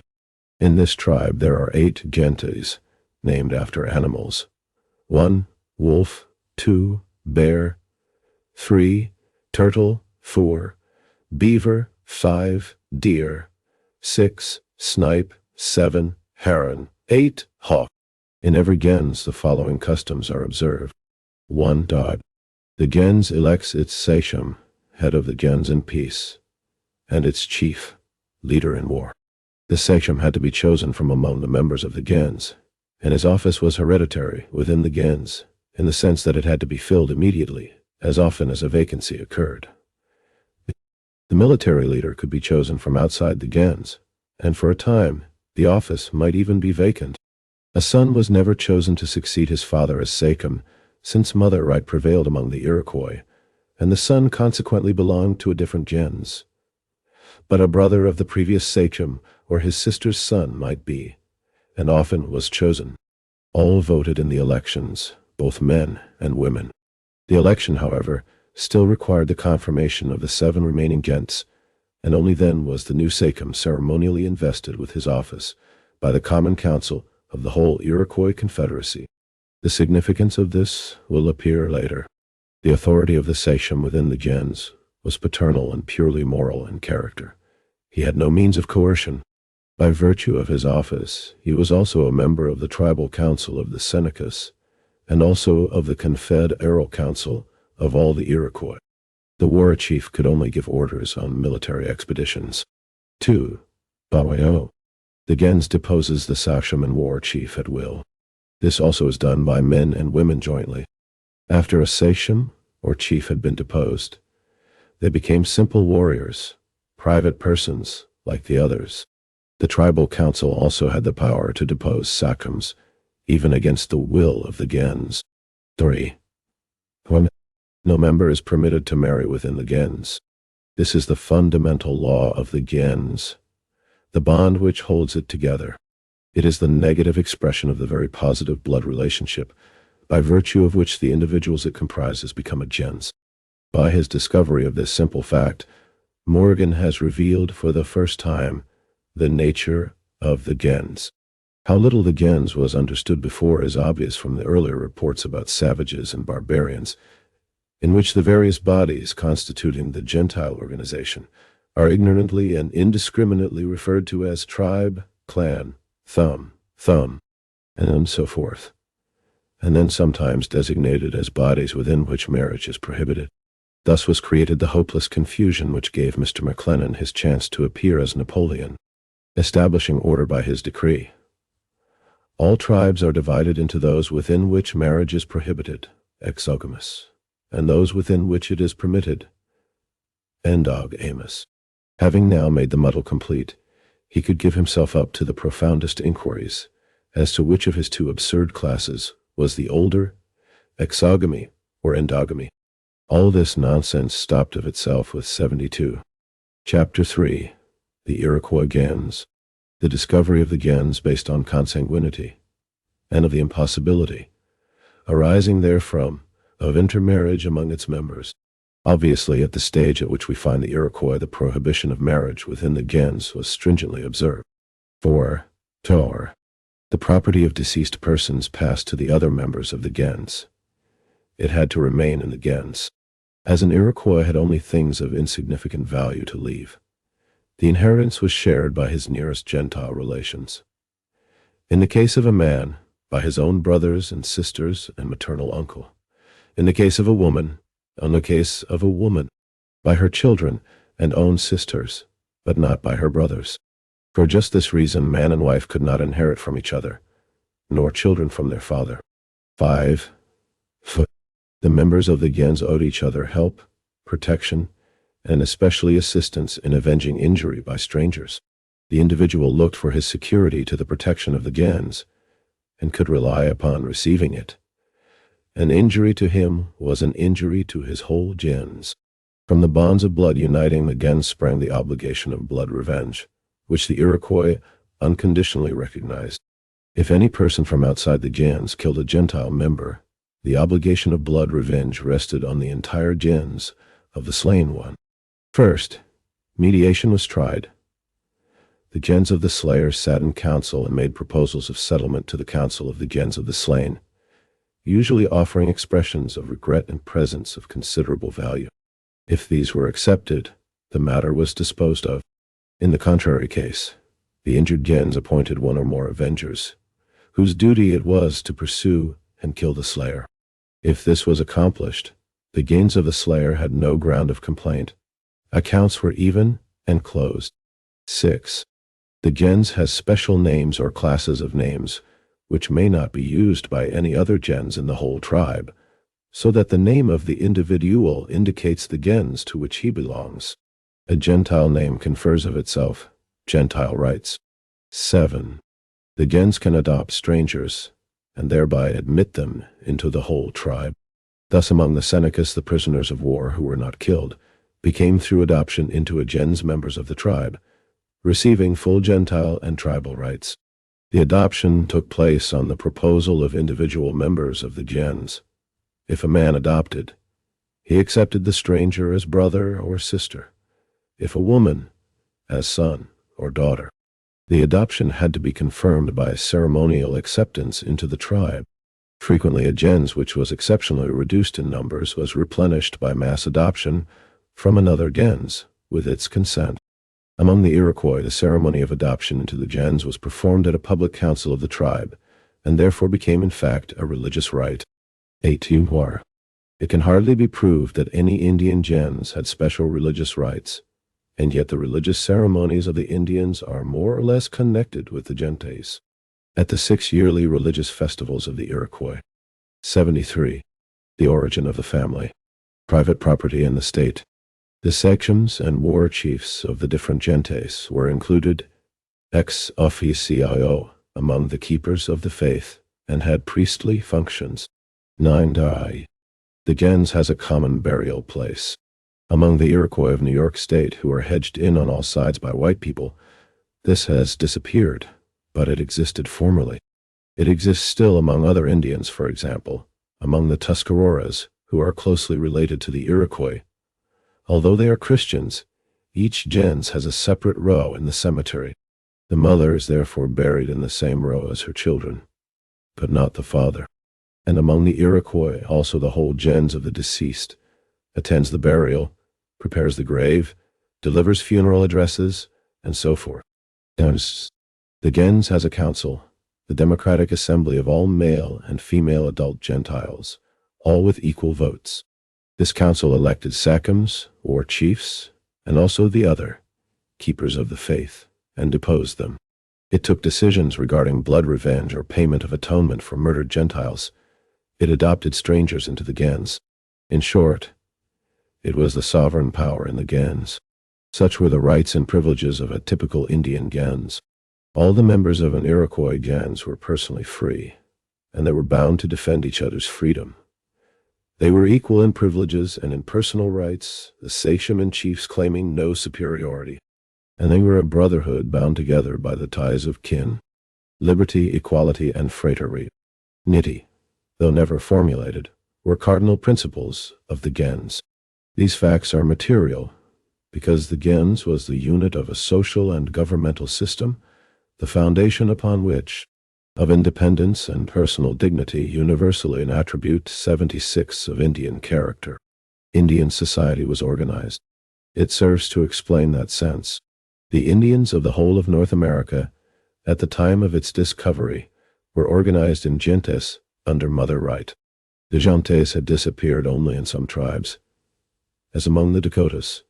In others, as among the Ojibwas and the Omahas, they were organized according to father right. Among very many Indian tribes with more than 5 or 6 gentes, we find every 3, 4 or more gentes united in a special group, which Morgan, rendering the Indian name faithfully by its Greek equivalent, calls a phratry, brotherhood. Thus the Senecas have 2 phratries. The first comprises gentes 1, 2, 4. The second gentes 5, 2, 8. Closer investigation shows that these phratries generally represent the original gens into which the tribe first split up, for since marriage was prohibited within the gens, there had to be at least 2 gentes in any tribe to enable it to. 76 Ibid. P. 85, 86, 74. Chapter 3. The Iroquois gens exist independently. In the measure in which the tribe increased, each gens divided again into two or more gentes, each of which now appears as a separate gens, while the original gens, which includes all the daughter gentes, continues as the phratry. Among the Senecas and most other Indians, the gentes within one phratry are brother gentes to one another, while those in the other phratry are their cousin gentes, terms which in the American system of kinship have, as we have seen, a very real and expressive meaning. Originally, no Seneca was allowed to marry within his phratry, but this restriction has long since become obsolete and is now confined to the gens. According to Senecan tradition, the bear and the deer were the two original gentes from which the others branched off. After this new institution had once taken firm root, it was modified as required. If certain gentes in one phratry died out, entire gentes were sometimes transferred into it from other phratries to make the numbers even. Hence, among different tribes we find gentes of the same name, grouped in different phratries. Among the Iroquois, the functions of the phratry are partly social, partly religious. 1. In the ball game, one phratry plays against another. Each phratry puts forward its best players, while the other members, grouped according to phratries, look on and bet against one another on the victory of their player. 2. In the tribal council, the sachems and the war chiefs of each phratry sit together, the two groups facing one another.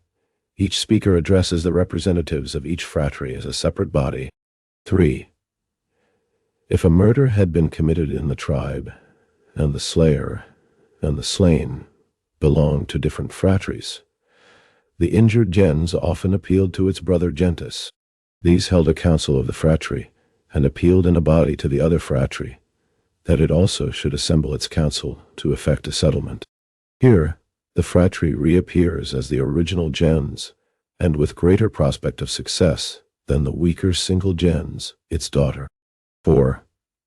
On the death of prominent persons, the opposite phratry saw to the interment and the burial ceremonies, while the phratry of the dead person attended as mourners. If a sachem died, the opposite phratry reported to the Confederal Council of the Iroquois that the office was vacant. 5. The council of the phratry also played a part in the election of a sachem. That the election would be confirmed by the brother gentes was more or less taken for granted, but the gentes of the other phratry might oppose it. In this case, the council of the other phratry was assembled. If it maintained its opposition, the election was void. 6. The Iroquois formerly had special religious mysteries called medicine lodges by the white men. Among the Senecas, these mysteries were celebrated by two religious brotherhoods, into which new members were admitted by formal initiation. There was one such brotherhood in each of the two phratries.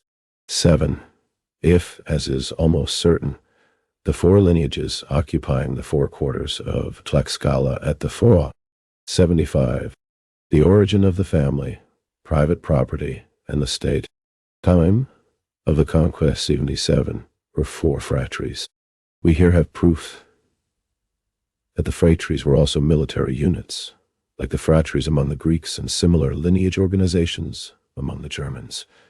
These four lineages went into battle as separate groups, each with its own uniform and flag and under its own leader. As several gentes make up a phratry, so in the classic form, several phratries make up a tribe. In some cases, when tribes have been much weakened, the intermediate form, the phratry is absent. Now, what distinguishes an Indian tribe in America? 1. Its own territory and name. In addition to its actual place of settlement, every tribe further possessed considerable territory for hunting and fishing. Beyond that lay a broad strip of neutral land reaching to the territory of the neighboring tribe. It was smaller between tribes, related in language, larger between tribes not so related. It is the same as the boundary forest of the Germans, the waste made by Caesar's Suevi around their territory, the Eisernholt, in Danish, Jarnft, Limes Danicus, between Danes and Germans, the Saxon forest, and the Brandenburg, Slav, protecting wood, between Germans and Slavs, from which Brandenburg takes its name. The territory delimited by these uncertain boundaries was the common land of the tribe, recognized as such by neighboring tribes and defended by the tribe itself against encroachments. In most cases, the uncertainty of the boundaries only became a practical disadvantage when there had been a great increase in population. The names of the tribes seem generally to have arisen by chance, rather than to have been deliberately chosen. In the course of time, it often happened that a tribe was called by another name among the neighboring tribes than that which it used itself, just as the Germans, who called themselves the Deutschen, were historically given the first generic name Germani by the Celts. Was, too, a distinct dialect peculiar to this tribe alone.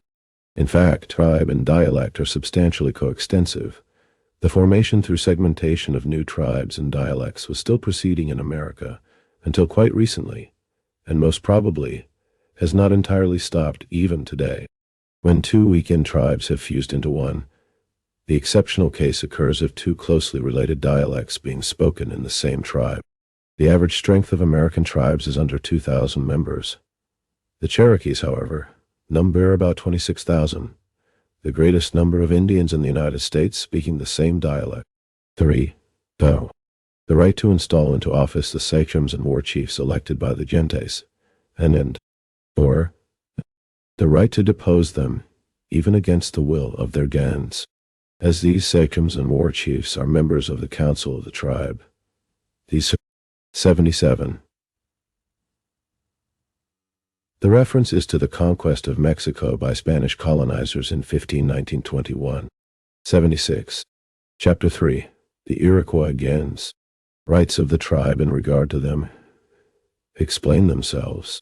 Where a confederacy of tribes had been formed with all the tribes represented in a confederal council, these rights were transferred to the latter. Else, after the fashion of barbarians, the American Indians were a religious 78 people. 5. The possession of common religious conceptions, mythology, and ritu, their mythology has not yet been studied at all critically. They already embodied their religious ideas, spirits of every kind, in human form. But the lower stage of barbarism, which they had reached, still knows no pictorial representations, so-called idols. Their religion is a cult of nature and of elemental forces and process of development to polytheism. The various tribes had their regular festivals with definite rites, especially dances and games. Dancing particularly was an essential part of all religious ceremonies. Each tribe held its own celebrations separately. 6. A tribal council for common affairs. It was composed of all the sachems and war chiefs of the different gentes, who were genuinely representative because they could be deposed at any time. It held its deliberations in public, surrounded by the other members of the tribe, who had the right to join freely in the discussion and to make their views heard. The decision rested with the council. As a rule, everyone present was given a hearing who asked for it. The women could also have their views expressed by a speaker of their own choice. Among the Iroquois, the final decision had to be unanimous, as was also the case in regard to many decisions of the German Mark communities. The tribal council was responsible especially for the handling of relations with other tribes. It received and sent embassies, declared war, and made peace. If war broke out, it was generally carried on by volunteers. In principle, every tribe was considered to be in a state of war with every other tribe with which it had not expressly concluded a treaty of peace. Military expeditions against such enemies were generally organized by prominent individual warriors. They held a war dance, and whoever joined in the dance announced thereby his participation in the expedition. The column was at once formed and started off. The defense of the tribal territory, when attacked, was also generally carried out by volunteers. The departure and return of such columns were always an occasion of public festivities. The consent of the tribal council was, find their exact counterpart in the private war expeditions of the German 79 retinues described by Tacitus, not required for such expeditions, and was neither asked nor given. They only with the difference that among the Germans the retinues have already acquired a more permanent character, forming a firm corps already organized in peacetime, to which the other volunteers are attached in event of war. These war columns are seldom large. 78 Morgan, Ancient Society, p. 117. 79 here, and in similar instances elsewhere, Engels refers to Tacitus Germania. E-Day. 77. The origin of the family, private property, and the state. The most important expeditions of the Indians, even to great distances, were undertaken with insignificant forces. If several such retinues united for operations on a large scale, each obeyed the orders only of its own leader. Unity in the plan of campaign was secured well or ill by a council of these leaders. It is the same manner of warfare as we find described by Ammianus Marcellinus among the Alemanni on the Upper Rhine in the 4th century. 7. Among some tribes we find a head chief whose powers, however, are very slight. He is one of the sachems, and in situations demanding swift action, he has to take provisional measures until the council can assemble and make a definite decision. This represents the first feeble attempt at the creation of an official with executive power, but generally nothing more came of it in later development. As we shall see, the executive official developed in most cases, if not in all, out of the military commander. The great majority of the American Indians did not advance to any higher form of association than the tribe. Living in small tribes, separated from one another by wide boundary tracts, weakened by incessant wars, they occupied an immense territory with few people. Here and there alliances between related tribes came into being in the emergency of the moment and broke up when the momentary emergency passed. But in certain areas, tribes which were originally related and had then been dispersed joined together again in durable federations, thus taking the first step towards the formation of nations. In the United States we find the most developed form of such a federation among the Iroquois. Emigrating from their settlements west of the Mississippi, where they probably formed a branch of the Great Dakota family, they settled after long wanderings in what is now the state of New York. They were divided into 5 tribes: Senecas, Cayugas, Onondagas, Onondagas, and Mohawks. They subsisted on fish, game, and the products of a crude horticulture, and lived in villages which were generally protected by a stockade.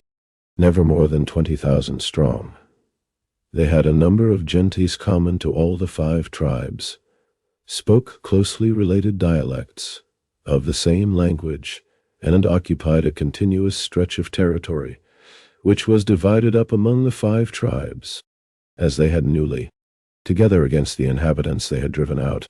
From this developed, at the beginning of the 15 conquered this territory. These tribes were naturally accustomed to stand century at latest, a regular, everlasting league, a sworn confederacy, which in the consciousness of its new strength immediately assumed an aggressive character, and at the height of its power, about 1675, conquered wide stretches of the surrounding country, expelling a part of the inhabitants and making the rest pay tribute. The Iroquois Confederacy represents the most advanced social organization achieved by any Indians still at the lower stage of barbarism, excluding, therefore, the Mexicans, New Mexicans, and Peruvians. 78. Chapter 3. The Iroquois Gens. The main provisions of the Confederacy were as follows. 1. Perpetual federation of the 5 consanguineous tribes on the basis of complete equality and independence in all internal matters of the tribe. This bond of consanguinity represented the real basis of the Confederacy. Of the 5 tribes, 3 were known as father tribes, and were brother tribes to one another. The other 2 were known as son tribes, and were likewise brother tribes to one another. 3 gentes, the oldest, still had their living representatives in all 5 tribes, and another 3 in 3 tribes. The members of each of these gentes were all brothers of one another throughout all the 5 tribes. Their common language, in which there were only variations of dialect, was the expression and the proof of their common descent. 2. The organ of the Confederacy was a confederal council of 50 sachems, all equal in rank and authority. The decisions of this council were final in all matters relating to the Confederacy. 3. The 50 sachems were distributed among the tribes and gentes at the foundation of the Confederacy to hold the new offices specially created for confederal purposes. Vacancies were filled by new elections in the respective gentes, and the sachems could be deposed by the gentes at any time. But the right of investing them with their office belonged to the confederal council. 4. These federal sachems were also sachems in their respective tribes, and had a seat and a vote in the tribal council. 5. All decisions of the confederal council had to be unanimous. 6. Voting was by tribes, so that for a decision to be valid, every tribe and all members of the council in every tribe had to signify their agreement. 7. Each of the 5 tribal councils could convene the confederal council, but the latter could not convene itself. 8. The sessions of the council were held in the presence of the assembled people. Every Iroquois could speak. The council alone decided. 9. The Confederacy had no personal head, no chief with executive power. 10. On the other hand, the council had 2 principal war chiefs, with equal powers and equal authority, the 2 kings of the Spartans, the 2 consuls in Rome. That was the whole public constitution under which the Iroquois lived for over 400 years and are still living today. I have described it in some detail, following Morgan, because here we have the opportunity of studying the organization of society, which still has no state. The state. 79. The origin of the family, private property in the state, presupposes a special public power separated from the entire body of the permanent members of the given society, and Maurer, who with a true instinct recognizes that the constitution of the German Mark is a purely social institution, differing essentially from the state, though later providing a great part of its basis, consequently investigates in all his writings the gradual growth of the public power out of, and side by side with, the primitive constitutions of marks, villages, homesteads, and towns. Among the North American Indians, we see how an originally homogeneous tribe gradually spreads over a huge continent, how through division tribes become peoples, entire groups of tribes, how the languages change until they not only become unintelligible to other tribes, but also lose almost every trace of their original identity. How at the same time, within the tribes, each gens splits up into several gentes. How the old mother gentes are preserved as phratries, while the names of these oldest gentes nevertheless remain the same in widely distant tribes that have long been separated. The wolf and the bear are still Gentile names among a majority of all Indian tribes, and the constitution described above applies in the main to them all, except that many of them never advanced as far as the confederacy of related tribes. But once the gens is given as the social unit, we also see how the whole constitution of gentes, phratries, and tribes develops with an almost compelling, because natural, necessity out of this unit.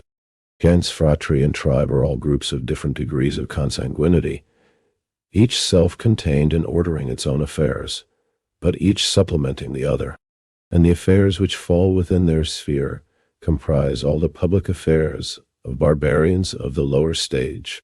When we find a people with the gens as their social unit, we may therefore also look for an organization of the tribe similar to that here described, and when there are adequate sources, as in the case of the Greeks and the Romans, we shall not only find it, but we shall also be able to convince ourselves that where the sources fail us, comparison with the American social constitution helps us over the most difficult doubts and riddles.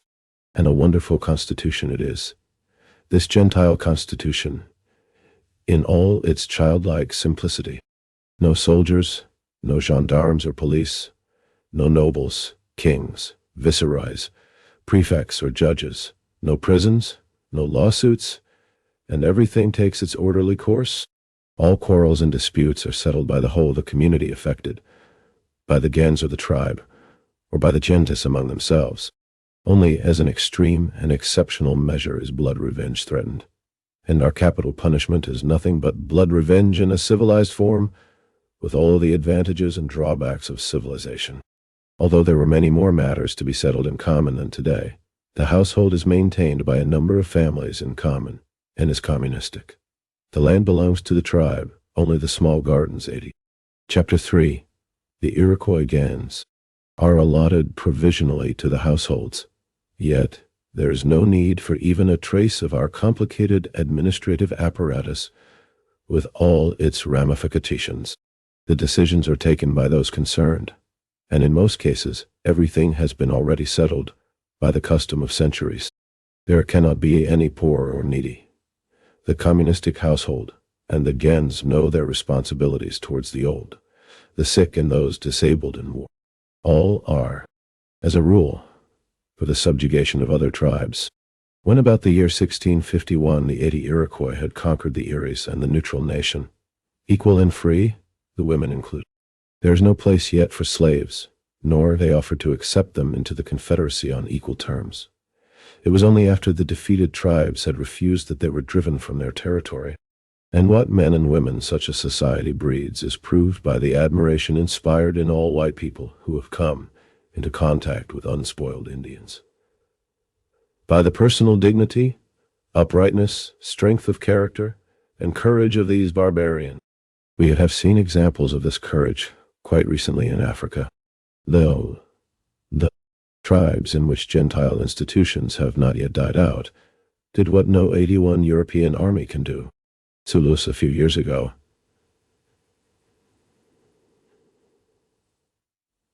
and the Nubians a few months ago, both of them armed only with lances and spears, without fire arms, under a hail of bullets from the breech-loaders of the English infantry, acknowledged the best in the world at fighting in close order. They advanced right up to the bayonets, and more than once threw the English into disorder, and even put them to flight. In spite of the enormous inequality of weapons, and in spite of the fact that they had no military service and knew nothing of drill. Their powers of endurance and performance are shown by the complaint of the English that a Kafir travels farther and 80. The term neutral nation was applied by the French colonialists to a military alliance of several American Indian tribes, living during the 17th century on the northern shore of Lake Erie. Though related to the Iroquois, these tribes maintained neutrality in the war between the Iroquois and the Hurons. 81. The reference is to the national liberation wars of the Zulus and of the Nubians against the British colonialists in 1879-87. Attacked by the British in January 1879, the Zulus led by Cetewayo put up a fierce resistance. Despite their overwhelming superiority in armament, the colonialists were unable to win a decisive victory until a civil war between the Zulu tribes, instigated by the colonialists, led to the Zulu subjugation in 1887. The National Liberation War of the Nubians, the Arabs, and other tribes of the Sudan began in 1881. It was led by the Muslim preacher Muhammad Ahmed, who called himself Mahdi, Savior. The struggle reached a peak in 1883-84, when nearly the whole territory of the Sudan was liberated from the British colonialists, who had penetrated it already in the 1870s. In the course of the struggle, an independent, centralized Mahdi state was formed. The weakening of this state from within, resulting chiefly from incessant wars and disputes between the tribes, led to victory for the militarily far better equipped colonialists in 1899. 81. The origin of the family, private property, and the state. Faster in 24 hours than a horse. His smallest muscle stands out hard and firm like whipcord, says an English painter. That is what people in human society looked like before the division into classes. And when we compare their position with that of the overwhelming majority of civilized people today, an enormous gap separates the present-day proletarian and small peasant from the free member of the old Gentile society. That is the one side. But we must not forget that this organization was doomed. It did not go beyond the tribe. The Confederacy of Tribes already marks the beginning of its collapse, as we shall see later, and was already apparent in the attempts at subjugation by the Iroquois. Outside the tribe was outside the law. Wherever there was not an explicit treaty of peace, tribe was at war with tribe, and wars were waged with the cruelty which distinguishes man from other animals, and which was only mitigated later by self-interest. The Gentile constitution in its best days, as we saw it in America, presupposed an extremely undeveloped state of production, and therefore an extremely sparse population over a wide area. People were therefore almost completely dominated by nature as an external, alien, hostile, and incomprehensible power, as is reflected in their childlike religious conceptions. People were bounded by the tribe, both in relation to outsiders and to themselves. The tribe, the gens, and their institutions were sacred and inviolable, a higher power established by nature, to which the individual remained unconditionally subject in feeling, thought, and completely undifferentiated from one another. As Marx says, they are still 82 attached to the umbilical cord of the primitive community. Indeed, however impressive the people of this epoch appear to us, the power of this primitive community had to be broken, and it was broken. But it was broken by influences which from the very start appear as a degradation, a fall from the simple moral grandeur of the old Gentile society. The lowest interests, base greed, brutal pleasure-seeking, sordid avarice, selfish robbery of common possessions, inaugurate the new, civilized class society. It is by the vilest means, theft, violence, fraud, treason, that the old classless Gentile society is undermined and overthrown, and the new society itself, during all the 2,500 years of its existence, has never been anything else but the development of the small minority at the expense of the great exploited and oppressed majority. Today, it is so more than ever before. 82. See Karl Marx, Capital, Foreign Languages, Publishing House, Moscow, 1954, Vol. I. p. 79. AD. 82. Chapter 4. The Greek gens. Chapter 4. The Greek gens. From prehistoric times, Greeks, like the Pelagians and other peoples of kindred stock, had been organized in the same organic series as the Americans. Gens, phratry, tribe, confederacy of tribes. The phratry might be absent, as among the Dorians, and the confederacy of tribes was not necessarily fully developed everywhere as yet, but in every case the gens was the unit.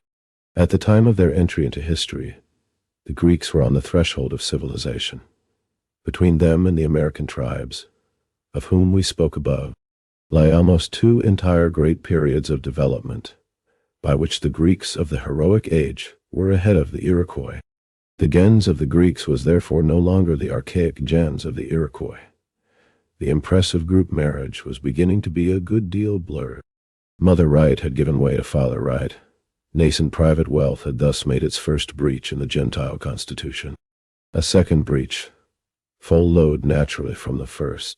After the introduction of father right, the property of a rich heiress would have passed to her husband and hence into another gens on her marriage, thus shattering the foundation of all Gentile within the gens, in order that her property should be retained for the gens. 83 according to Grote's law. In such a case the girl was not only permitted, but ordered to marry a history of Greece, the Athenian gens in Parmu. Particular was held together by 1.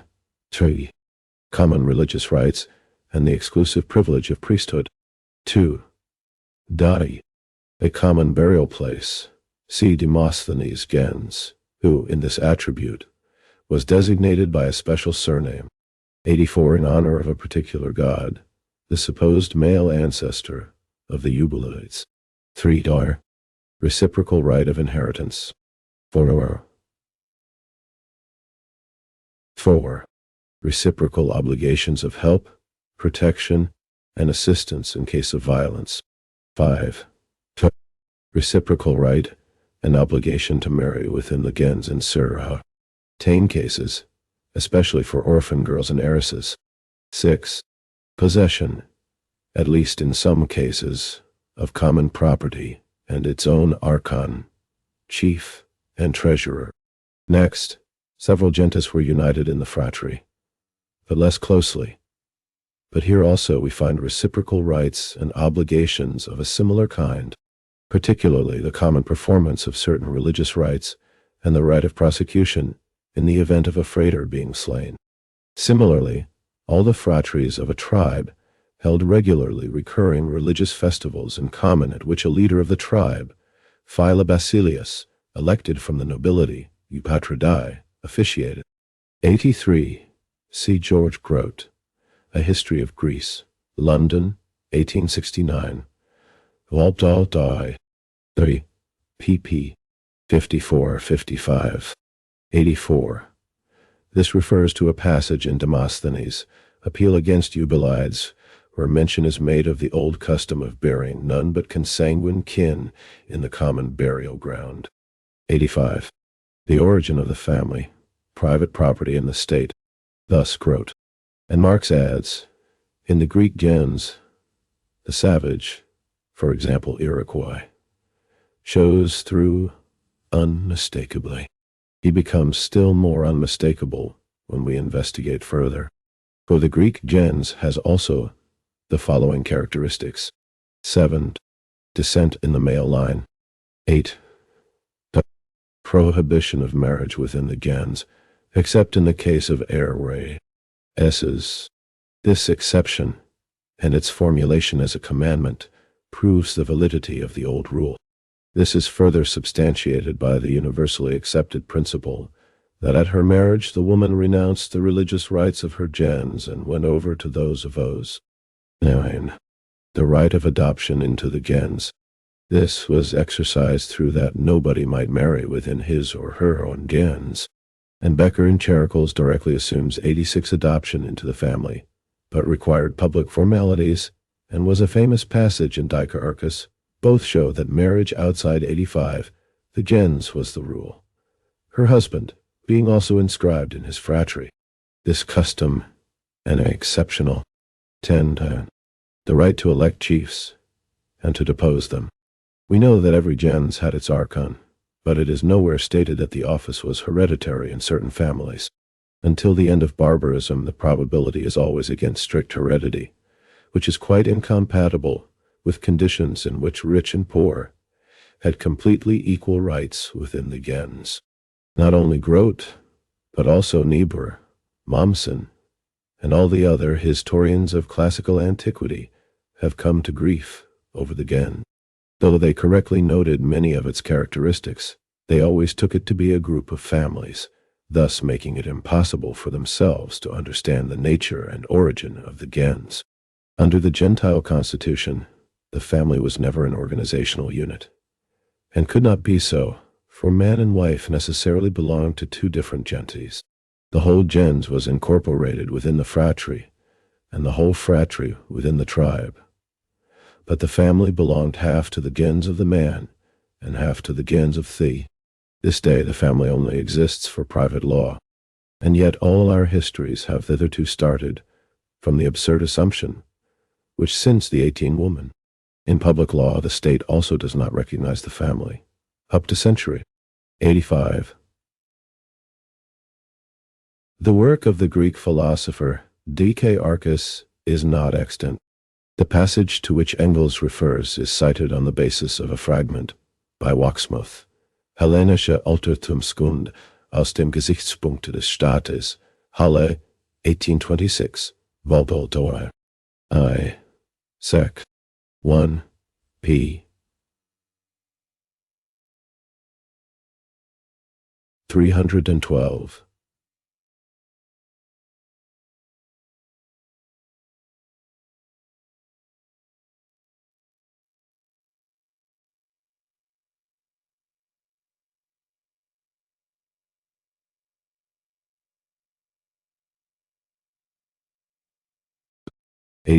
W. A. Becker, Charicles.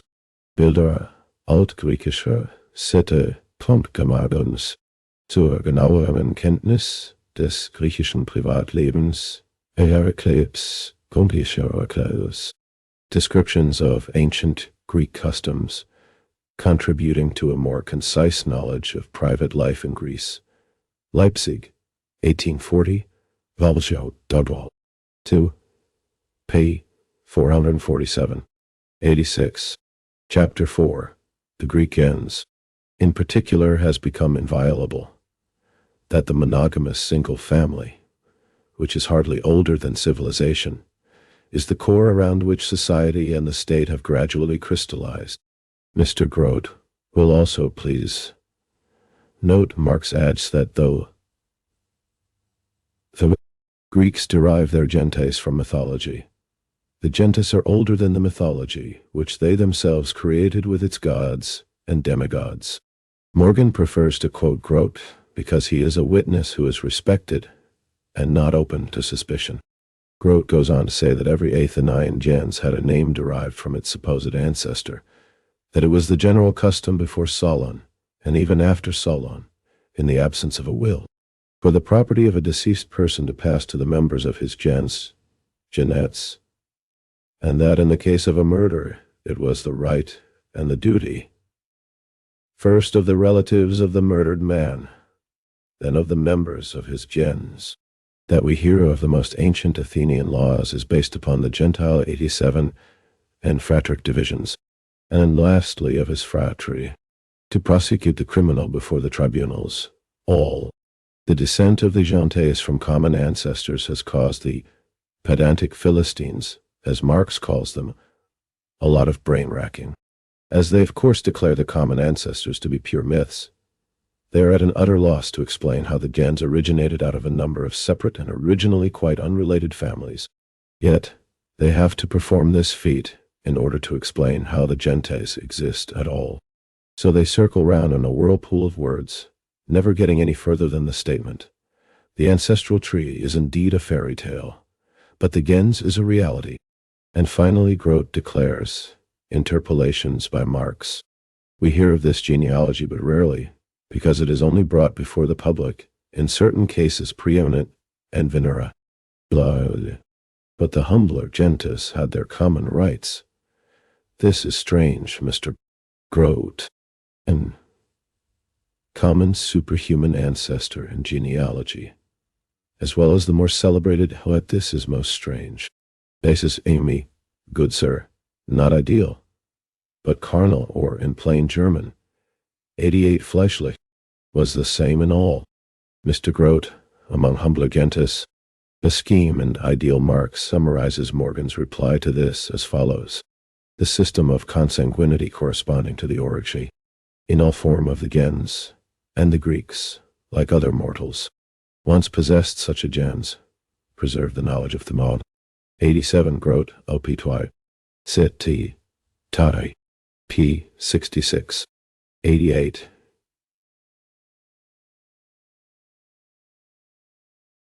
Ibid, p. 60. 87. The origin of the family, private property and the state, mutual relations between all the members of the gens. It was of decisive importance for them, and they learned it by practical ties from childhood upwards, with the monogamous fam. Illy. This knowledge was forgotten. The Gentile name created an ancestral tree, beside which that of the individual family appeared insignificant. It was now the function of this name to preserve the fact of the common descent of those who bore it. But the lineage of the gens went back so far that its mem. Varus could not prove the actual relationship existing between them except, in a limited number of cases, through more recent common ancestors. The name itself was proof of common descent and conclusive proof, apart from cases of adabai, eon, terion, actually to deny, like Grote and Niebuhr, all relationship between the members of the gens, thus changing the gens into a purely fictitious and imaginary creation, is worthy of ideal, that is, pedantic bookworms, because the ties of kinship, especially with the rise of monogamy, are pushed back into remote times, and the reality of the past appears reflected in mythological fantasies. Our good Philistines conclude, and conclude, that the imaginary pedigree created the real gentes. The fratry, as among the Americans, was a mother gens that had split up into several daughter gentes and now united them. Often, it still growed.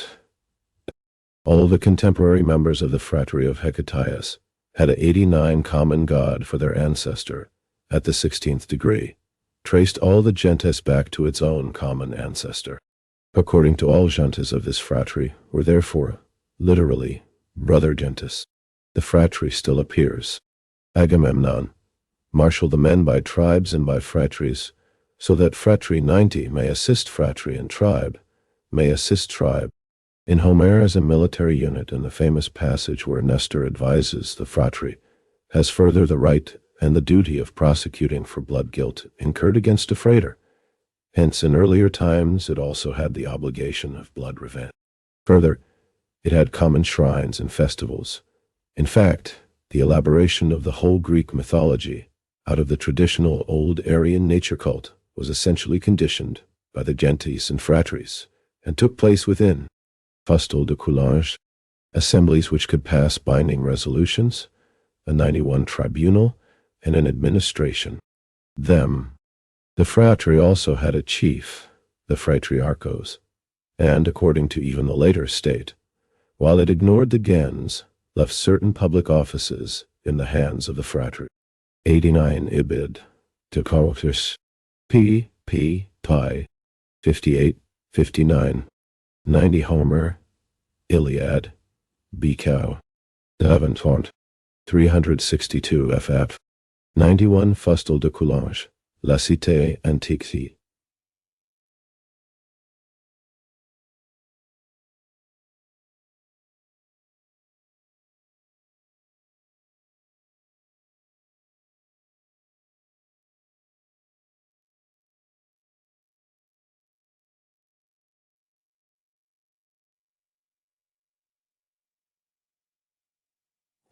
Third 3.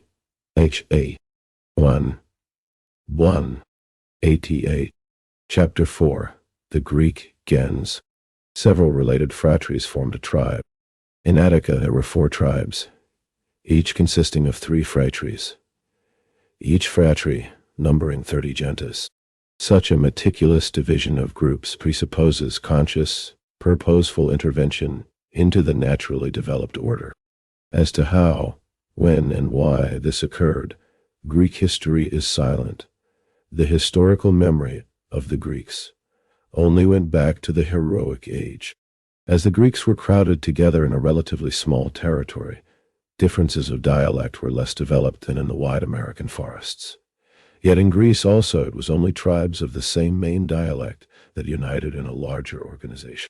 And even Attica, small as it was, had a dialect of its own, which later became dominant as the general language of prose. In the Homeric poems we find most of the Greek tribes already united into small peoples, Völkerschaften, within which, however, gentes, fratries, and tribes retained their full independence. They already lived in towns fortified with walls. The population increased with the increase of the herds, the extension of agriculture, and the beginnings of handicraft. The differences in wealth thus became more pronounced, and with them, the aristocratic element within the old primitive democracy. The various small peoples waged incessant wars for the possession of the best land, and doubtless also for booty. The use of prisoners of war as slaves was already a recognized institution. The constitution of these tribes and small peoples was as follows. 1. The permanent authority was the council, Boule.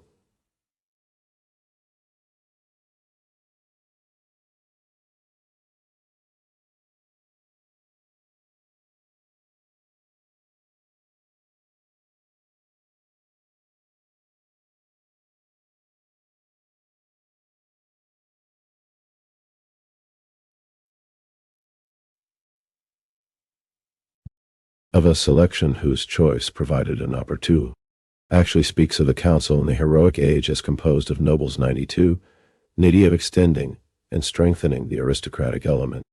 Dionysius, Cratistoi,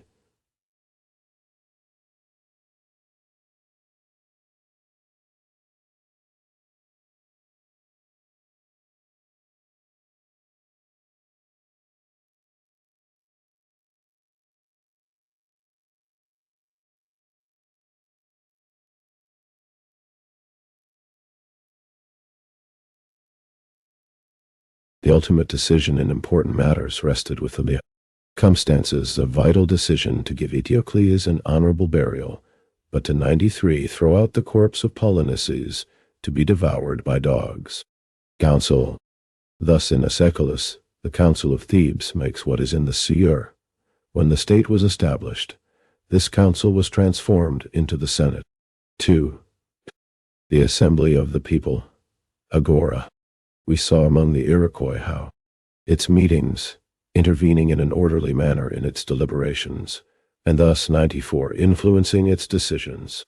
Among the Homeric Greeks, this the people, men and women, stood round the council when it was holding them stand, to use an old German legal expression, had already developed into a regular assembly of the people.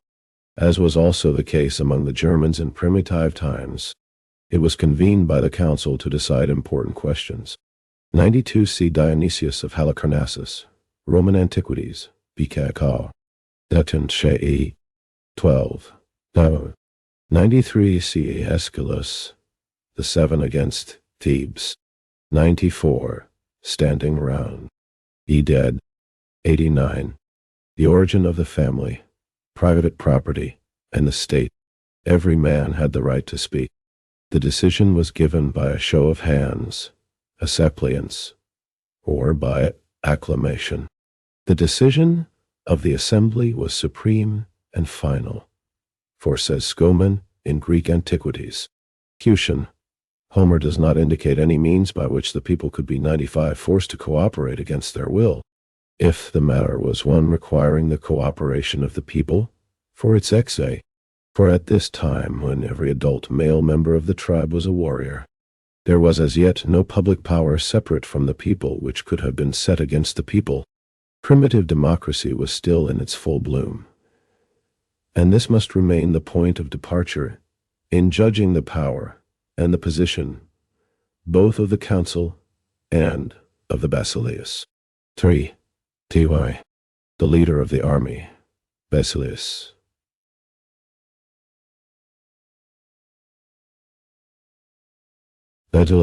Taurus, to dynasty. Marx makes the following comment. European scholars, born lackeys of princes most of them, Yankee Republican protests. Very ironically, but truly, he says 96 of the oily-tongued Gladstone and his Basileus into a monarch in the modern sense. Morgan, the Juventus Mundi. Mr.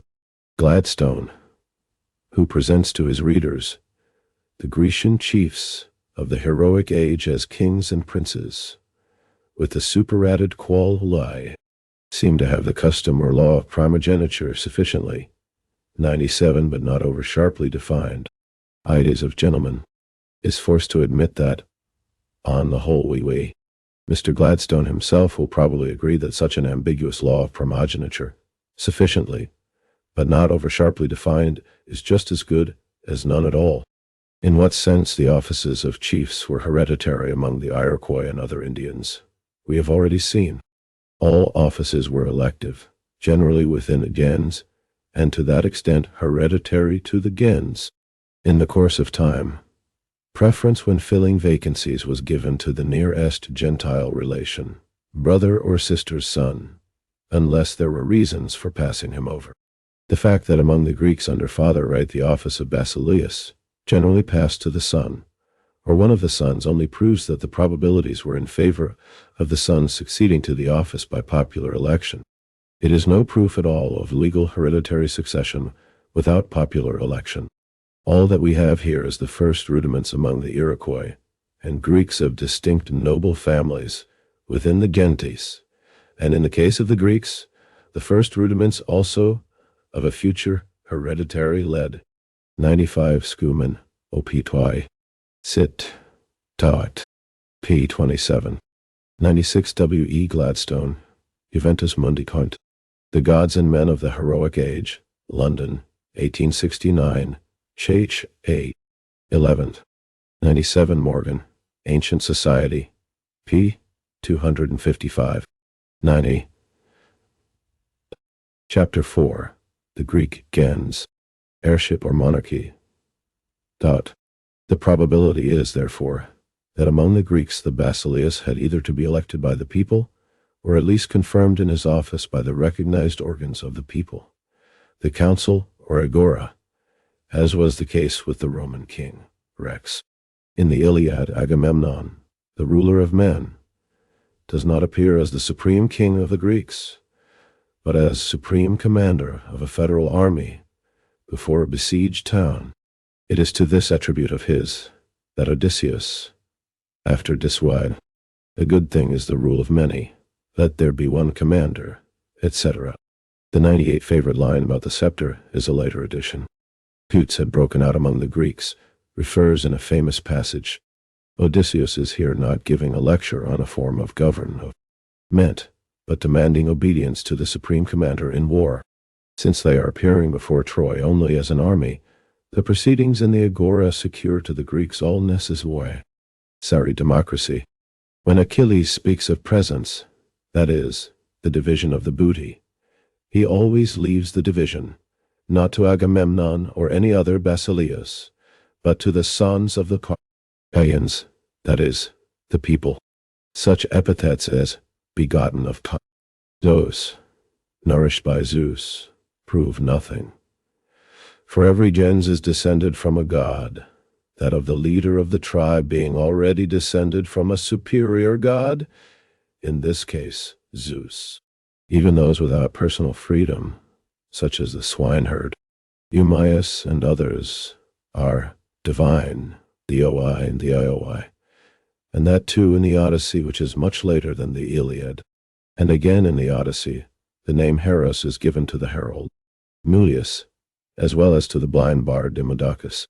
Since, in short, council and assembly of the people function together with the basileus, the word basileia, which Greek writers employ to denote the so-called Homeric kingship, chief command in the army being the principal characteristic of the office, only means military democracy. Marx, in addition to his military powers, the basileus also held priestly and judicial ones, the latter not clearly defined, the former exercised in his capacity as supreme representative of the tribe or confederacy of tribes. There is never any mention of civil administrative powers. He seems, however, to have been a member of the council ex officio. It is therefore quite correct etymologically to translate basileus as king, since king, kuning, is derived from kuni kuna and means head of a gens. But the Old Greek basileus does not correspond in any way to the present meaning of the word king. Thucydides expressly refers to the Old Basileia as patriarch. 98 Homer, Iliad, BKO, 2, 11, 204 FF, 91. The origin of the family, private property, and the state, that is, derived from Jantes, and says it had strictly defined and therefore 99 limited powers. And Aristotle says that the basileia of the heroic age was a leadership over freemen, and that the basileus was military leader, judge, and high priest.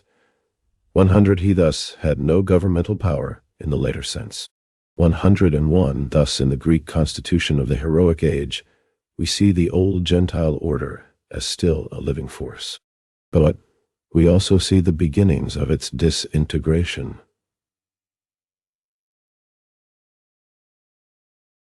Father right, with transmission of the property to the children, by which accumulation of wealth within the family was favored, and the family itself became a power against the gens. Reaction of the inequality of wealth on the constitution by the formation of the first rudiments of a hereditary nobility and monarchy. Slavery, at first only of prisoners of war, but already preparing the way for the enslavement of fellow members of the tribe, and even of the gens. The old wars between tribe and tribe already degenerating into systematic pillage, by land and sea for the acquisition of cattle, slaves and treasure, and becoming a regular source of income. In short, riches praised and respected as the highest good, and the old Gentile order misused to justify the violent seizure of riches.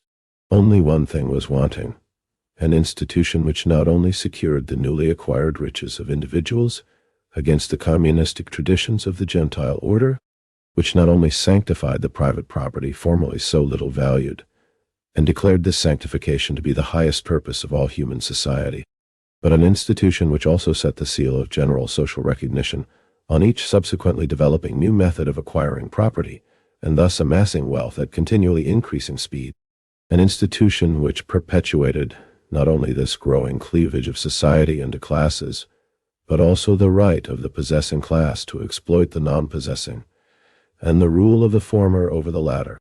And this institution came. The state was invented. 99 see Thucydides, History of the Peloponnesian War. B. Cat I. I. Ch. 13. 100 see Aristotle, Politics, B.K. 3. H.A. Tentar. 101 Like the Greek Basileus, so also the Aztec military chief has been made out to be a modern prince. The reports of the Spaniards, which were at first misinterpretations and exaggerations, and later actual lies, were submitted for the first time to historical criticism by Morgan. He proves that the Mexicans were at the middle stage of barbarism, though more advanced than the New Mexican Pueblo Indians, and that their constitution, so far as it can be recognized in the distorted reports, corresponded to this stage, a confederacy of 3 tribes which had subjugated a number of other tribes and exacted tribute from them, and which was governed by a confederal council and a confederal military leader, out of whom the Spaniards made an emperor. 92. Chapter 5. The Rise of the Athenian State. Chapter 5. The Rise of the Athenian State. How the state developed.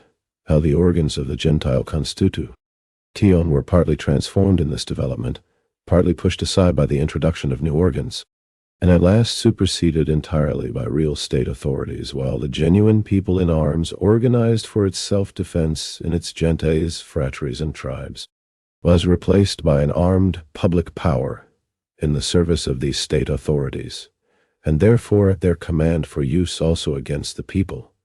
This process, at least in its first stages, can be followed nowhere better than in ancient Athens. The changes in form have been outlined by Morgan, but the economic content which gave rise to them I had largely to add myself. In the heroic age, the 4 tribes of the Athenians were still settled in Attica in separate territories. Even the 12 phratries composing them seem still to have had distinct seats in the 12 towns of Cecrops. The constitution was that of the heroic age. Assembly of the people, Council of the people, Basileus. As far back as written history goes, we find the land already divided up and privately owned, which is in accordance with the relatively advanced commodity production and the corresponding trade in commodities developed towards the end of the upper stage of barbarism. In addition to grain, wine and oil were produced. To a continually increasing extent, the sea trade in the Aegean was captured from the Phoenicians, and most of it passed into Attic hands. Through the sale and purchase of land and the progressive division of labor between agriculture and handicraft, trade and shipping, it was inevitable that the members of the different gentes, phratries, and tribes very soon became intermixed, and that into the districts of the phratry and tribe moved inhabitants, who, although fellow countrymen, did not belong to these bodies, and were therefore strangers in their own place of domicile. For when times were quiet, each phratry and each tribe administered its own affairs without sending to Athens to consult the council of the people or the Basileus. But anyone not a member of the phratry or tribe was, of course, excluded from taking any part in this administration, even though living in the district. The smooth functioning of the organs of the Gentile constitution was thus thrown so much out of gear that even in the heroic age remedies had to be found. The constitution ascribed to Theseus was introduced. The principal change which it made was to set up a central administration in Athens. That is, part of the affairs hitherto administered by the tribes independently were declared common affairs and transferred to the common council sitting in Athens. In taking this step, the Athenians went further than any native people of America had ever done. Instead of neighboring tribes forming a mere confederacy, they fused together into one single people. Hence arose a common Athenian civil law, which stood above the legal customs of the tribes and gentes. The Athenian citizen as such acquired definite rights and new protection in law, even on territory which, 95, the origin of the family, private property, and the state, was not that of his tribe. With that, the first step had been taken towards undermining the Gentile constitution, for this was the first step to the later admission of citizens who did not belong to any tribe in all of Attica, but were and remained completely outside the Athenian Gentile constitution. By a second measure ascribed to Theseus, the entire people, regardless of gens, phratry, or tribe, was divided into three classes: eupatridai, or nobles, geomoroi, or tillers of the land, and demiurgoi, or artisans, and the right to hold office was vested exclusively in the nobility. Apart from the tenure of offices by the nobility, this division remained inoperative, as it did not create any other legal distinctions between the classes. It is, however, important because it reveals the new social elements which had been developing unobserved. It shows that the customary holding of offices in the gens by members of certain families had already grown into an almost uncontested right of these families to office. It shows that these families, already powerful through their wealth, were beginning to form themselves outside their gentes into a separate, privileged class, and that the state, which was then just germinating, sanctioned this usurpation. It shows further that the division of labor between peasants and artisans was now firmly enough established in its social importance to challenge the old grouping of gentes and tribes. And finally, it proclaims the irreconcilable opposition between Gentile society and the state. The first attempt at forming a state consists in tearing up the gentes by dividing the members of each into those with privileges and those with none, and by further separating the latter into two occupational classes and thus setting them one against the other. The further political history of Athens up to the time of Solon is only imperfectly known. The office of basileus fell into disuse. The positions at the head of the state were occupied by archons elected from the nobility. The power of the nobility continuously increased until about the year 600 BC. It became unbearable, and the principal means for suppressing the common liberty were money and usury. The nobility lived mainly in and around Athens, whose maritime trade, with occasional piracy still thrown in, enriched them and concentrated monetary wealth in their hands. From here, the growing money economy penetrated like corrosive acid into the traditional life of the rural communities founded on natural economy. The Gentile constitution is absolutely irreconcilable with money economy. The ruin of the Attic smallholding peasants coincided with the loosening of the old Gentile bonds, which embraced and protected them. The debtor's bond and the lien on property, for already the Athenians had invented the mortgage also, respected neither gens nor phratry, while the old Gentile constitution for its part knew neither money nor advances of money nor debts in money. Hence the money rule of the aristocracy, now in full flood of expansion, also created a new customary law to secure the creditor. 96. Chapter 5. The Rise of the Athenian State. Against the debtor and to sanction the exploitation of the small peasant by the possessor of money. All the fields of Attica were thick with mortgage pillars bearing inscriptions stating that the land on which they stood was mortgaged to such and such for so and so much money. The fields not so marked had, for the most part, already been sold on account of unpaid mortgages or interest, and had passed into the ownership of the noble usurer. The peasant could count himself lucky if he was allowed to remain on the land as a tenant and live on 1/6 of the produce of his labor, while he paid 5/6 to his new master as rent. And that was not all. If the sale of the land did not cover the debt, or if the debt had been contracted without any security, the debtor, in order to meet his creditor's claims, had to sell his children into slavery abroad. Children sold by their father. Such was the first fruit of father right and monogamy. And if the bloodsucker was still not satisfied, he could sell the debtor himself as a slave. Thus the pleasant dawn of civilization began for the Athenian people. Formerly, when the conditions of the people still corresponded to the Gentile constitution, such an upheaval was impossible. Now it had happened. Nobody knew how. Let us go back for a moment to the Iroquois, amongst whom the situation now confronting the Athenians without their own doing, so to speak, and certainly against their will, was inconceivable. Their mode of producing the necessities of life, unvarying from year to year, could never generate such conflicts as were forced on the Athenians, as if from without. It could never create an opposition of rich and poor, of exploiters and exploited.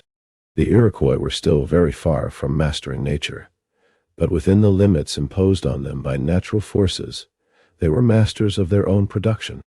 Apart from bad harvests in their small gardens, the exhaustion of the stocks of fish in their lakes and rivers, or of the game in their woods, they knew what results they could expect, making their living as they did. The certain result was a livelihood, plentiful or scanty, but one result there could never be: social upheavals that no one had ever intended, sundering of the Gentile bonds, division of members of the gens and the tribe into two opposing and warring classes. Production was limited in the extreme, but the producers controlled their product. That was the immense advantage of barbarian production, which was lost with the coming of civilization. To reconquer it, but on the basis of the gigantic control of nature, now achieved by humanity, and of the free association now made possible, will be the task of the next generations.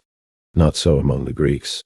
The rise of private property in herds and articles of luxury led to exchange between individuals, to the transformation of products into commodities. And here lie the seeds of the whole subsequent upheaval. When the producers no longer directly consumed their product themselves, but let it pass out of their hands in the act of exchange, they lost mastery over it. They no longer knew what became of it. 97. The origin of the family, private property in the state. The possibility was there that one day it would be used against the producers to exploit and oppress them. For this reason, no society can retain for any length of time the mastery of its own production and the control over the social consequences of its process of production, unless it abolishes exchange between individuals. But the Athenians were soon to learn how rapidly the product asserts its mastery over the producer once exchange between individuals has begun and products have been transformed into commodities. With the coming of commodity production, individuals began to cultivate the soil on their own account, which soon led to individual ownership of land. Money followed, the general commodity with which all others were exchangeable. But when men invented money, they did not think that they were again creating a new social power, the one general power before which the whole of society must bow. And it was this new power, suddenly sprung to life without knowledge or will of its creators, which now, in all the brutality of its youth, gave the Athenians the first taste of its might. What was to be done?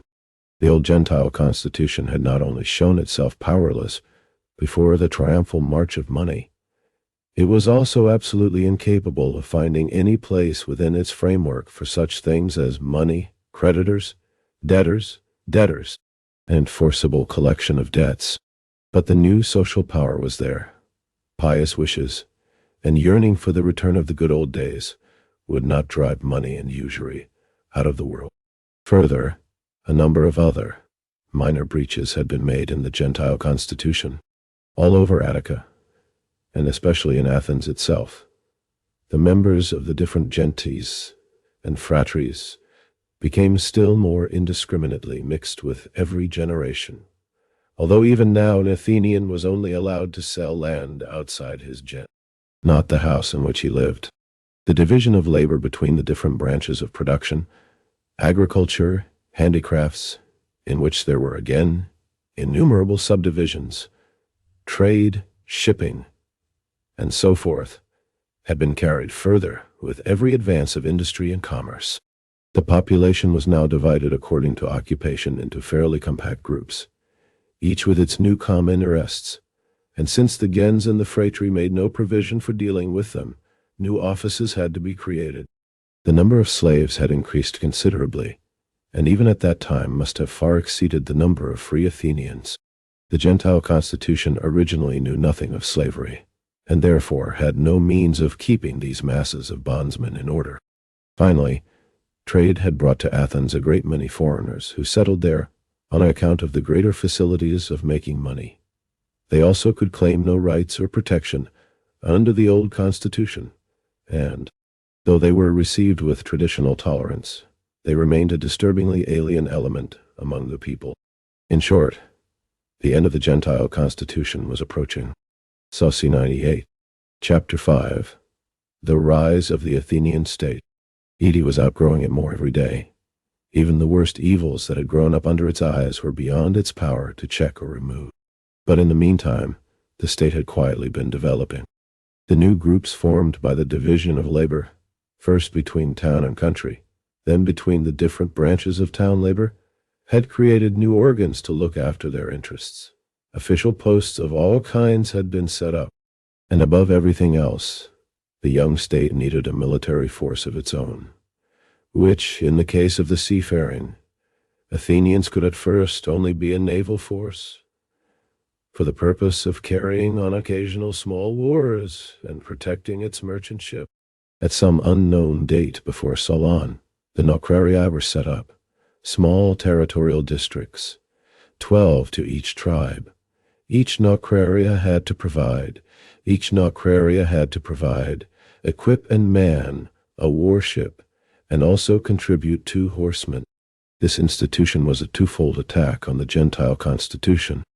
In the first place, it created a public power which was no longer simply identical with the whole body of the armed people. Secondly, for the first time it divided the people for public purposes, not by groups of kinship, but by residence in the same territory. We shall see the significance of this. The Gentile constitution being incapable of bringing help to the exploited people, there remained only the growing state, and the state brought them its help in the form of the constitution of Solon, thereby strengthening itself again at the expense of the old constitution. Solon. The manner in which his reform of 594 BC was carried through does not concern us here. Opened the series of the so-called political revolutions, and he did so with an attack on property.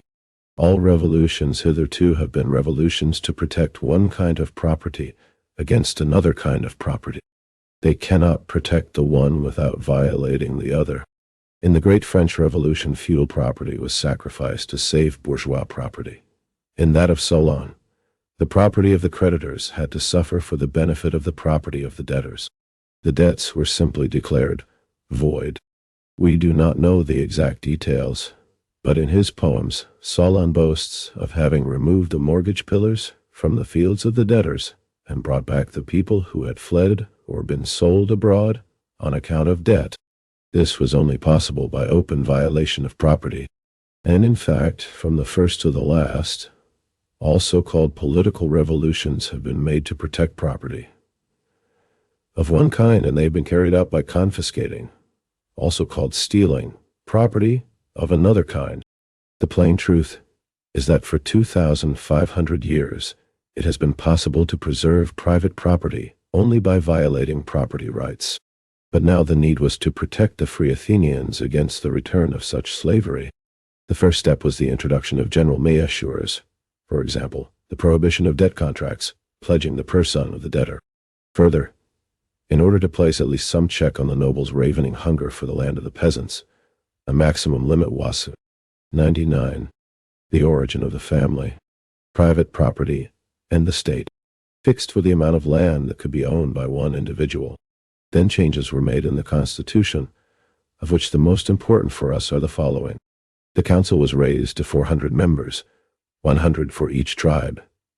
Here, therefore, the tribe was still taken as basis. But that was the one and only feature of the new body politic incorporating anything from the old constitution. For all other purposes, Solon divided the citizens into 4 classes according to their property in land, and the amount of its yield, 500, 300 and 150 medimnae of grain. 1 medimnus equals about 41 liters, were the minimum yields for the first three classes. Those who owned less land, or none at all, were placed in the fourth class. All offices could be filled only from the three upper classes, and the highest offices only from the first. The fourth class only had the right to speak and vote in the assembly of the people. But it was in this assembly that all officers were elected. Here they had to render their account. Here all laws were made. And here the fourth class formed the majority. The privileges of the aristocracy were partially renewed in the form of privileges of wealth. But the people retained the decisive power. Further, the four classes formed the basis of a new military organization. The first two classes provided the cavalry. The third had to serve as heavy infantry. The fourth served either as light infantry, without armor, or in the fleet, for which they probably received wages. A completely new element was thus introduced into the Constitution: private ownership. According to the size of their property and land, the rights and duties of the citizens of the state were now assessed, and in the same degree to which the classes based on property gained influence, the old groups of blood relationship were ousted. The Gentile constitution had suffered a new defeat. However, the gradation of political rights on the basis of wealth was not an institution indispensable to the existence of the state. In spite of the great part it has played in the constitutional history of states, very many. In Athens also its role was only temporary. From the time of Aristides, all 102 offices were open to every citizen. States, and precisely those most highly developed, have not required it. During the next 80 years, Athenian society gradually shaped the course along which it developed in the following centuries. Rural usury, which had been rampant in the period before Solon, had been curbed, as had also the inordinate concentration of property in land. Commerce and handicrafts, including artistic handicrafts, which were being increasingly developed on a large scale by the use of slave labor, became the main. 102, the reference is to the fourth class of Athenian citizens, the thetes, who were free but propertyless, and obtained the right to hold public office. Some of the sources ascribe this innovation to Aristides, 5th century BC. 100. Chapter 5. The rise of the Athenian state. Occupations. Athenians were growing more enlightened. Instead of exploiting their fellow citizens in the old brutal way, they exploited chiefly the slaves and the non-Athenian customers. Movable property, wealth in the form of money, of slaves and ships, continually increased, but it was no longer a mere means to the acquisition of landed property, as in the narrow-minded old days. It had become an end in itself. Consequently, on the one hand, there appeared the successful competition of the new class of rich industrialists and merchants with the old power of the aristocracy. But, on the other hand, the ground was cut away from beneath the last remains of the old Gentile constitution. The gentes, phratries, and tribes, whose members were now scattered over all Attica and thoroughly intermixed, had thus become useless as political bodies. Numbers of Athenian citizens did not belong to any gens at all. They were immigrants who had indeed acquired rights of citizenship, but had not. Was the steadily increasing number of resident aliens who only had rights 103 of protection been adopted into any of the old lineage organizations? In addition, meanwhile the fights went on between parties. The aristocracy, upper hand until the revolution of Cleisthenes, 509 BC, overthrew them 104 finally, but with them also the last remnants of the Gentile constitution, tried to win back their former privileges, and for a moment regained the. In his new constitution, Cleisthenes ignored the four old tribes founded on gentes and phratries. In their place appeared a completely new organization, on the basis of division of the citizens, merely according to their place of residence, such as had been already attempted in the Nocra, III. Only domicile was new decisive, not membership in a lineage group. Not the people, but the territory was now divided. The inhabitants became, politically, a mere appendage of the territory. The whole of Attica was divided into 100 communal districts, called demes, each of which was self-administering. The citizens resident in each deme, demotes, elected their chief, demarch, and treasurer, as well as 30 judges with jurisdiction in minor disputes. They were also given their own temple and patron divinity or hero, whose priests they elected. 103. A reference to the so-called medics, foreigners residing permanently in Attica. Despite their personal freedom, they were counted as aliens without rights, who could neither hold public office nor participate in the assembly of the people, nor possess immobile property. They were mainly artisans and merchants. Medics were obligated to pay a special poll tax. They had no standing with the administrative organs except through the mediation of their so-called protector, a full citizen.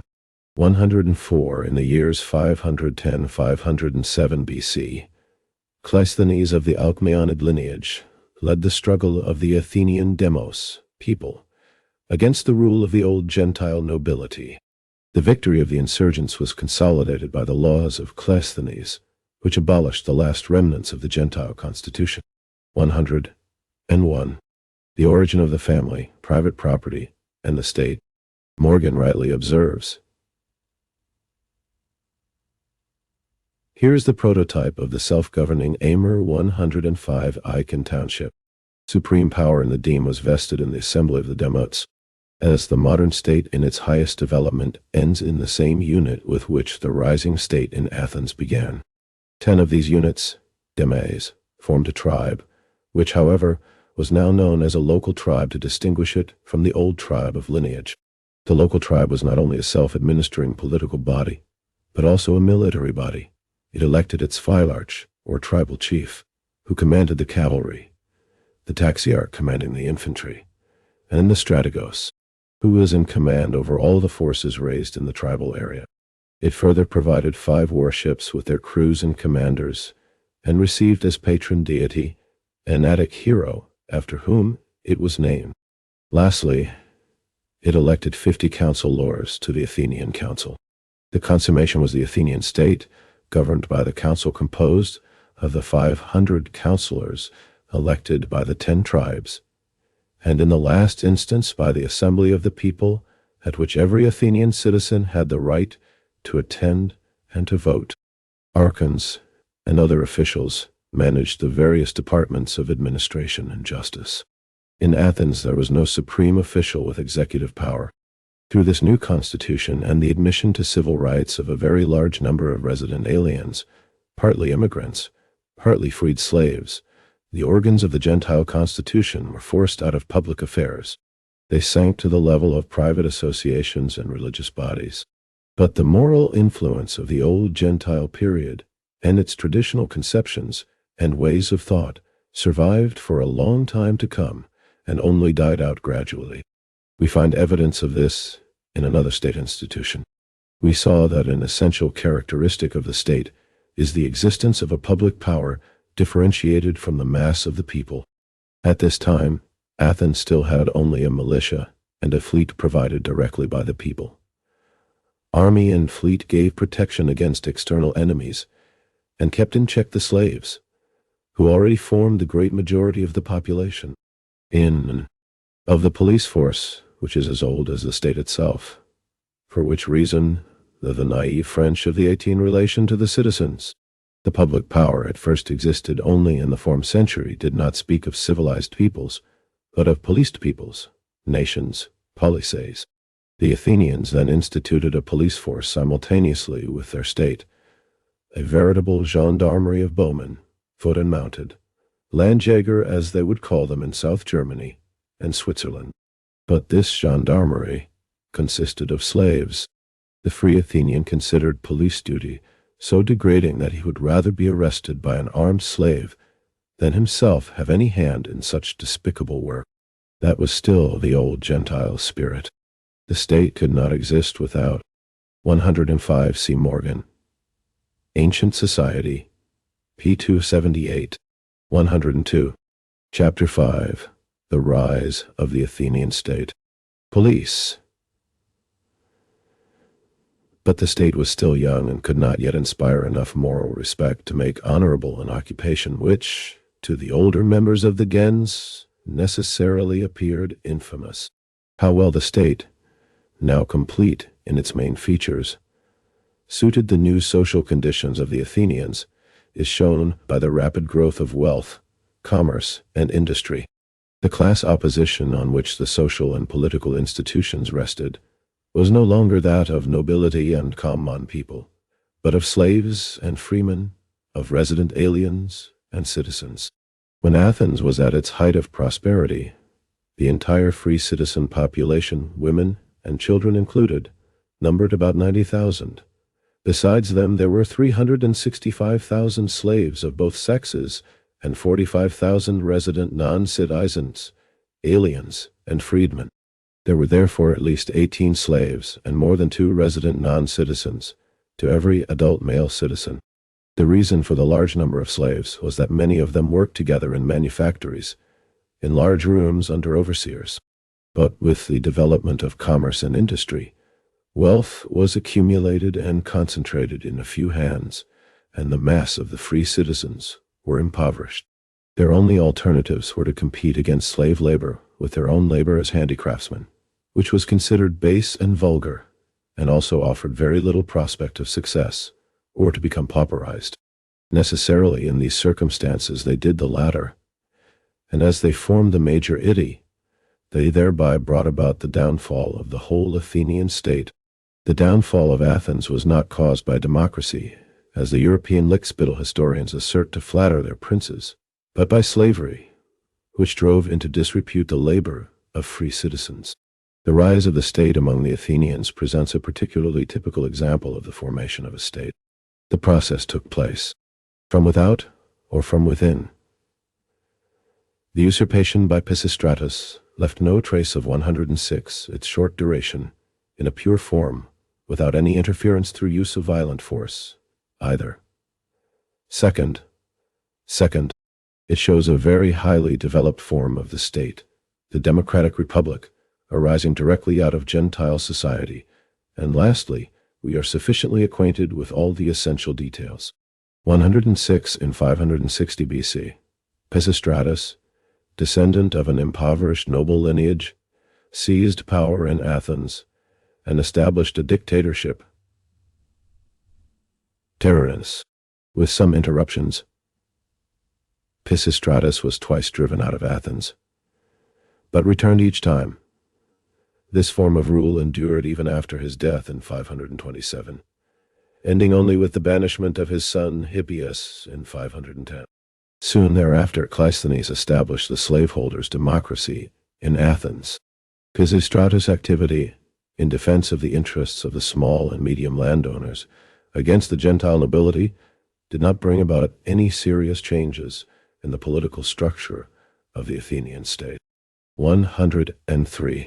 Chapter 6. The gens and the core. State in Rome. Chapter 6. The gens and the state in Rome.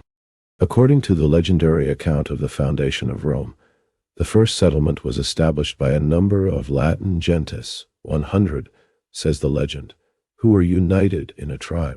These were soon joined by a Sabellian tribe, also said to have numbered 100 gentes, and lastly by a third tribe of mixed elements, again said to have been composed of 100 gentes.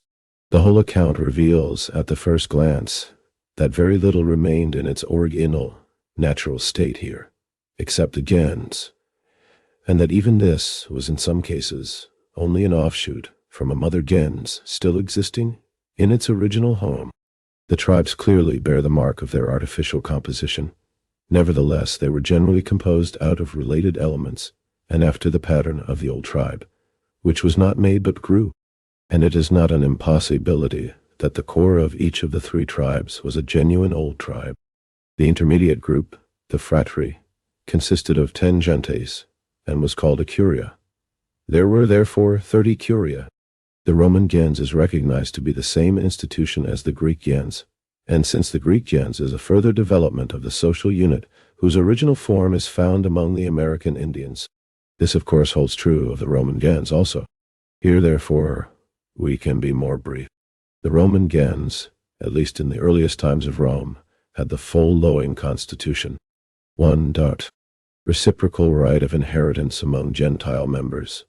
The propoi, Roman gens as in the Greek, descendants in the female line were excluded. 107 According to the law of the 12 tables, Erdi remained with the gens, since father right already prevailed in the Thwain. The oldest written Roman law known to us, the children, as natural heirs, had the first title to the estate, in default of children, then the agnates, relations in the male line, in default of agnates, the Gentiles. In all cases the property remained within the gens. Here we see Gentile custom gradually being penetrated by the new legal provisions, springing from increased wealth and monogamy. The original equal right of inheritance of all members of the gens was first restricted in practice to the agnates, Praba, Bly very early as already mentioned, finally, to the children and their issue in the male line. In the 12 tables this appears, of course, in the reverse order. 2. Possession of a common burial place. On their immigration to Rome from Regilli, the patrician gens of Claudii received a piece of land for their own use, and also a common burial place in the town. Even in the time of Augustus, the head of Varus, who had fallen in battle of Thay. 107. The Law of the 12 Tables, the oldest written Roman law, compiled in the middle of the 5th century BC, as a result of the struggle of the plebeians against the patricians, replacing the common law current in Rome at the time. This code reflects the differentiation of wealth within Roman society, the development of slavery, and the emergence of the slaveholder's state. The law was inscribed on 12 tables, hence the name. 105. The origin of the family, private property, and the state. Teutoburg Forest. 108 was brought to Rome and interred in the Gentilitius. 109 Tumulus. The gens, Quinctilia, therefore still had its own burial mound.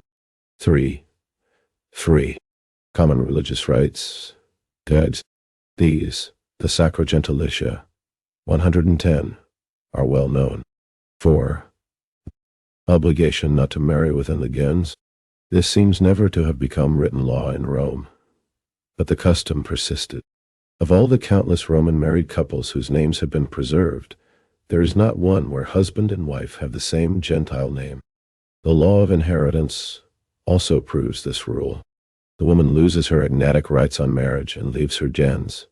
Neither she nor her children can inherit from her father or his brothers, because otherwise the father's gens would lose the inheritance. This rule has a meaning only on the assumption that the woman is not permitted to marry a member of her own gens. 5. Wife. Common possession of land, dowry. In primitive times, the gens had always held land in common, from the time the tribal land began to be divided up. Among the Latin tribes, we find the land partly in the possession of the tribe, partly of the gens, and partly of the households, which at that time could hardly have been single families. Romulus is said to have made the first allotments of land to individuals, about a hectare, 2 jugera, to a person. But later we still find land in the possession of the gentes, to say nothing of the state land, around which the whole internal history of the Republic turns. 6. Obligation of reciprocal protection and help among members of the gens. Only vestiges remain in written history. From the very start, the Roman state made its superior power so manifest that the right of protection against injury passed into its hands. When Appius Claudius was arrested, the whole of his gens, even those who were his personal enemies, put on mourning. At the time of the Second Punic War, 111, the gentes. 108. The battle in the Teutoburg Forest, 9 AD, between the insurgent Germanic tribes and the invading Roman troops led by Varus, ended in the complete annihilation of the Roman army. Varus committed suicide. 109. Gentile burial mound. AD 110 Sacred celebrations of the gens. AD 111 Appius Claudius was elected for the year 451, 450 BC, to a 10-man council, the Decemvirs, charged with drafting the laws, namely, the famous law of the 12 tables. The council possessed extraordinary powers. At the conclusion of their appointed term, Appius Claudius and the other Decemvirs attempted to extend their power illegitimately for an additional year. Their arbitrary and violent deeds, especially those of Appius Claudius, provoked a plebeian rebellion which overthrew them. Appius Claudius was thrown in prison where he soon died. The Second Punic War, 218, 201 BC, was one of the wars fought between the two biggest slaveholder states of antiquity, Rome and Carthage. The object of the wars was supremacy in the Western Mediterranean, for the conquest of new territories, and 106. Chapter 6. The gens and the state in Rome joined together to ransom their members who had been taken prisoner. The Senate prohibited them from doing so. 7. Right to bear the Gentile name. This persisted till the time of the emperors. Freedmen were allowed to use the Gentile name of their former master, but without Gentile rights. 8. Right to adopt strangers into the gens. This was done through adoption into a family, as among the Indians, which carried with it acceptance into the gens. 9. The right to elect and to depose the chief is nowhere mentioned. But since in the earliest days of Rome all offices were filled by election or nomination, from the elected king downwards, and since the curia also elected their own priests, we may assume the same procedure for the chiefs, principes, of the gentes. However firmly established the election from one and the same family within the gens may have already become. Such were the rights of a Roman gens. Apart from the rights and duties in an Iroquois gens. Here again, the Iroquois shows 112 through unmistakably completed transition to father right. They are the perfect counterpart of the confusion that still exists today, even among our leading play. In his paper on Roman family names in the period of the Republic and 113 of Augustus, Riens on the subject of the Roman gens may be illustrated by one exam Roman researches, Berlin, 1864, Vol der Sora. Mommsen writes, the Gentile name belongs not only to all the male members of the gens, including adopted persons and wards, except, of course, the slaves, but also to the women, the tribe. Mommsen here translates gens is a community, derived from common lineage, real, supposed, or even pretended, and united by common festivities, burial grounds, and customs of inheritance. To it all personally free individuals, and therefore all women also, may and must belong. But it is difficult to determine what Gentile name was borne by married women. So long as the woman may only marry a member of her own gens, this problem does not arise, and there is evidence that then inside the gens, for instance, so late as the 6th century, 114 TB2EC, the right of a long period it was more difficult for women to marry outside genus and nuptio, was a personal privilege, conceded as a reward. But when such marriages outside the capture of slaves, the Second Punic War ended in the defeat of Carthage. 112 CPP. 85-86. Above. AD. 113. Theodor Mommsen. Römische Forschungen, Berlin. 1864. 2 ed. Volodard. Petio. Os. I. 114 Marriage outside the gens. 107. The origin of the family, private property, and the state. The tribe took place. The wife, in earliest times, must thereby have gone over to her husband's tribe. Nothing is more certain than that the woman, in the old religious marriage, enters completely into the legal and sacramental community of her husband, and leaves her own. Who does not know that the married woman forfeits the right of inheritance and bequest in relation to members of her own gens, but enters the in her gens, idents group of her husband and children, and the members of their gens?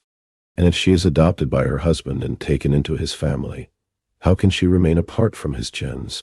pp. 811. Mommsen therefore maintains that the Roman women who belonged to a gens had originally been permitted to marry only within the gens, that the Roman gens had therefore been endogamous, not exoga been endogamous. Peoples rests chiefly, if not exclusively, on one much disputed passage, 115, from Livy, Book 39, Ch. 19 Mos. This view, which is in contradiction to all the evidence from other, according to which the Senate in the year 568, after the foundation of the city, or 186 BC, decreed, Uti facinia Hispalae decio, deminutio, gentis inuptio, tutoris optio item, esset quasi, aever testamento dedicet, utic a ingenuo nubere liceret, noequid ai quiem duxisset, ob idi fraudi, igno, miniaev esset, that Ficinia Hispala shall have the right to dispose of her property, to decrease it, to marry outside the gens, and to choose for herself a guardian, exactly as if her deceased husband had conferred this right on her by testa, meant that she may marry a freeman, and that the man who takes her to wife shall not be considered to have committed a wrongful or shameful act thereby. Without a doubt, Ficinia, a freedwoman, is here granted the right to marry outside the gens, and equally without a doubt, the husband possessed the right, according to this passage, to bequeath to his wife by will the right to marry outside the gens after his death. But outside which gens? If the woman had to marry within her gens, as Mommsen assumes, she remained within this gens also after her marriage. But in the first place, the endogamous character of the gens which is here asserted is precisely what has to be proved. And secondly, if the wife had to marry within the gens, then of course, so had the man. For otherwise, he could not get a wife. So we reach the position that the man could bequeath to his wife by will a right which he himself, and for himself, did not possess. We arrive at a legal absurdity. Mommsen also feels this, and hence makes the assumption. 115. This refers to Livy's History of Rome. 108. Chapter 6. The gens and the state in Rome. Tion. For a lawful marriage outside the gens, it was probably necessary to have the consent, not only of the chief, but of all members of the gens. P10. Note. That is a very bold assumption in the first place, and secondly, it contradicts the clear wording of the passage. The Senate grants her this right in the place of her husband. It grants her expressly neither more nor less than her husband could have granted her. But what it grants her is an absolute right, conditional upon no other restriction, so that, if she should make use of this right, her new husband also shall not suffer in consequence. The Senate even directs the present and future consuls and praetors to see to it that no injurious consequences to her follow. Mommsen's assumption, therefore, seems to be completely inadmissible, or assume that the woman married a man from another gens, but herself remained in the gens into which she had been born. Then, according to the above passage, the man would have had the right to allow his wife to marry outside her own gens. That is, he would have had the right to make dispositions in the affairs of a gens to which he did not even belong. The thing is so patently absurd that we need waste no more words on it. Hence, there only remains the assumption that in her first marriage, the woman married a man from another gens, and thereby immediately entered the gens of her husband, which Mommsen himself actually admits to have been the practice when the woman married outside her gens. Then everything at once becomes clear. Severed from her old gens by her marriage and accepted into the Gentile group of her husband, the woman occupies a peculiar position in her new gens. She is indeed a member of the gens, but not related by blood. By the mere manner of her acceptance as a Gentile member, she is entirely excluded from the prohibition against marrying within the gens, into which she has just entered by marriage. Further, she is accepted into the marriage group of the gens, and on her husband's death inherits from his property, the property of a Gentile member. What is more natural than that this property should remain within the gens, and that she should therefore be obliged to marry a member of her first husband's gens, and nobody else? And if an exception is to be made, who is so competent to give her the necessary authorization as the man who has bequeathed her this property, her first husband? At the moment when he bequeaths to her a part of his property, and at the same time allows her to transfer it into another gens, through marriage or in consequence of marriage, this property still belongs to him, and he is therefore literally disposing of his own property. As regards the woman herself and her relation to her husband's gens, it was he who brought her into the gens by a free act of will, the marriage. Hence it also seems natural that he should be the proper person to authorize her to leave this gens by a second marriage. In a word, the matter appears simple and self-explanatory as soon as we 109. The origin of the family, private property, and the state. Abandon the extraordinary conception of the endogamous Roman gens and regard it, with Morgan, as originally exogamous. There still remains one last assumption, which has also found adherents, and probably the most numerous. On this view, the passage in Livy only means that freed female servants, libertae, could not without special permission agente inubere, marry out of the gens, or perform any of the acts which, involving the slightest loss of family rights, capitis diminutio minima, would have resulted in Len 1856, Volltoed, I. p. 195, where Huschke is cited in connection 116 with our passage from Livy, Latinero. Then, the liberta, leaving the gens, Langa Roman Antiquities, bear woe. If this supposition is correct, the passage then proves nothing at all about the position of free Roman women, and there can be even less question of any obligation resting on them to marry within the gens. The expression in nuptio gentis only occurs in this one passage, and nowhere else in the whole of Roman literature. The word inubere, to marry outside, only occurs 3 times, also in Livy, and then not in reference to the gens. The fantastic notion that Roman women were only allowed to marry within their gens owes its existence solely to this one passage, but it cannot possibly be maintained, for either the passage refers to special restrictions for freed women, in which case it proves nothing about free women in Genoa, or it applies also to free women, in which case it proves, on the contrary, that the woman married as a rule outside her gens, but on her marriage entered into the gens of her husband, which contradicts Mommsen and supports Morgan. Almost 3 centuries after the foundation of Rome, the Gentile groups were still so strong that a patrician gens, that of the Fabii, was able to undertake an independent campaign, with the permission of the Senate, against the neighboring town of Ev.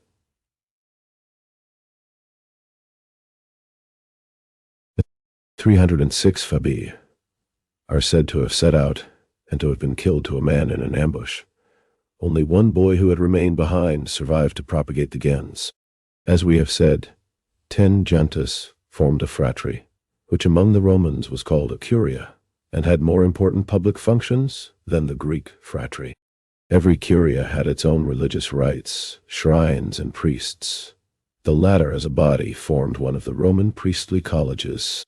10 curiae formed a tribe, which probably, like the rest of the Latin tribes, originally had an elected chief, military leader, and high priest. The 316 in his Römisch Altertümer. Christian Lang quotes Piet. White, E. Huschke's dissertation De privilegiis Feciniae Hispalae senatus consulto concessis, livi oretinamen, the conferral of privileges upon Ficinia Hispala, by a decision of the Senate, Livi, 1822. 110. Chapter 6. The gens and the state in Rome. Tribes together form the Roman people, the populus Romanus. Thus no one could belong to the Roman people unless he was a member of a gens, and through it of a curia and a tribe.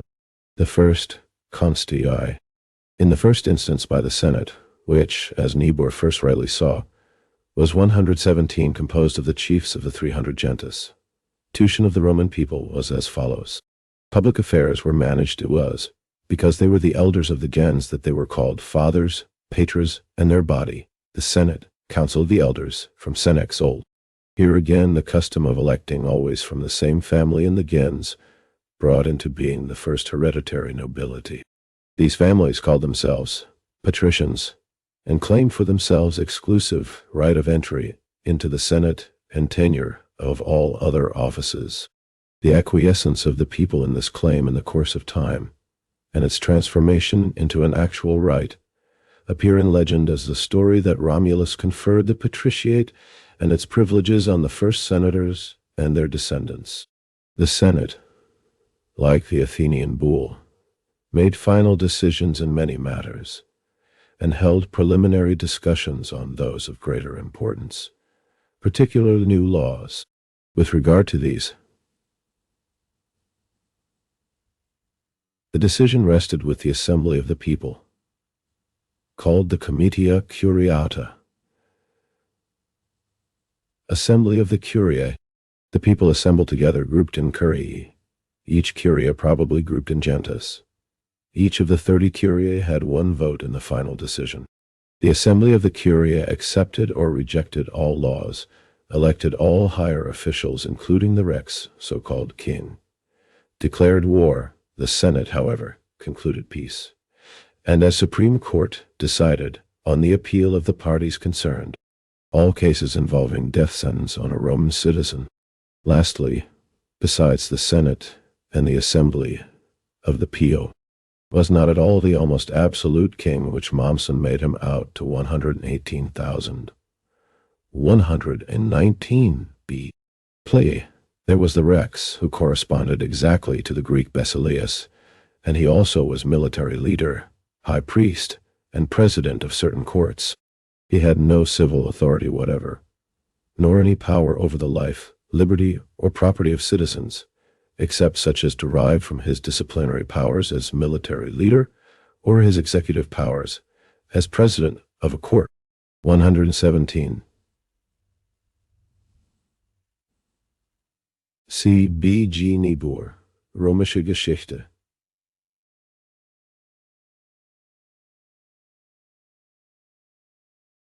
History of Rome, Berlin, 1811, Waldl. I. 118. The Latin rex is the same as the Celtic Irish rye, tribal chief, and the Gothic rex. That rex signified head of the gens or tribe, as did also originally the German word first, meaning first, siefat, English first and Danish firsty, is shown by the fact that already in the 4th century the Goths had a special word for the later king, the military leader of the whole people, feudans. In Ulfilas' translation of the Bible, Artaxerxes and Herod are never called rex, but Theudons, and the empire of Emperor Tiberius is not called Reki, but Theudonassus, in the name of the Gothic Theudans, or as we inaccurately translate, King Theodoric, i.e. Dietrich. Both titles coalesce. 119. C. Mommsen, Römische Geschichte, History of Romeo, Leipzig, 1854, Waldl. IBKOI, I. Ch. 6. 111. The origin of the family, private property, and the state. The office of Rex was not hereditary. On the contrary, he was first elected by the assembly of the Curiae, probably on the nomination of his predecessor. and then at a second meeting solemnly installed in office. That he could also be deposed is shown by the fate of Tarquinius Superbus. Like the Greeks of the heroic age, the Romans in the age of the so-called kings lived in a military democracy, founded on gentes, phratries, and tribes, and developed out of them. Even though the curia and tribes may have been to a certain extent artificial groups, they were formed after the genuine primitive models of the society out of which they had arisen, and by which they were still surrounded on all sides. And though the primitive patrician nobility had already gained ground, though the reges were endeavoring gradually to extend their power, it does not change the original fundamental character of the constitution, and that alone matters. Meanwhile, Rome and the Roman territory, which had been enlarged by conquest, increased in population partly through immigration, partly through the addition of inhabitants of the subjugated, chiefly Latin, districts. All these new subjects of the state, we leave aside the question of the clients, stood outside the old gentes, curiae, and tribes, and therefore formed no part of the populus Romanus, the Roman people proper. They were personally free, could own property and land, and had to pay taxes and do military service, but they could not hold any office, nor take part in the assembly of the curia, nor share in the allotment of conquered state lands. They constituted the plebs, who were excluded from all public rights. Owing to their continually increasing numbers, their military training, and their possession of arms, they became a powerful threat to the old populace, which now rigidly barred any addition to its own ranks from outside. Further, landed property seems to have been fairly equally divided between populace and plebs, while the commercial and industrial wealth, though not as yet much developed, was probably for the most part in the hands of the plebs. In view of the great obscurity which envelops the completely legendary primitive history of Rome, an obscurity considerably deepened by the rationalistic pragmatic interpretations and accounts given of the subject by later authors with legalistic reigning, it is impossible to say anything definite about the time, course, or occasion of the revolution which made an end of the old Gentile constitution. All that is certain is that its cause lay in the struggles between plebs and populace. The new constitution, which was attributed to the Rex Servius Tullius and followed the Greek model, particularly that of Solon, created a new assembly of the people in which populace and plebs, without distinction, were included or excluded according to whether they performed military service or not. The whole male population liable to bear arms was divided on a property basis into 6 classes. The lower limit in each of the first 112. Chapter 6. The gens and the state in Rome. 5 classes was 100,000 asses, 120. 2. 75,000 asses. 3. 50,000 asses. 4. I don't know about 14,000, 10,500, 7,000, 3,600, and 1,521 lie. 25,000 asses. 5. 11,000 asses. According to Duro de la Malle, the equiv, the 6th class, the proletarians, consisted of those who had less property than the rest, and were exempt from military service and taxes. In the new popular assembly of the centuries, Comitia Centuriata, the citizens appeared in military formation, arranged by companies in their centuries of 100 men, each century having 1 vote. Now the first class put 80 centuries in the held, the second 22, the third 20, the fourth 22, the fifth 30, and the 6th also 1 century for the sake of appearances. In addition, there was the cavalry, drawn from the wealthiest men, with 18 centuries, total 193. Thus 97 votes were required for a clear majority. But the cavalry and the first class alone had together 98 votes, and therefore the majority. If they were agreed, they did not ask the others. They made their decision, and it stood. This new assembly of the centuries now took over all political rights of the former assembly of the curia, with the exception of a few nominal ones. The curia and the gentes of which they were composed were thus degraded, as in Athens, to mere private and religious associations, and continued to vegetate as such for a long period, while the assembly of the curiae soon fell into oblivion. in order that the 3 old tribes of lineage should also be excluded from the state.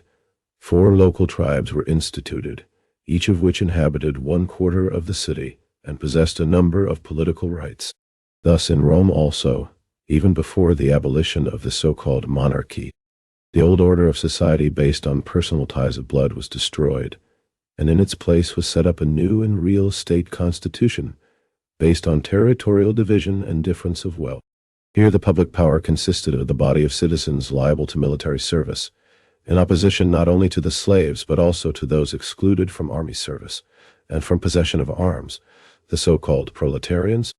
This new constitution further developed only with the banishment of the last Rex, Tarquinius Superbus, who had usurped real monarchic power, and the replacement of the office of Rex by 2 military leaders, consuls, with equal powers, as among the Iroquois. Within this new constitution, the whole history of the Roman Republic runs its course with all the struggles between patricians and plebeians for admission to office and share in the state lands, and the final merging of the patrician nobility in 120. The as was a Roman bronze coin, originally weighing 12 ounces AU, but finally reduced to AEOs. AD 121.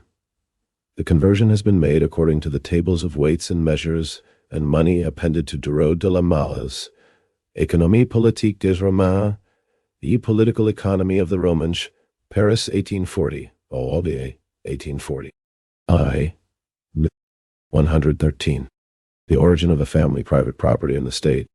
The new class of the great land and money owners, who, gradually swallowing up all the land of the peasants ruined by military service, employed slave labor to cultivate the enormous estates thus formed, depopulated Italy, and so threw open the door not only to the emperors, but also to their successors, the German barbarians. 114. Chapter 7. The Gens among the Vi, Celts and Germans. Chapter 7. The Gens.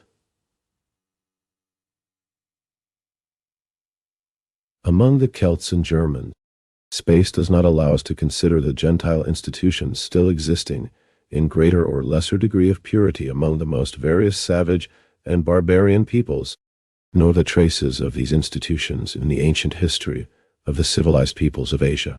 The institutions, or their traces, are found everywhere. A few examples will be enough. Before the Gens had been recognized, the man who took the greatest pains to misunderstand described it among the Kalmucks, Circassians, Samoyeds, and 3 PO 122 Ples of India, the Waralis, Magars, and Manipuris. It, McLennan himself, proved its existence, and in the main accurately been discovered and described by M. Kovalevsky among the Shavs, Shave 123 Sirs, Svanetians, and other Caucasian tribes. Recently it has here, we shall only give some short notes on the occurrence of the Gens among Celts and Germans. The oldest Celtic laws which have been preserved show the Gens still. Chiousness of the people, after the English forcibly broke it up. In Scotland, it was still in full strength in the middle of the 18, fully alive. In Ireland it still lives today, at least instinctively, in the Con century, and here again, rees before the English conquest, the old Welsh laws which were recorded in writing, several sent to 124, it succumbed only to the weapons, laws and courts of the English. At the latest in the 11th century, still show common tillage of the soil by whole villages, although only as an exceptional relic of a once general custom. Each family had 5 acres for its own cultivation. A piece of land was cultivated collectively as well, and the yield shared. In view of the analogy of Ireland and Scotland, it cannot, of Gantes, even if further examination of the Welsh laws, which I cannot 125 undertake for lack of time, my notes date from 1869, be doubted that these village communities represent gentes or subdivisions, vide direct proof. But what is directly proved by the Welsh sources, and the Bialmrish, is that among the Celts in the 11, should not pro-century pairing marriage had not by any means been displaced by monogamy. In Wales, a marriage only became indissoluble, or rather it only ceased to be terminable by notification, after 7 years had elapsed. If the time was short of 7 years by only 3 nights, husband and wife could separate. They then, 122 C. McLennan, Primitive Marriage, an inquiry into the origin of the form of capture in marriage ceremonies, Edinburgh, 1865. 123 C. Kowalewski, Tableau des origines et de l'évolution de la famille et de la propriété, Stockholm, 1890. 124. The English conquest of Wales was completed in 1283, but Wales still preserved its autonomy. It was completely incorporated with England in the middle of the 16th century. 125. During 1869 to 70. Engels was engaged on a large work on the history of Ireland. The project remained unfinished. A fragment is published in Marx Engels, Werke, Vol. D. 16, pp. 459-98. Dietz Verlag, Berlin. In connection with his study of the Celts, Engels also studied ancient Welsh law. 117. The origin of the family, private property, and the state shared out their property between them. The woman divided, and the man chose.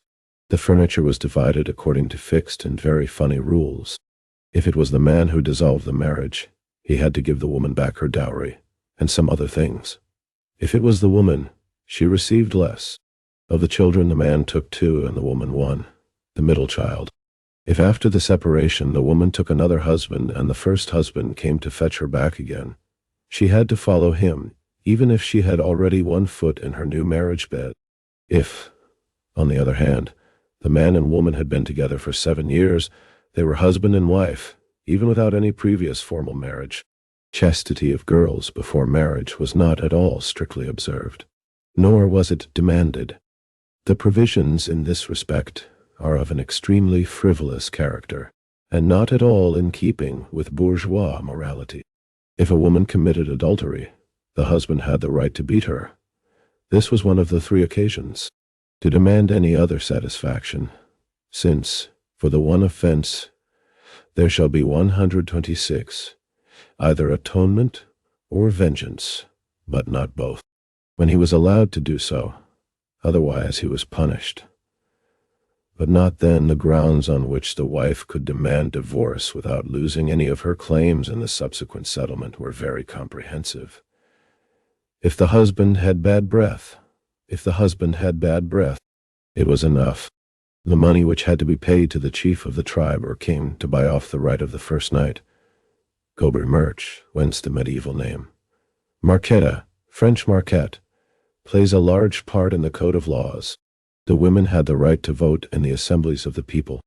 When we add that the evidence shows similar conditions in Ireland, that there, also, temporary marriages were quite usual, and that at the separation very favorable and exactly defined conditions were assured to the woman, including even compensation for her domestic services, that in Ireland there was a first wife as well as other wives, and that in the division of an inheritance no distinction was made between children born in wedlock or outside it, we then have a picture of pairing marriage in comparison with which the form of marriage observed in North America appears strict. This, however, is not surprising in the 11th century, among a people who even so late as Caesar's time were still living in group marriage. Clan is confirmed and described not only by the old legal codes, but also by the English jurists of the 17th, the existence of the Irish gens, septi, the tribe was called Clane, century, who were sent over to transform the clan lands into domains of the English crown. Until then, the land had been the common property of the clan or gens, insofar as the chiefs had not already converted it into their private domains. When a member of the gens died and a household consequently came to an end, the Gentile chief, the English jurists called him caput cognationis, made a new division. 126 see Ancient Laws and Institutes of Wales, 1841, Val d'Ottawa, IP 93, 118. Chapter 7. The Gens among the Celts and Germans. Of the whole territory among the remaining households. This must have been done, broadly speaking, according to the rules in force in Germany. Even today we still find some village fields held in so-called rundales, which were very numerous 40 or 50 years ago. The peasants of a rundale, now individual tenants on the soil that had been the common property of the Gens, till it was seized by the English conquerors, pay rent for their respective piece of land, but put all their shares in arable and meadowland together, which they then divide according to position and quality into parcels, or gewan, as they are called on the Moselle, each receiving a share in each gewan. Moorland and pasture land are used in common. Only 50 years ago, new divisions were still made from time to time, sometimes annually. The field map of such a rundale village looks exactly like that of a German Gehofenschaft, peasant community on the Moselle, or in the Hochschwald. The Gens also lives on in the factions. The Irish peasants often divide themselves into parties, based seemingly on perfectly absurd or meaningless distinctions. To the English, they are quite incomprehensible, and seem to have no other purpose than the beloved ceremony of beating each other up. They are artificial revivals, modern substitutes for the destroyed gentes, manifesting in their own peculiar manner the persistence of the inherited Gentile instinct. In some districts, by the way, the members of the Gens still live pretty much together on the old territory. Still had only 4 family names. That is, they were descended from 127 gentes or clans. In the 30s, the great majority of the inhabitants of County Monaghan. In Scotland, the decay of the Gentile order dates from the suppression, 127 during a few days spent in Ireland. I realized afresh to what an extent the country people still live in the conceptions of the Gentile period. Engels toured Scotland and Ireland in September of 1891. The landed proprietor, whose tenant the peasant is still regarded by the latter as a kind of chief of the clan, whose duty it is to manage the land in the interests of all, while the peasant pays tribute in the form of rent, but has a claim upon him for assistance in times of necessity. Similarly, everyone who is well off is considered under an obligation to assist his poorer neighbors when they fall on hard times. Such help is not charity.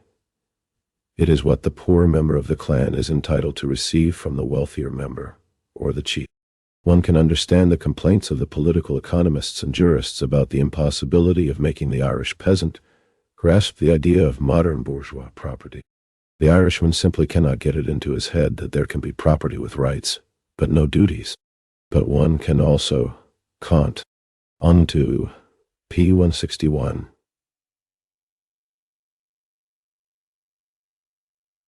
Jar understand that when Irishmen with these naive Gentile conceptions suddenly find themselves in one of the big English or American towns, among the population with completely different ideas of morality and justice, they easily become completely confused about both morality and justice and lose all their bearings, with the result that often masses of them become demoralized. Note to the 4th edition. 119.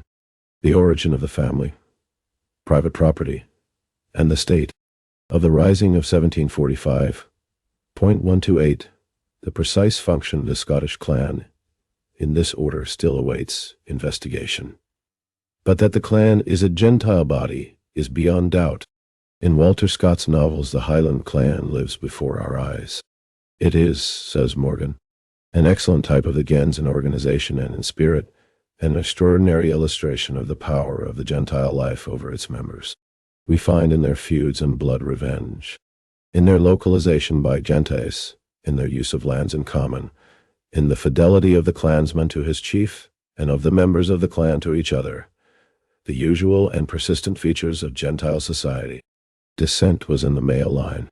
The children of its female members belonged to the clans of 129, their respective fathers, children of the males remaining members of the clan, while the fact that, according to Bede, in the royal family of the Pict succession, 130 was in the female line, but that formerly mother right prevailed in Scotland is proved by among the Scots, as among the Welsh, A relic even of the Panaluan family persisted into the Middle Ages in the form of the right of the first night, which the head of the clan or the king, as last representative of the former community of husbands, was entitled to exercise with every bride, unless it was bought from him. Oh, Mund. That the Germans were organized in gentes until the time of the migrations is beyond all doubt. They could have occupied the territory between the Danube, Rhine, Vistula, and the northern seas only a few centuries before our era.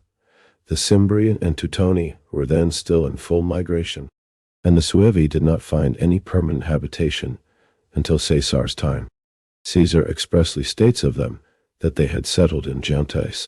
128 in 1745-46, Scotland was the scene of an uprising of the Highland clans against the oppression and evictions being carried out in the interest of the English-Scottish landed aristocracy and bourgeoisie. The Highlanders fought to preserve the traditional social structure based on the clans, exploiting the people's dissatisfaction for their own ends. A section of the Scottish Highland nobility who wanted to preserve the feudal patriarchal clan system put forward the aim of restoring the already overthrown Stuart dynasty to the English throne. After the uprising was suppressed, the clan system in the Highlands was destroyed, and the survivals of clan land ownership eliminated. More and more Scottish peasants were driven from their land. The clan courts of law were abolished and certain clan customs forbidden. 129 Morgan, Ancient Society, pp. Ti. 368-69. 130 CBD. Historia Ecclesiastica Gentis Anglorum, Ecclesiastical History of the English Nation. BKI IGH 1 120. Chapter 7. The gens among the Celts and Germans, and kindreds, gentibus cognationibus.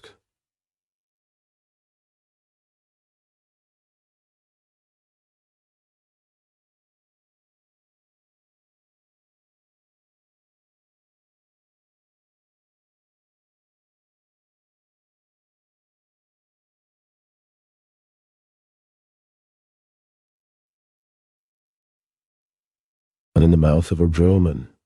The same was true of all the Germans. They seemed still Romans. The Alemannic Code confirms that the people settled by lineages 132, to have settled by gentes even in the provinces they conquered from the Jaya, is used in exactly the same sense as Markgenossenschaft or Dorfgenossen 133 Schaft Genealogia. He conquered territory south of the Danube. Genealogiae are the large household communities among which the land was 134 divided, and from which the village community only developed later. Kovalevsky has recently put forward the view that this would then probably also apply to the Fara, with which expression the Burgundians and the Langobards, that is, a Gothic and a Hermanonian or High German tribe, designated nearly, if not exactly, the same thing as the genealogia in the Alemannic Code. Whether it is really a gens or a household community must be settled by further research. The records of language leave us in doubt whether all the Germans had a common expression for gens, and what that expression was. Etymologically, the Gothic kuni, Middle High German kune, corresponds to the Greek genos and the Latin gens, and is used in the same sense. The fact that the term for woman comes from the same root, Greek gyn, Slav zina, Gothic kvino, Old Norse kona, kuna, points back to the time of mother right. Among the Langobards and Burgundians we find, as already mentioned, the term fara, which Grimm derives from a hypothetical root fizan, to beget. I should prefer to go back to the more tangible derivation from faran. Faran, to travel or wander. Fara would then denote a closely knit section of the migrating people, composed quite naturally of relatives. In the several centuries of migration, first to the east and then to the west, the expression came to be transferred to the lineage group itself. There are, further, the Gothic Sibja, Anglo-Saxon Sib, Old. Relatives. The singular only occurs as the name of a goddess. Sif. Meek. Lastly, still 135, another expression occurs. In the High German Sipia, Sippa, the Sibitari. Old Norse only has the plural Sifjar. Hildebrand slide, where Hildebrand asks, 131 Caesar, O Pukoi. T. B cow. Vis. Kha.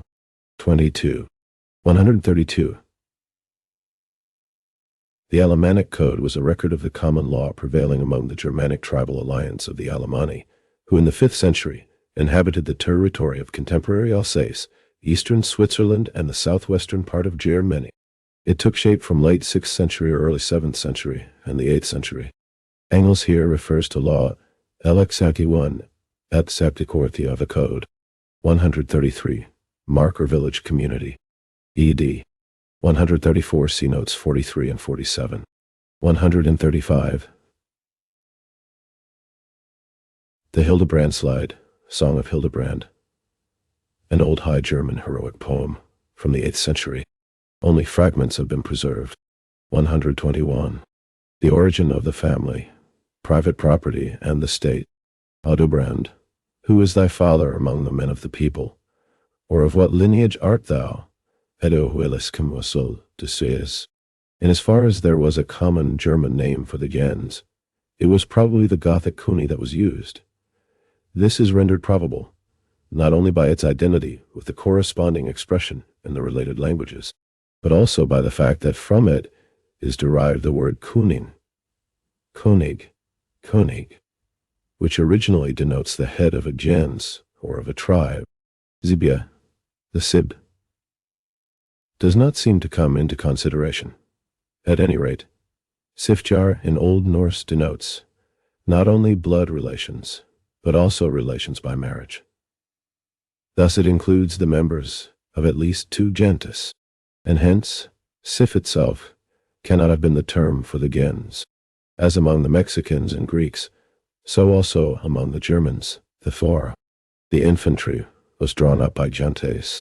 Tacitus' use of the vague expression 136, by families in kindred's order of battle, both the cavalry squadrons and the wedge formations of, is to be explained through the fact that in his time the gens in Rome had long ceased to be a living body.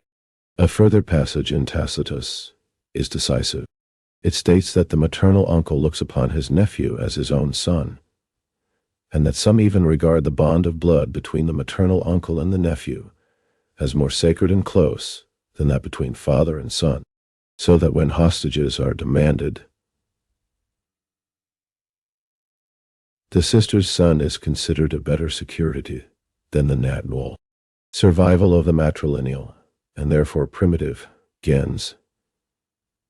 And it is described 137 as particularly characteristic of the Germans, rural son of the man whom it is desired to bind.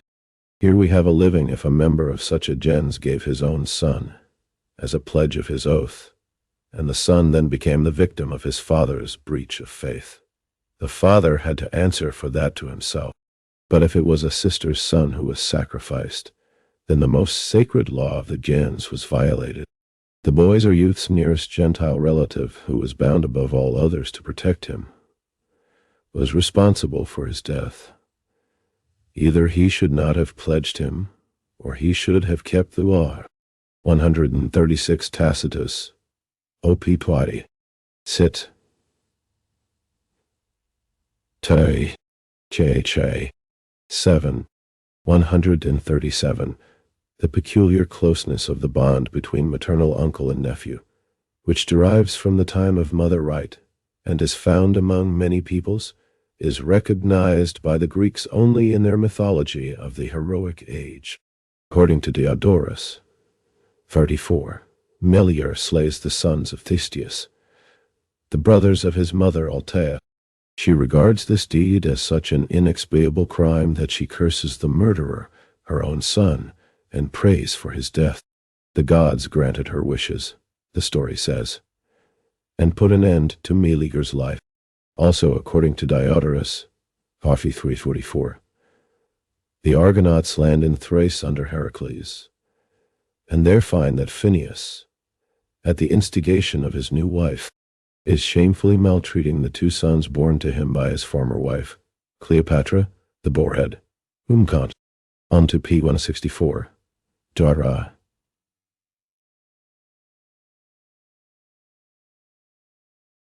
He has deserted, but among the Argonauts there are also Boreads, brothers of Cleopatra, therefore maternal uncles of the maltreated boys.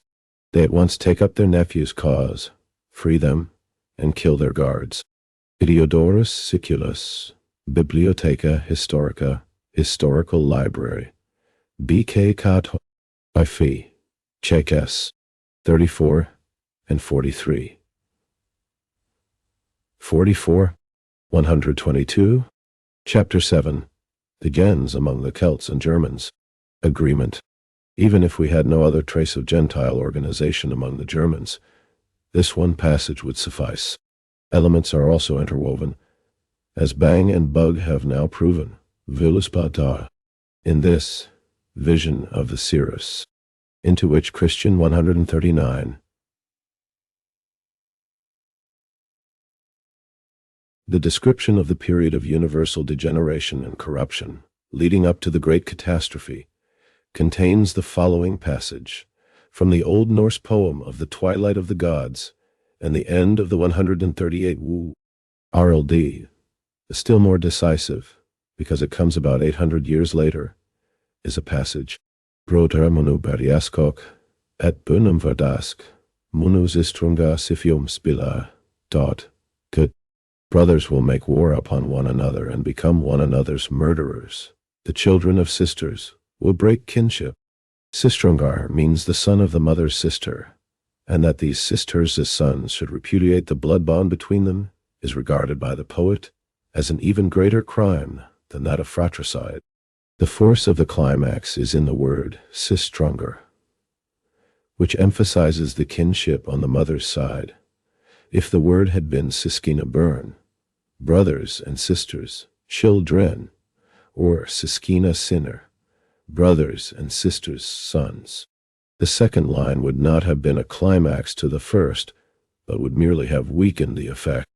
Hence, even in the time of the Vikings, when the Völuspa was composed, the memory of mother right had not yet been obliterated in Scandinavia. In the time of Tacitus, however, mother right had already given way to father right, at least among the Germans with whom he was more familiar. The children inherited from the father. If there were no children, the brothers and the uncles on the father's and the mother's side.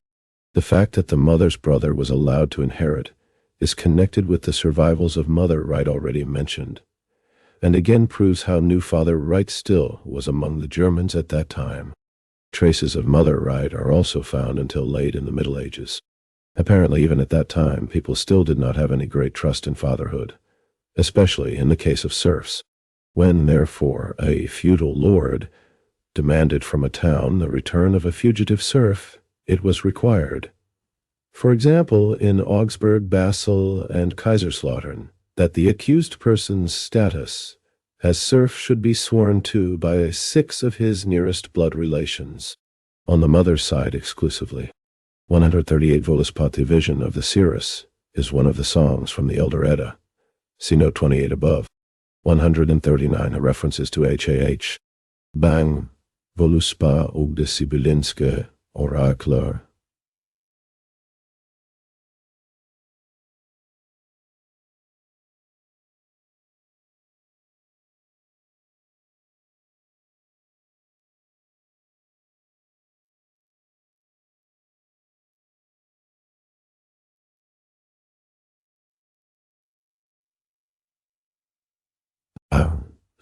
Christiania, 1881, 89, 123. The origin of the family, private property, and the state. Maurer, Urban Constitution, Vol. Theos, IPA, 381, 140. Another relic of mother right, which had just died out, was the respect of the Germans for the female sex, which to the Romans was almost incomprehensible. Young girls of noble family were considered the most binding hostages in treaties with the Germans. The thought that their wives and daughters might be taken captive and carried into slavery was terrible to them, and more than anything else fired their courage in battle.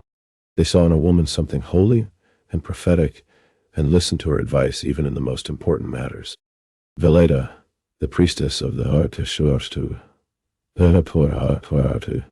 rising in which Civilis, at the head of the Germans in Belgium, shook the 141 foundations of Roman rule in Gaul. Bructarians on the river Lip was the very soul of the whole Batavian in the home. The woman's rule seems to have been undisputed, though together with the old people and the children she also had to do all the work while the man hunted, drank or loafed. That is what Tacitus says. But as he does not say who tilled the fields, and definitely declares that the serfs only paid tribute, but did not have to render labor dues, the bulk of the adult men must have had to do what little work the cultivation of the land required. The form of marriage, as already said, was a pairing marriage, which was gradually approaching monogamy. It was not yet strict monogamy, as polygamy was permitted for the notables. In general, chastity for girls was strictly maintained, in contrast to the Celts, and Tacitus also speaks with special warmth of the inviolability of the marriage tie among the Germans. Adultery by the woman is the only ground for divorce mentioned by him.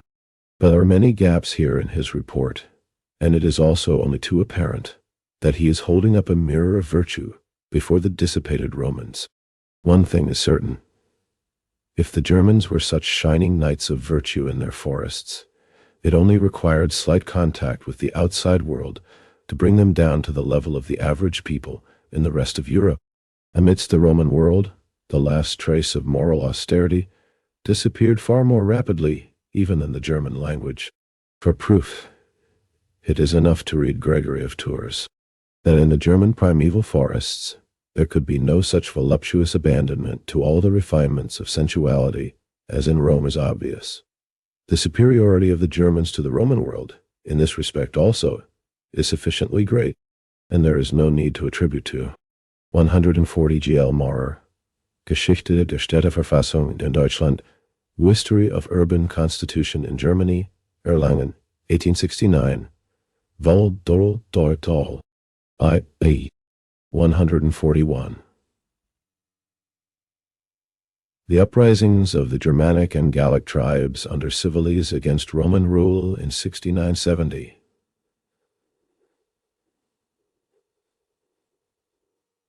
Some sources say 6971. Was provoked by increases in taxes and conscription and on other abuses of Roman officials. It gripped a considerable part of Gaul and the Germanic territories under Roman rule. Rome appears to have lost control over these areas. After initial successes, however, the insurgents suffered defeats which compelled them to conclude a peace with Rome. 124. Chapter 7. The Gens among the Celts and Germans. Them a continence in things of the flesh, such as has never yet been practiced by an entire people. From the Gentile organization arose the obligation to inherit the enmities, as well as the friendships of the father, or the relatives. Likewise the Wehrgeld, the fine for murder or injury, in place of blood revenge. The Wehrgeld, which only a generation ago was regarded as a specifically German institution, has now been shown to be general among hundreds of peoples as a milder form of the blood revenge, originating out of the Gentile organization. We find it, for example, among the American Indians, who also regard hospitality as an obligation. Tacitus. Description of hospitality as practiced among the Germans. Germania, ch. 21, is identical almost to the details with that given by Morgan of his Indians. The endless, burning controversy as to whether the Germans of Tacitus' time had already definitely divided the cultivated land or not, and how the relevant passages are to be interpreted, now belongs to the past. No more words need be wasted in this dispute, since it has been established by the gens and later by communistic household communities such as 142 were still found by Caesar among the Suevi, that among almost all peoples, the cultivated land was tilled collectively, and that after this, the land was allotted to individual families with periodical repartitions, which are shown to have survived as a local custom in Germany down to our day. If, in the 150 years between Caesar and Tacitus, the Germans had changed from the collective cultivation of the land, expressly attributed by Caesar to the Suevi, they had no divided or private fields whatever, he says, to individual cultivation with annual repartition of the land. That is surely progress enough. The transition from that stage to complete private property in land during such a short period, and without any outside interfere, he says in so many words, they change or divide afresh the cultivated 143 land every year, and there's enough common land left over. Hence is a sheer impossibility.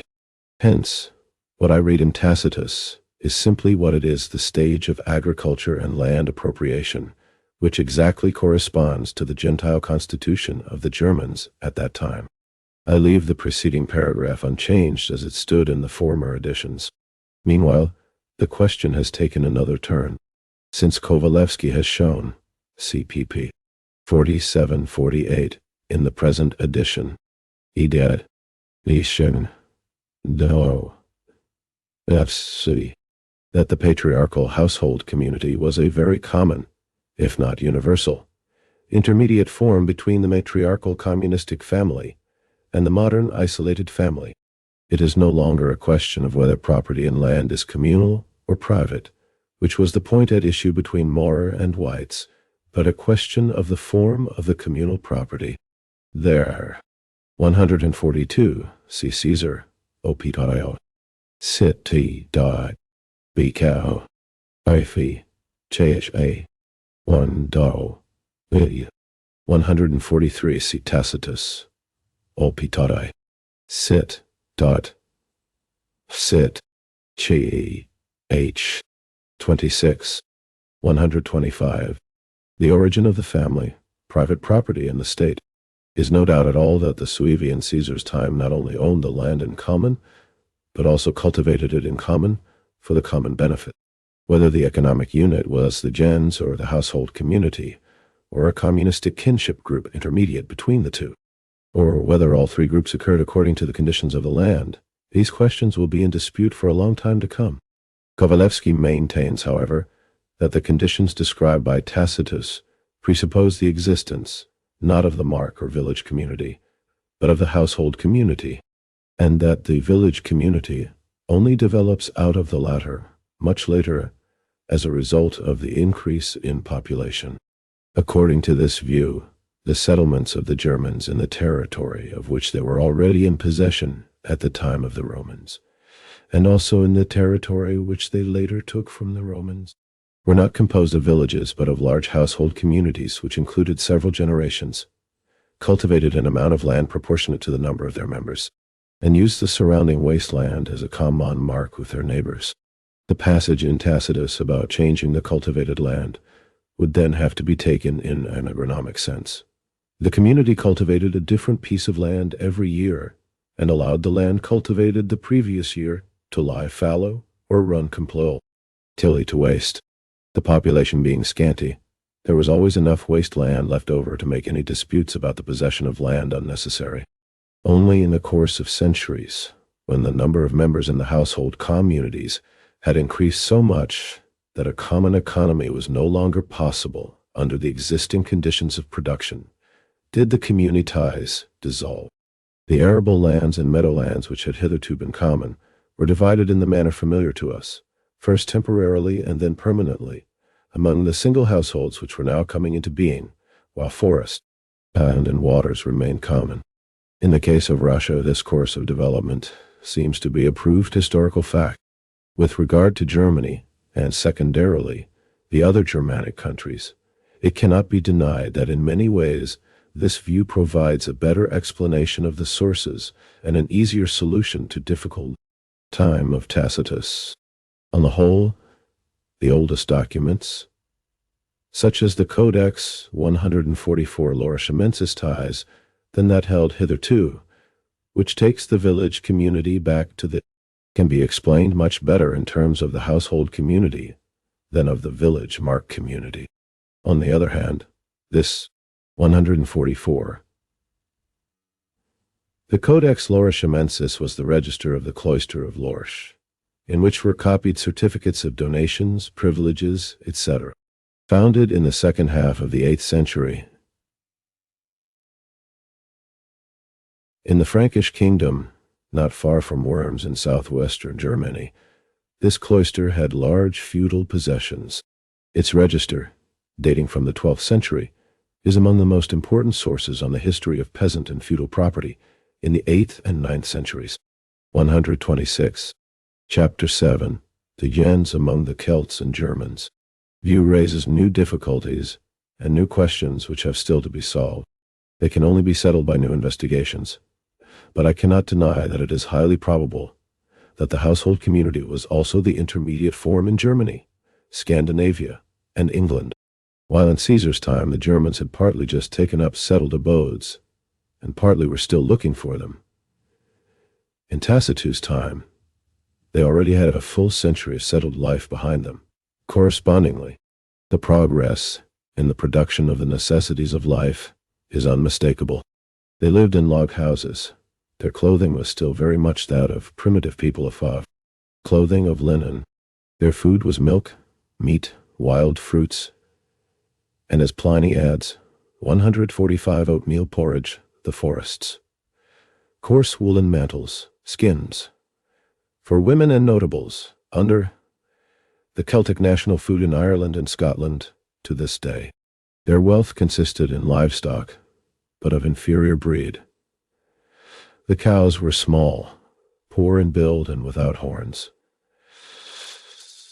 The horses were ponies, with very little speed. Money was used rarely and in small amounts. It was exclusively Roman. They did not work gold or silver, nor did they value it. Iron was rare, and, at least among the tribes on the Rhine and the Danube, seems to have been almost entirely imported, not mined by themselves. The runic script, imitated from the Greek or Latin letters, was only known as a secret code and used exclusively for religious magic. Human sacrifices were still customary. In short, we here see a people which had just raised itself from the middle to the upper stage of barbarism. But whereas the tribes living immediately on the Roman frontiers were hindered in the development of an independent metal and textile industry by the facility with which Roman products could be imported, such industry undoubtedly did develop in the northeast. On the Baltic, the pieces of weaponry found in the Schleswig marshes, a long iron sword, a coat of mail, a silver helmet, and so forth, together with Roman coins of the end of the 2nd century, and the German metal objects spread by the migration show quite a pronounced character of their own, even when they derive from an originally Roman model. Emigration into the civilized Roman Empire put an end to this native industry everywhere except in England. With what uniformity this industry arose and developed can be seen, for example, in the bronze brooches, those found in Burgundy, Romania, and on the Sea of Azov, might have come out of the same workshop as those found in England and Sweden, and are just as certainly of Germanic origin. The Constitution also corresponds to the upper stage of barbarism. According to Tacitus, there was generally a council of chiefs, principes, which decided minor matters, but prepared more important questions for decision by the assembly of the people. At the lower stage of barbarism, so far as we have knowledge of it, as among the Americans, this assembly of 145 c. Pliny, Natural History, BK Cow, 8 17, 127. The origin of the family, private property, and the state. The people exists only in the gens, not yet in the tribe or in the confederacy of tribes. The chiefs, principes, were still sharply distinguished from the military leaders, duces, just as they are among the Iroquois. They already subsisted partially on gifts of cattle, corn, etc. From the members of the tribe, as in America they were generally elected from the same family. The transition to father right favored, as in Greece and Rome, the gradual transformation of election into hereditary succession, and hence the rise of a noble family in each gen. This old so-called tribal nobility disappeared for the most part during the migrations, or soon afterwards. The military leaders were chosen without regard to their descent, solely according to their ability. They had little power and had to rely on the force of example. Tacitus expressly states that the actual disciplinary authority in the army lay with the priests. The real power was in the hands of the assembly of the people. The king or the chief of the tribe presided. The people decided, no by murmurs, ayes, by acclamation, and rattling of weapons. The assembly of the people was at the same time an assembly of justice. Here complaints were brought forward and decided, and sentences of death passed, the only capital crimes being cowardice, treason against the people, and unnatural lust. Also in the Gentay and other subdivisions of the tribe, all the members sat in judgment under the presidency of the chief, who, as in all the early German courts, could only have guided the proceedings and put questions always and everywhere. The actual verdict was given among Germans by the whole community. Confederacies of tribes had grown up from the time of Caesar. Some of them already had kings. The supreme military commander was already aiming at the position of tyrant, as among the Greeks and Romans, and sometimes secured it. These fortunate usurpers were not by any means absolute rulers. They were, however, already beginning to break the fetters of the Gentile constitution. Whereas freed slaves usually occupied a subordinate position, since they could not belong to any gens. As favorites of the new kings, they often won rank, riches, and honors. The same thing happened after the conquest of the Roman Empire by these military leaders, who had now become kings of great countries. Among the Franks, slaves and freedmen of the king played an important role first at the court, and then in the state. The new nobility was to a great extent descended from them. One institution particularly favored the rise of kingship, the ready news. We have already seen among the American Indians how, side by side with the Gentile constitution, private associations were formed to carry on wars independently. Among the Germans, these private associations had already become permanent. A military leader who had made himself a name gathered around him a band of young men eager for booty, whom 128. Chapter 7. The gains among the Celts and Germans. He pledged to personal loyalty, giving the same pledge to them. The leader provided their keep, gave them gifts, and organized them on a hierarchic basis, a bodyguard and a standing troop for smaller expeditions, and a regular corps of officers for operations on a larger scale. Weak as these retinues must have been, and as we in fact find them to be later, for example, under Odoacer in Italy,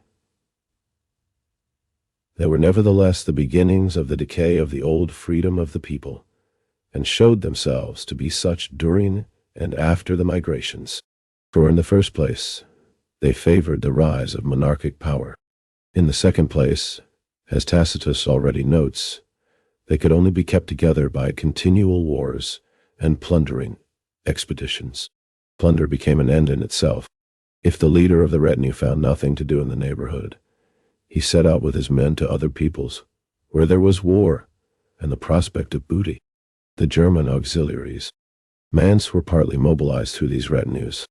They represent the first 146 germs of the system, of who fought in great numbers, under the Roman standard, even against Jurlandsknechte, the shame and curse of the Jurlandsknechte.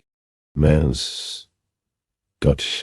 When the Roman Empire had been conquered, these retinues of the kings formed the second main stock, alongside the court attendants, both Roman and unfree, from which the later nobility was drawn. In general, then, the constitution of those German tribes which had combined into peoples was the same as had developed among the Greeks of the heroic age, and the Romans of the age of the so-called kings. Assembly of the people, council of the chiefs of the Gentes, and military leader who was already striving for real kingly power. It was the highest form of constitution which the Gentile order could achieve. It was the model constitution of the upper stage of barbarism. If society passed beyond the limits within which this constitution was adequate, that meant the end of the Gentile order. It was shattered, and the state took its place. 146 mercenary troops. EDA 129. Chapter 8.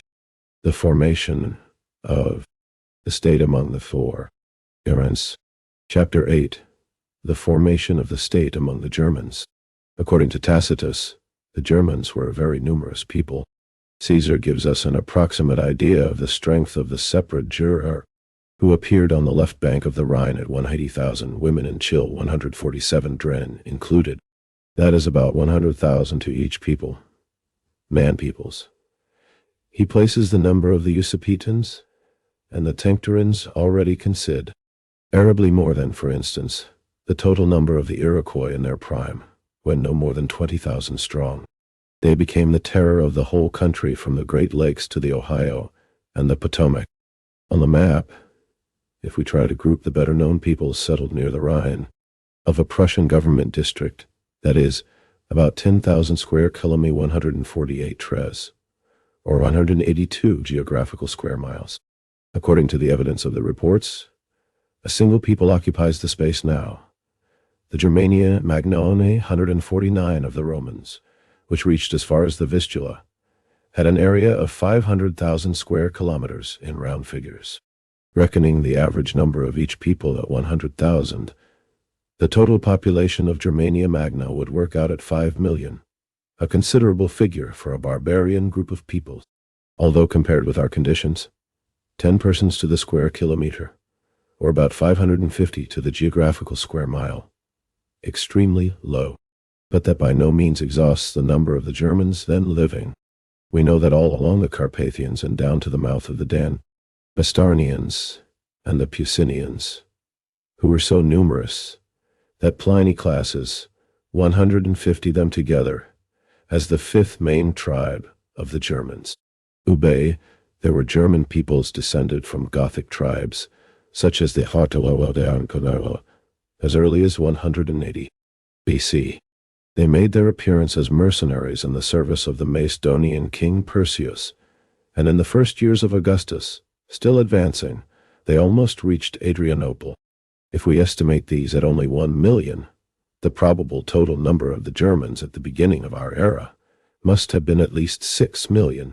After permanent settlements had been founded in Germany, the population must have grown with increasing rapidity. The advances in industry we mentioned are in themselves proof of this. The objects found in the Schleswig marshes date from the 3rd century, according to 3rd. 147, the number assumed here, is confirmed by a statement of Diodorus about the Celts of Gaul.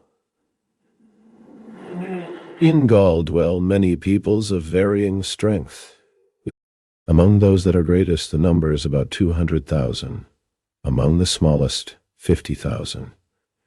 Diodorus Siculus, v. 25. That gives an average of 125,000. It can undoubtedly be assumed that owing to their higher stage of development, the single peoples among the Gauls were rather larger than among the Germans. 148 Engels is reckoning in German geographical miles, each equivalent to 7.42 kilometers. Hence, a German geographical square mile is equivalent to 55.06 square kilometers, or 21.7 square miles. ED 149 Greater Germany. ED 150 Abid. BK I4 H 14 131. The origin of the family, private property, and the state. Roman coins discovered with them. At this time, therefore, there was already a developed metal and textile industry on the Baltic, brisk traffic with the Roman Empire, and a certain degree of luxury among them, the more wealthy, all signs of denser population. But also at this time began the general war of attack by the Germans along the whole line of the Rhine, the Roman Wall, and the Danube, from the North Sea to the Black Sea, direct proof of the continual growth an outward thrust of the population. For 3 centuries the fight went on, during which the whole main body of the Gothic peoples, with the exception of the Scandinavian Goths and the Burgundians, thrust southeast, forming the left wing on the long front of attack. In the center, the High Germans, Hermionians, pushed forward down the upper Danube. And on the right wing, the Ishibonians, now called Franks, advanced along the Rhine. To the Ingevonians fell the conquest of Britain. By the end of the 5th century, an exhausted and bloodless Roman Empire lay helpless before the invading Germans.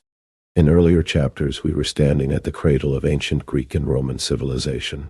Now we stand at its grave.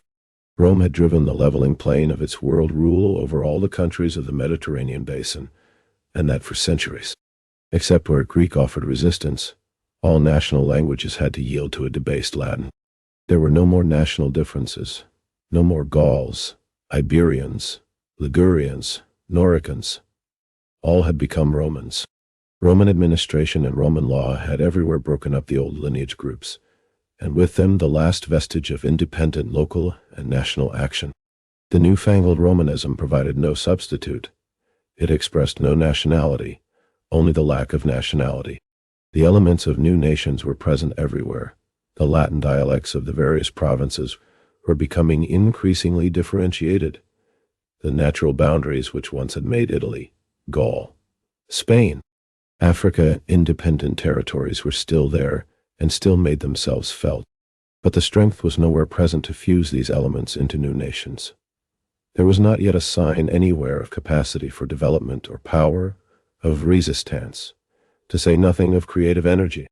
The enormous mass of humanity in the whole enormous territory was held together by one bond, only the Roman state, and the latter had become in the course of time their worst enemy and oppressor.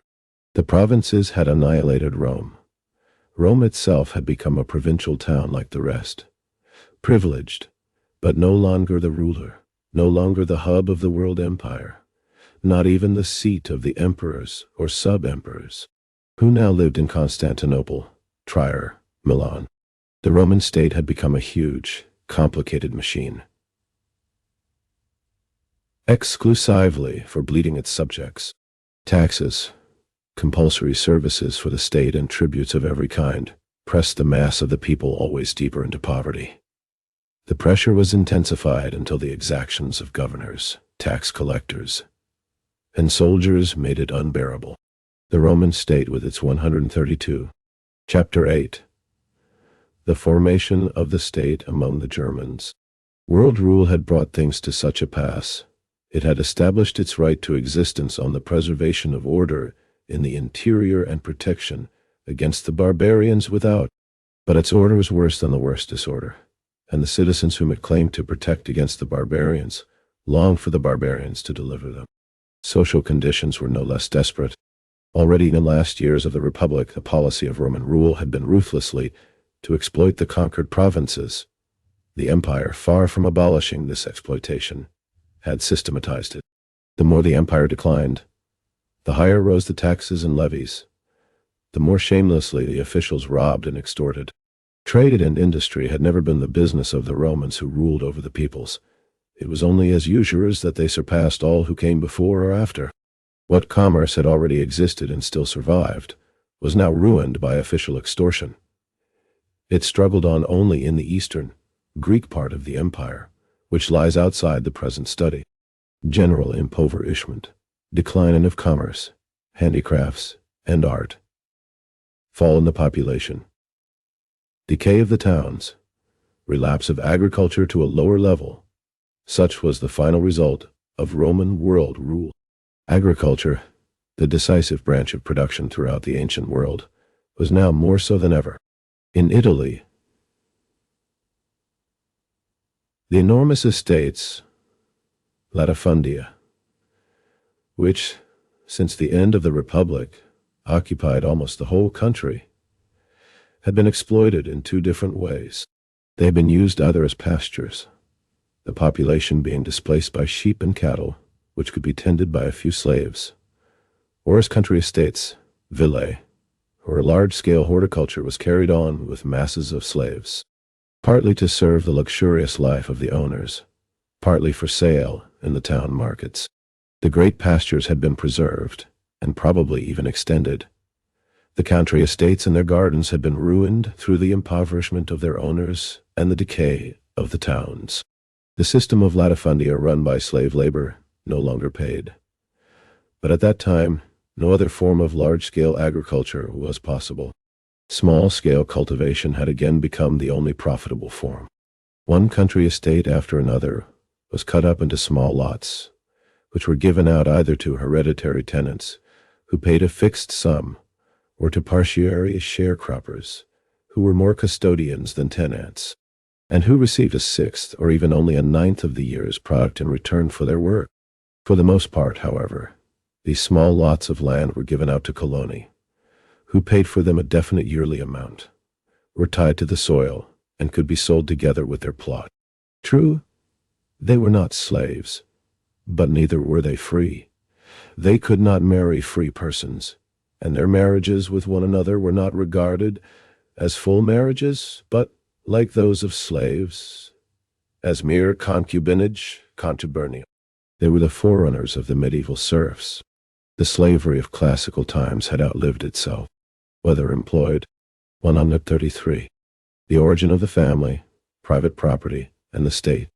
On the land in large-scale agriculture or in manufacture in the towns, it no longer yielded a return worth the effort. The market for its products was no longer there.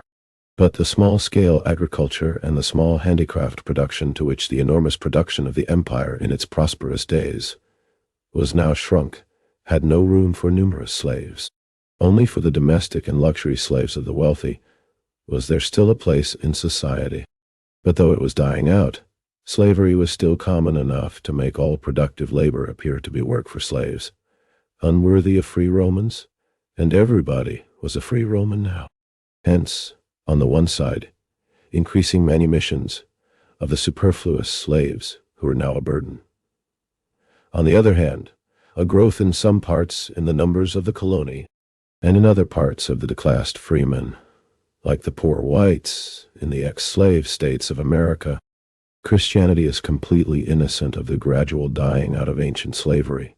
It was itself actively involved in the slave system for centuries under the Roman Empire and never interfered. The North, nor with that of the Venetians in the Mediterranean, nor with 151, the later trade in Negroes, later with slave trading by Christians, not with that of the Germans in slavery no longer paid. It was for that reason it died out, but in dying it left behind its poisoned sting, the stigma attaching to the productive labor of freemen. This was the blind alley from which the Roman world had no way out. Slavery was economically impossible, while the labor of freemen was morally ostracized. The one could be the basic form of social production no longer. The other, not yet. Nothing could help here except a complete revolution. Things were no better in the provinces. We have most material about Gaul. Here there was still a free small peasantry in addition to colony. In order to be secured against the outrages of officials, judges, and usurers, these peasants often placed themselves under the protection, the patronage, of a powerful person. And it was not only individuals who did so, but whole communities, so that in the 4th century the emperors frequently prohibited the practice. But what help was this protection to those who sought it? Their patron made it a condition that they should transfer to him the rights of ownership in their pieces of land, in return for which he guaranteed them the use of the land for their lifetime, a trick which the Holy Church took note of, and in the 9th and 10th centuries lustily imitated, to the increase of God's glory and its own landed property. At that time, it is true, about the year 475, Bishop Salvianus of Marseille still inveighed indignantly against such theft. He related that oppression by Roman officials and great landlords had become so heavy that many 151, according to Bishop Liutprand of Cremona, in the 10th century, the chief industry of Verdun, in the Holy German Empire, observe, was the manufacture of eunuchs who were exported at great profit to Spain for the Moorish harems. Say Liutprand of Cremona, Antipodosis, Retribution, BKK, B, JH, 6, WI, 134. Chapter 8. The formation of the state among the Germans. The Roman citizens settled there feared nothing so much as a return to 152 Roman rule. Romans fled into districts already occupied by the barbarians, and that parents, owing to their poverty, often sold their children into slavery in those days is proved by a decree prohibiting the practice. In return for liberating the Romans from their own state, the German barbarians took from them 2/3 of all the land and divided it among themselves. The division was made according to the Gentile constitution. The conquerors being relatively few in number, large tracts of land were left undivided, as the property partly of the whole people, partly of the individual tribes and gentes. Within each gens, the arable land and meadowland was distributed by lot in equal portions among the individual households. We do not know whether reallotments of the land were repeatedly carried out at this time, but in any event, they were soon discontinued in the Roman provinces, and the individual lots became alienable private property, allodium. Woods and pastures remained undivided for common use. The provisions regulating their common use, and the manner in which the divided land was to be cultivated, were settled in accordance with ancient custom, and by the decision of the whole community. The longer the gens remained settled in its village, and the more the Germans and the Romans gradually emerged, the more the bond of union lost its character of kinship and became territorial. The gens was lost in the Mark community, in which, however, traces of its origin in the kinship of its members are often enough still visible. Thus, at least in those countries where the Mark community maintained itself, northern France, England, Germany, and Scandinavia, the Gentile constitution changed imperceptibly into a local constitution, and thus became capable of incorporation into the state. But it nevertheless retained that primitive democratic character which distinguishes the whole Gentile constitution, and thus kept something of the Gentile constitution alive even in its later enforced degeneration, leaving a weapon in the hands of the oppressed, ready to be wielded even in modern times. This rapid decline of the bond of blood in the gens followed from the degeneration of its organs also in the tribe and in the entire people as a result of the conquest. As we know, rule over subjugated peoples is incompatible with the Gentile constitution. Here we can see this on a large scale. The German peoples, now masters of the Roman provinces, had to organize what they had conquered, but they could neither absorb the mass of Romans into the Gentile bodies, nor govern them through these bodies. A substitute for the Roman state had to be placed at the head of the local. 152. See Salvian of Marseille, de Gouvernation des Yons, the governance of God, BKK, V, CH, 8, Dowie, 135. The origin of the family, private property, and the state. Roman administrative bodies, which at first largely continued to function, and this substitute could only be another state. Hence, the organs of the Gentile constitution had to be transformed into state organs, and that very rapidly, for the situation was urgent. But the immediate representative of the conquering people was their military leader. To secure the conquered territory against attack from within and without, it was necessary to strengthen his power. The moment had come to transform the military leadership into kingship. The transformation was made. Let us take the kingdom of the Franks. Here the victorious Salian people had come into complete possession, not only of the extensive Roman state domains, but also of the very large tracts of land which had not been distributed among the larger and smaller Gau district and Mark communities, in particular all the larger forest areas.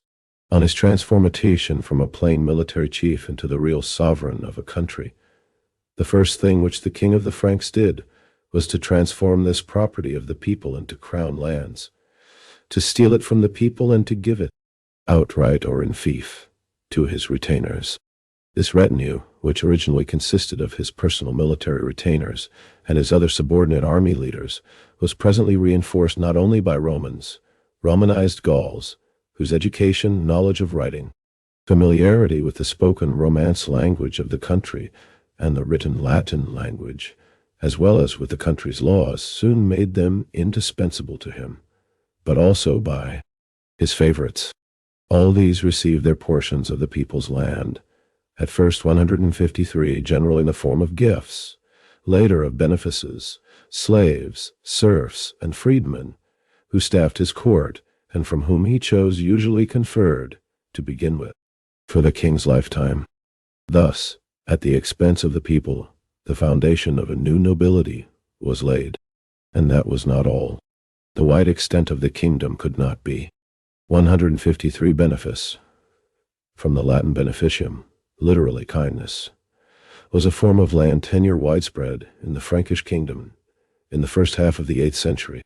The usufruct of land conferred as a benefice, and of the dependent peasants living on it, belonged to the recipient, benif, on condition of performing certain services, usually military, if the recipient or beneficiary died, or if the beneficiary neglected his duties as a subject, or neglected the land, the grantor or his heir could withdraw the benefice. The renewal of the established relation required a new conferral to the recipient or to the latter's heirs. The conferring of benefices became the practice not only of the crown and the church, but also of great magnates. The benefice system contributed to the formation of the class of feudal nobles, especially the small and middle nobility, and to the enthrallment of the mass of peasants, and the emergence of vassal relations and of the feudal hierarchy. In the course of time, the benefice developed more and more into the hereditary fief. On the role of the benefice system in the history of the development of feudalism, see Engels' essay, The Frankish Period, in Marx Engels' work, Vol. D. 19, ppy 474, 518. Dietz Verlag, Berlin, 136. Chapter 8. The Formation of the State among the Germans, governed with the means provided by the old Gentile constitution. The Council of Chiefs, even if it had not long since become obsolete, would have been unable to meet, and it was soon displaced by the permanent entourage of the king. The old assembly of the people continued to exist in name, but it also increasingly became a mere assembly of military leaders subordinate to the king and of the new rising nobility. By the incessant civil wars and wars of conquest, the latter were particularly frequent under Charlemagne, the free landowning peasants, the mass of the Frankish people, were reduced to the same state of exhaustion and penury as the Roman peasants in the last years of the Republic. Though they had originally constituted the whole army, and still remained its backbone after the conquest of France, by the beginning of the 9th century, they were so impoverished that hardly 1 man in 5 could go to the wars.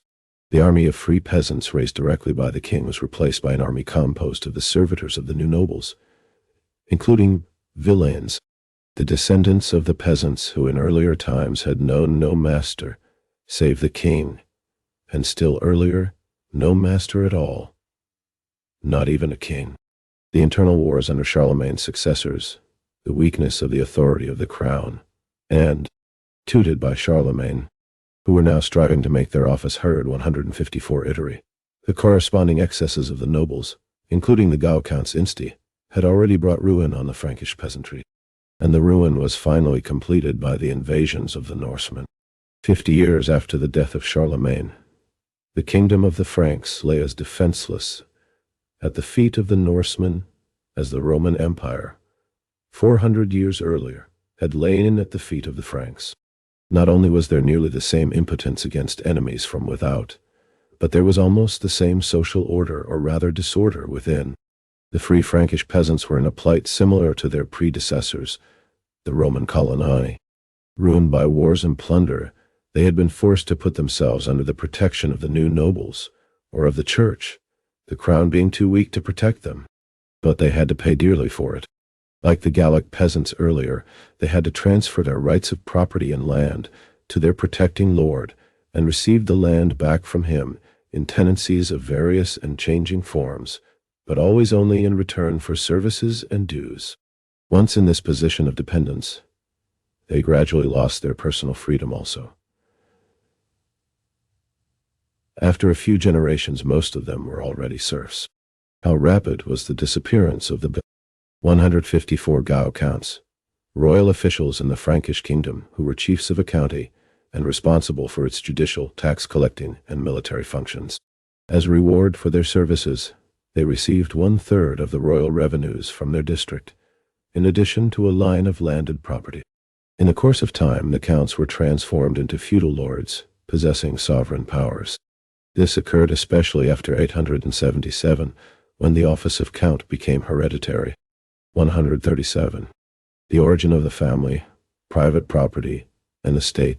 Free peasantry is shown by Ermenon's records of the landed property of the 155 abbey of Saint-Germain-des-Prés, at that time near, now in, Paris. On the huge holdings of this abbey, which were scattered in the surrounding country, there lived in Charlemagne's time 2,708 households, whose members were almost without exception Franks with German names. They included 2,080 coloni, 35 lidi, 156, 220 slaves, and only 8 freehold tenants. The godless practice, as Salvianus had called it, by which the protecting lord had the peasant's land transferred to himself as his own property, and only gave it back to the peasant for use during life, was now commonly employed by the church against the peasants. The forced services now imposed with increasing frequency had had their prototype as much in the Roman and guerrier, 157 compulsory labor for the state, as in the services provided by members of the German Mark for bridge and road making and other common purposes. To all appearances, therefore, after 400 years, the mass of the people were back again where they had started. But that only proved two things. First, that the social stratification and the distribution of property in the declining Roman Empire completely corresponded to the level of agricultural and industrial production at that time, and had therefore been inevitable. Secondly, that this level of production had neither risen nor fallen significantly during the following 4 centuries, and had therefore with equal necessity again produced the same distribution of property and the same classes in the population. In the last centuries of the Roman Empire, the town had lost its former supremacy over the country, and in the first centuries of German rule, it had not regained it. This presupposes a low level of development, both in agriculture and industry. This general situation necessarily produces big ruling landowners and a dependent small peasantry. How impossible it was to graft onto such a society either the Roman system of latifundia, worked by slave labor, or the newer large-scale agriculture, worked by forced services, is proved by Charlemagne's experiments with the famous imperial country, estates, villae, taught. These experiments were gigantic in scope, but they left scarcely a trace. They were continued only by the monasteries, and only for them were they fruitful. But the monasteries were abnormal social bodies. 155 Ermenon's records, polyptychon, were a register of the lands and its dependent residents, as well as of the revenues of the cloister of Saint-Germain-des-Prés, compiled in the 9th century by the abbot Ermenon. Engels' citations are based on those in Paul Roth, Geschichte des Beneficiarwesens von den ältesten Zeiten bis ins 10. Jahrhundert, History of the benefice system from remote antiquity to the 10th century. Erlangen, 1850, p. 378. 156, semi-free. Peasants, dead. 157 Angariae, in the Roman Empire, were the residents' obligations to furnish wagons and porters for state purposes. As these obligations subsequently became ever broader, they became a heavy burden for the population. 138. Chapter 8. The formation of the state among the Germans. Founded on celibacy, they could produce exceptional results, but for that very reason necessarily continued to be exceptional themselves. And yet progress was made during these 400 years. Though at the end we find almost the same main classes as at the beginning, the human beings who formed these classes were different. Ancient slavery had gone, and so had the pauper freeman, who despised work as only fit for slaves. Between the Roman colonists and the new serf had stood the free Frankish peasant. The useless memories and futile strife of doomed Romanism were dead and buried. The social classes of the 9th century had been formed, not in the decay of a declining civilization, but in the birth pangs of a new civilization. Compared with their Roman predecessors, the new generation, whether masters or servants, was a generation of men. The relation of powerful landowners and subject peasants, which had meant for the ancient world the final ruin, from which there was no escape, was for them the starting point of a new development. And further, however unproductive these 4 centuries appear, one great product they did leave: the modern nationalities, the refashioning and regrouping through which Western European humanity was to make coming history. The Germans had, in fact, given Europe new life, and therefore the breakup of Thay and Saracens. But in the further development of the system of benefices, 158 in patronage, commendation, states in the Germanic period ended, not in subjugation by the Norsemen into feudalism. And such an enormous increase of the population that scarcely 2 centuries later, the severe bloodletting of the Crusades was born without injury. But what was the mysterious magic by which the Germans infused new vitality into a dying Europe? Was it some miraculous power innate in the Germanic race, such as our chauvinist historians romance about? Not a bit of it. The Germans, especially at that time, were a highly gifted Aryan tribe, and in the full vigor of development. It was not, however, their specific national qualities which rejuvenated Europe, but simply their barbarism, their Gentile constitution, their individual ability and courage, their sense of freedom, their democratic instinct, which in everything of public concern felt itself concerned. In a word, all of the qualities which had been lost to the Romans. And 158 commendation was an arrangement widespread in Europe in the 8th and 9th centuries, whereby a peasant placed himself under the protection of a feudal lord, or a lesser feudal lord, under that of a bigger one. In return, the protected person had to perform military and other services for the protector, and transfer his landed property to the latter, receiving it back as a lien. For the peasants who were forced into this arrangement, it meant the loss of personal freedom. For the lesser feudal lords, it meant dependency on the big feudal lords. The system contributed to the enthrallment of the mass of peasants and to the consolidation of the feudal hierarchy. 139. The origin of the family, private property, and the state were alone capable of forming new states and making new nationalities grow out of the slime of the Roman world. What else were they than the characteristics of the barbarian of the upper stage? Fruits of his Gentile constitution? If they recast the ancient form of monogamy, moderated the supremacy of the man in the family, and gave the woman a higher position than the classical world had ever known, what made them capable of doing so if not their barbarism, their Gentile customs, their living heritage from the time of mother right? If, in at least 3 of the most important countries, Germany, northern France, and England, they carried over into the feudal state a genuine piece of Gentile constitution in the form of mark communities, thus giving the oppressed class, the peasants, even under the harshest medieval serfdom, a local center of solidarity and a means of resistance such as neither the slaves of classical times nor the modern proletariat found ready to hand. To what was this due, if not to their barbarism, their purely barbarian mode of settlement in lineage groups? Lastly, they were able to develop and make universal the milder form of servitude they had practiced in their own countries, which even in Roman Empire increasingly displaced slavery, a form of servitude which liberation as a class, fournit aux cultivateurs, des moyens d'affranchissement, 159,160, collectif et progressif.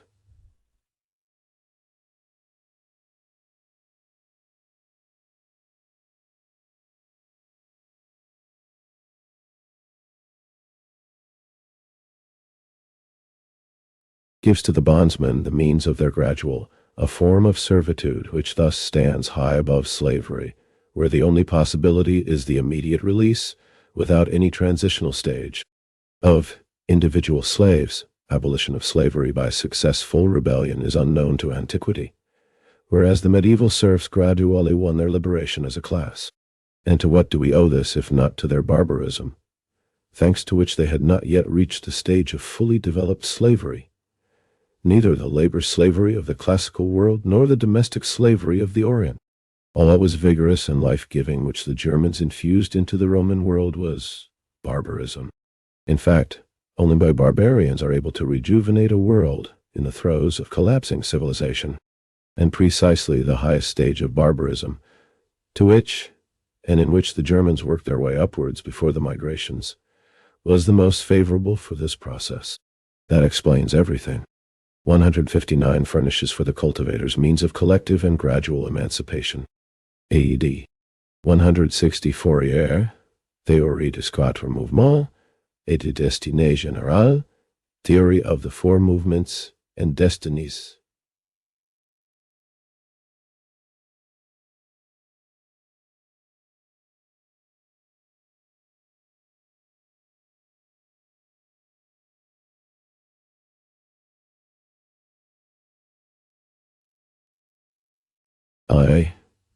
P. 220. 140. Chapter 9. Barbarism and Toil. Civilization. Chapter 9. Barbarism and Civilization. We have now traced the dissolution of the Gentile constitution in the three great instances of the Greeks, the Romans, and the Germans. In conclusion, let us examine the general economic conditions which already undermined the Gentile organization of society at the upper stage of barbarism, and with the coming of civilization, overthrew it completely. Here we shall need Marx's Capital as much as Morgan's book. Arising in the middle stage of savagery, further developed during its upper stage, the gens reaches its most flourishing period, so far as our sources enable us to judge, during the lower stage of barbarism. We begin, therefore, with this stage. Here, the American Indians must serve as our example. We find the Gentile constitution fully formed. A tribe consists of several gentes, generally two. With the increase in population, each of these original gentes splits up into several daughter gentes, their mother gens now appearing as the phratry. The tribe itself breaks up into several tribes, in each of which we find again, for the most part, the old gentes. The related tribes, at least in some cases, are united in a confederacy. This simple organization suffices completely for the social conditions out of which it has sprung. It is nothing more than the special grouping natural to those conditions, and it is capable of settling all conflicts that can arise within a society so organized. War settles external conflicts. It may end with the annihilation of the tribe, but never with its subjugation. It is the greatness, but also the limitation, of the Gentile constitution that it has no place for domination and servitude. Within the tribe, there is as yet no difference between rights and duties. The question whether participation in public affairs, in blood revenge or atonement, is a right or a duty, does not exist for the Indian. It would seem to him just as absurd as the question whether it was a right or a duty to eat, sleep, or hunt. A division of the tribe and of the gens into different classes is equally impossible. And that brings us to the examination of the economic basis of these conditions. The population is extremely sparse. It is dense only at the tribe's place of settlement, around which lie in a wide circle, first the hunting grounds, and then the protective belt of neutral forest, which separates the tribe from others. The division of labor is purely spontaneous, between the sexes only. The man fights in the wars, goes hunting and fishing, procures the raw materials of food, and the tools necessary for doing so. The woman looks after the house, and the preparation of food and clothing. Cooks, weaves, sews. They are each master in their own sphere. The man in the forest, the woman in the house. Each is owner of the instruments which he or she makes and uses. The man of the weapons, the hunting and fishing implements. The woman of the household gear, the housekeeping. 143.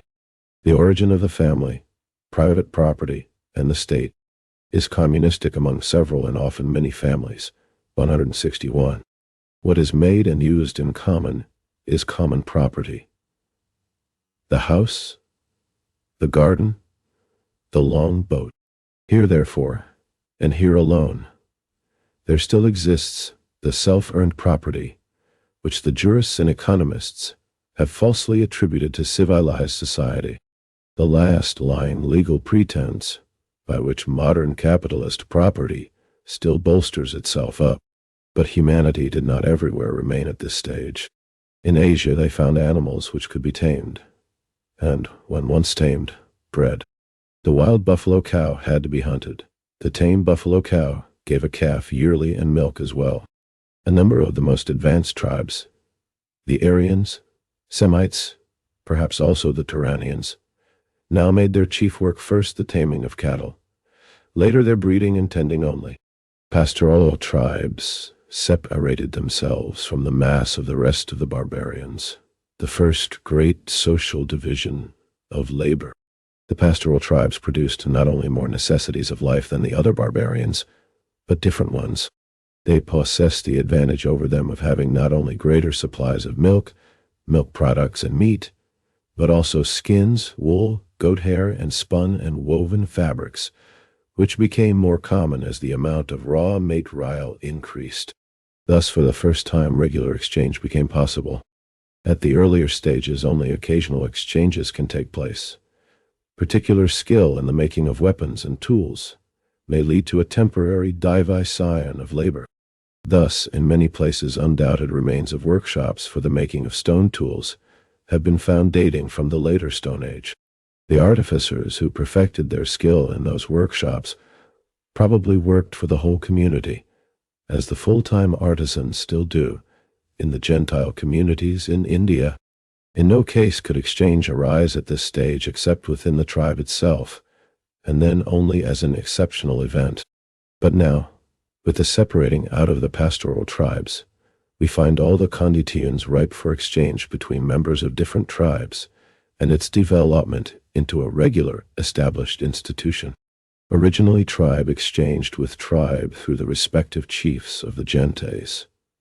But as the herds began to pass into individual ownership, exchange between individuals became more common, and finally, the only form. Now, the chief article which the pastoral tribes exchanged with their neighbors was cattle. Cattle became the commodity by which all other commodities were valued, and which was everywhere willingly taken in exchange for them. In short, cattle acquired a money function, and already at this stage did the work of money. With such necessity and speed, the need for a money commodity developed at the very beginning of commodity exchange. 161, especially on the northwest coast of America. See Bancroft. Among the Haidas, on Queen Charlotte Islands, there are households with as many as 700 persons under one roof. Among the Nootkas, whole tribes used to live under one roof. 144. Chapter 9. Barbarism and Civilization. Horticulture, probably unknown to Asiatic barbarians of the lower stage, was being practiced by them in the middle stage, at the latest, as the forerunner of agriculture. In the climate of the Turanian Plateau, pastoral life is impossible without supplies of fodder for the long and severe winter. Here, therefore, it was essential that land should be put under grass and grain cultivated. The same is true of the steppes north of the Black Sea. But when once grain had been grown for the cattle, it also soon became human food. The cultivated land still remained tribal property. At first it was allotted to the gens, later by the gens to the household communities, and finally to individuals for use. These may have had certain rights of possession, but nothing more. Of the industrial achievements of this stage, two are particularly important. The first is the loom. the second the smelting of metal ores and the working of metals. Copper and tin, and their alloy bronze, were by far the most important. Bronze provided serviceable tools and weapons, but it could not displace stone tools. Only iron could do that, and the method of obtaining iron was not yet understood. Gold and silver were beginning to be used for ornament and decoration, and must already have acquired a high value as compared with copper and bronze. The increase of production in all branches, cattle raising, agriculture, domestic handicrafts, gave human labor power the capacity to produce a larger product than was necessary for its maintenance. At the same time, it increased the daily amount of work to be done by each member of the gens, household community, or single family. It was now desirable to bring in new labor forces. War provided them. Prisoners of war were turned into slaves.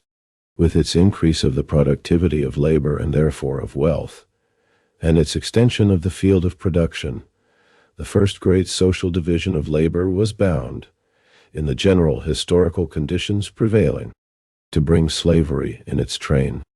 From the first great social division of labor arose the first great cleavage of society into two classes, masters and slaves, exploiters and exploited. As to how and when the herds passed out of the common possession of the tribe or the gens into the ownership of individual heads of families, we know nothing at present, but in the main it must have occurred during this stage. With the herds and the other new riches, a revolution came over the family. To procure the necessities of life had always been the business of the man. He produced and owned the means of doing so. The herds were the new means of acquiring these necessities. The taming of the animals in the first instance, and their later tending were the man's work. To him, therefore, belonged the cattle, and to him the commodities and the slaves received in exchange for cattle.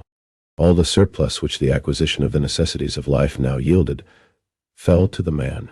The woman shared in its enjoyment, but had no part in its ownership. The savage warrior. 145. The origin of the family, private property, and the state, and hunter had been content to take second place in the house. After the woman, the gentler shepherd, presuming upon his wealth, pushed himself forward into the first place, and the woman down into the second, and she could not complain. The division of labor within the family had regulated the division of property between the man and the woman. That division of labor had remained the same, and yet it now turned the previous domestic relation upside down, simply because the division of labor outside the family had changed. The same cause which had ensured to the woman her previous supremacy in the house, namely, her being confined to domestic labor, now ensured the man's supremacy in the house. The domestic labor of the woman no longer counted beside the acquisition of the necessities of life by the man. The latter was everything, the former an unimportant extra. This alone already shows that to emancipate woman and make her the equal of the man is, and remains an impossibility, so long as the woman is shut out from social productive labor and restricted to private domestic labor. The emancipation of woman becomes possible only when woman can take part in production on a large social scale, and domestic work no longer claims anything but an insignificant amount of her attention. And that has become possible for the first time through modern large-scale industry, which does not merely permit the employment of female labor on a large scale, but positively demands it, and which also strives to transform private housework more and more into a public industry. With the man's advent of actual supremacy in the house, the last barrier to his undivided rule had fallen. This undivided rule was confirmed and perpetuated by the overthrow of mother right, the introduction of father right, and the gradual transition of pairing marriage into monogamy. But this tore a breach in the old Gentile order. The single family became a power and rose threateningly against the gens. The next step leads us to the upper stage of barbarism, the period when all civilized peoples pass through their heroic age, the age of the iron sword, but also of the iron plowshare and axe. Iron was now at the service of humanity, the last and most important of all the raw materials which played a historically revolutionary role, the last until the potato. Iron brought about the tillage of large areas, the clearing of wide tracts of forest for cultivation. Iron gave to the handicraftsman tools so hard and sharp that no stone, no other known metal could resist them. All this, stone weapons only disappeared slowly, not merely in the Hildebrand slide, 162, but even as late as the Battle of Hastings in 1066, came gradually. The first iron was often even softer than bronze, hence stone axes were still. 162.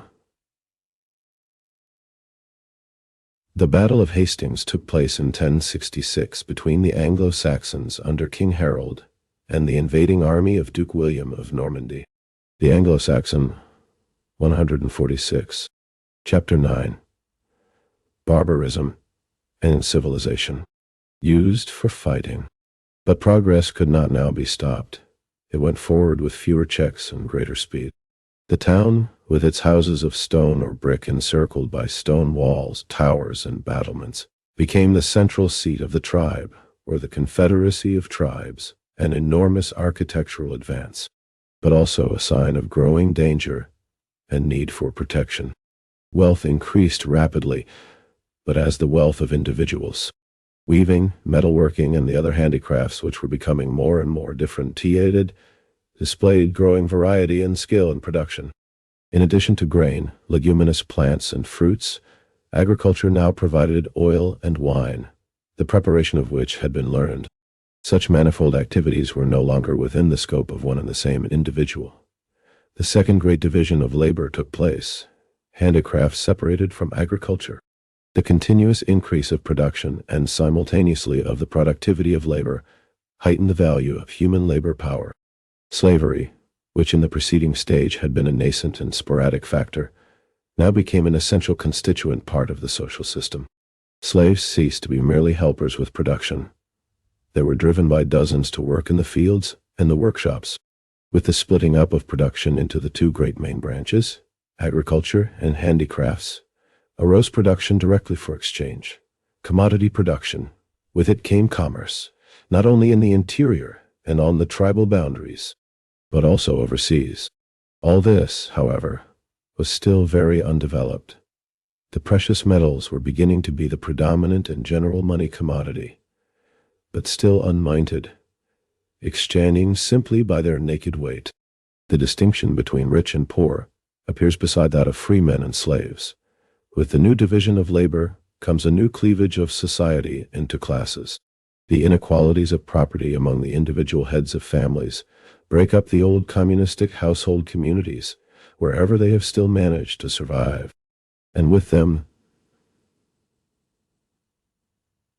the common cultivation of the soil.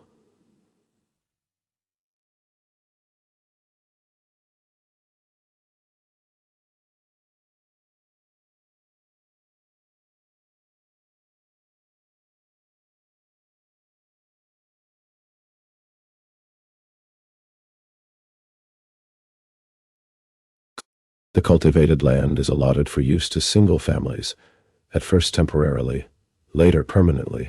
The transition to full private property is gradually accomplished, parallel with the transition of pairing marriage into monogamy. The monogamous family begins to become the economic unit of society. The denser population necessitates closer consolidation, both for internal and external action. The confederacy of related tribes becomes everywhere a necessity, and soon also their fusion, and thence the fusion of the separate tribal territories into one territory of the people. The military leader of the people, Rex Basileus Theudons, becomes an indispensable defenders whose military organization preserved remnants of Gentile society, and whose weapons were primitive, were crushingly defeated. In place of King Harold, who was killed in the battle, William became King of England, taking the name William I, the Conqueror. 147. The origin of the family, private property, and the state, permanent official. The assembly of the people takes form wherever it did not yet exist. Military leader, council, assembly of the people are the organs of Gentile society developed into military democracy. Military, since war and organization for war, have now become regular functions of national life. Their neighbors' wealth excites the greed of peoples who already see, in the acquisition of wealth, one of the main aims of life. They are barbarians. They think it easier and even more honorable to get riches by pillage than by work. War, formerly waged only in revenge for encroachments, or to extend territory that had grown too small, is now waged simply for plunder and becomes a regular source of income. Not without reason the threatening walls stare about the new fortified towns. In the moat at their foot yawns the grave of the Gentile constitution, and their towers already reach up into civilization. Similarly, in the interior, the wars of plunder increase the power of the supreme military leader and the subordinate leaders. The customary election of their successors from the same families is gradually transformed, especially after the introduction of father right, into hereditary succession, first tolerated, then claimed, and finally usurped. The foundation of the hereditary monarchy and the hereditary nobility is laid. Thus the organs of the Gentile constitution gradually tear themselves loose from their roots in the people, in gens, phratry, and tribe, and the whole Gentile constitution changes into its opposite. From an organization of tribes for the free ordering of their own affairs, it becomes an organization for the plundering and oppression of their neighbors. And correspondingly its organs change from instruments of the will of the peuple into independent organs for the domination and oppression of that same people. That, however, would never have been possible if the greed for riches had not split the members of the gens into rich and poor. If the property differences within one and the same gens had not transformed its unity of interest into antagonism between its members, Marx. If the extension of slavery had not already begun to make working for a living seem fit only for slaves and more dishonorable than pillage. We have now reached the threshold of civilization. Civilization opens with a new advance in the division of labor. At the lowest stage of barbarism, men produced only directly for their own needs. Any acts of exchange were isolated occurrences, involving merely some fortuitous surplus. In the middle stage of barbarism, we already find among the pastoral peoples a possession in the form of cattle, which once the herd has attained a certain size, regularly produces a surplus over and above their own requirements. At the same time, we find a division of labor between pastoral peoples and backward tribes without herds, and hence the existence of two different levels of production side by side with one another. 148. Chapter 9. Barbarism and civilization, and the conditions necessary for regular exchange. The upper stage of barbarism brings us the further division of labor between agriculture and handicrafts, hence the production of a continually increasing portion of the products of labor directly for exchange, so that exchange between individual producers becomes a vital necessity for society. Civilization consolidates and intensifies all these existing divisions of labor, particularly by sharpening the antithesis between town and country. The town may economically dominate the country, as in antiquity, or the country the town, as in the Middle Ages. And it adds a third division of labor, peculiar to itself and of decisive importance. It creates a class which no longer concerns itself with production, but only with the exchange of the products, the merchants. Hitherto, whenever classes had begun to form, it had always been exclusively in the field of production. The persons engaged in production were separated into those who directed and those who executed, or else into large-scale and small-scale producers. Now for the first time a class appears which, without in any way participating in production, captures the direction of production as a whole and economically subjugates the producers. A class which makes itself into an indispensable middleman between any two producers and exploits them both, under the pretext that they save the producers the trouble and risk of exchange, extend the sale of their products to distant markets, and are therefore the most useful class of the population. A class of parasites comes into being. Genuine social leeches who, as a reward for their actually very insignificant services, skim all the cream off production at home and abroad, rapidly amass enormous wealth and a corresponding social influence, and for that reason receive under civilization ever new honors and ever greater control of production, until at last they also bring forth a product of their own, the periodical commercial crises.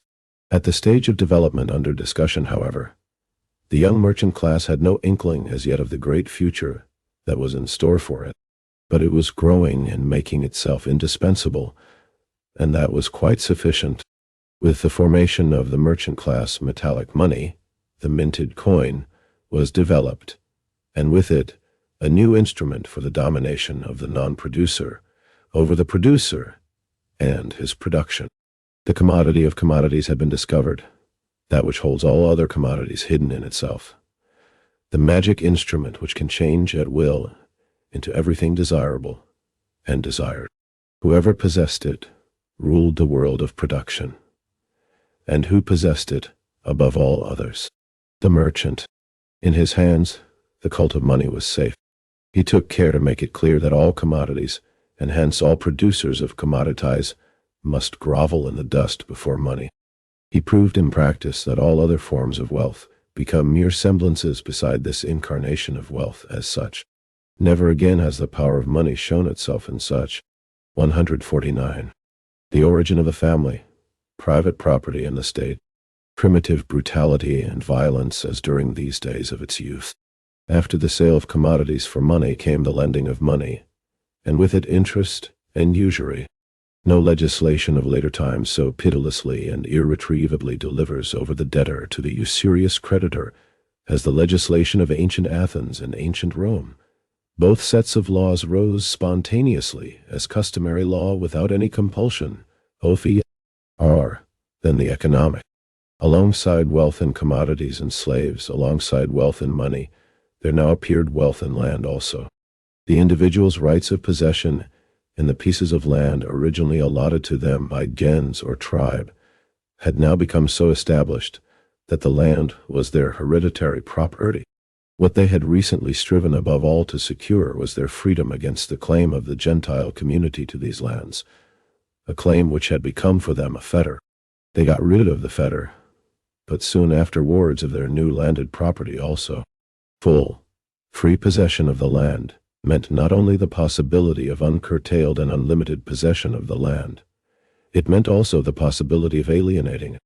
As long as the land belonged to the gens, no such possibility could exist.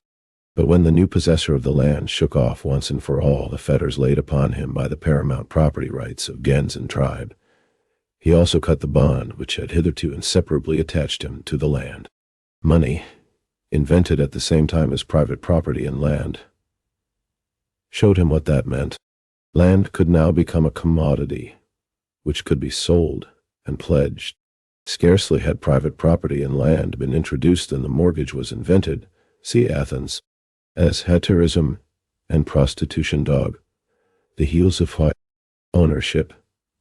Dog. You asked for full, free, alienable ownership of the land, and 163,164.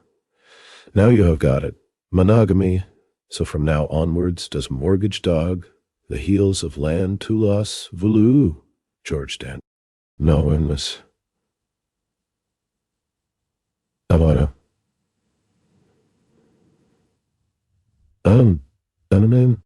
Thus, with trade expansion, money and usury, landed property and mortgages, the concentration and centralization of wealth in the hands of a small class rapidly advanced, accompanied by an increasing impoverishment of the masses and an increasing mass of the poor. The new aristocracy of wealth, insofar as it had not been identical from the outset with the old tribal aristocracy, pushed the latter permanently into the background. Division of the freemen into classes according to wealth. There was an Enor 165 mus increase, particularly in Greece, in the number of slaves, in Athens, in Rome, among the Germans, and simultaneous with this whose forced labor formed the foundation on which the superstructure of the show. 163, you asked for a George Dandin, ed. 164, Molière, George Dandin, ou le mari confondu, Act I, C9 p. 202. 165 for the number of slaves in Athens. See above, page 103. In Corinth, at the height of its power, the number of slaves was 460,000. In Aegina, 470,000. In both cases, 10 times the population of free citizens. 150. Chapter 9. Barbarism and Civilization. Entire society was reared. Let us now see what had become of the Gentile constitution in this social upheaval. Confronted by the new elements in whose growth it had had no share, the Gentile constitution was impotent. The necessary condition for its existence was that the members of a gens, or at least of a tribe, were settled together in the same territory and were its sole inhabitants. That had long ceased to be the case. Everywhere gentes and tribes were commingled. Everywhere slaves, resident non-citizens and aliens, lived side by side with citizens. The settled conditions of life, which had only been achieved towards the end of the middle stage of barbarism, were time and again broken up by the shifting and changing of residents necessitated by trade, alteration of occupation and changes in the possession of the land. The members of the Gentile bodies could no longer meet to look after their common concerns. Only unimportant matters, like the religious festivals, were still perfunctorily attended to.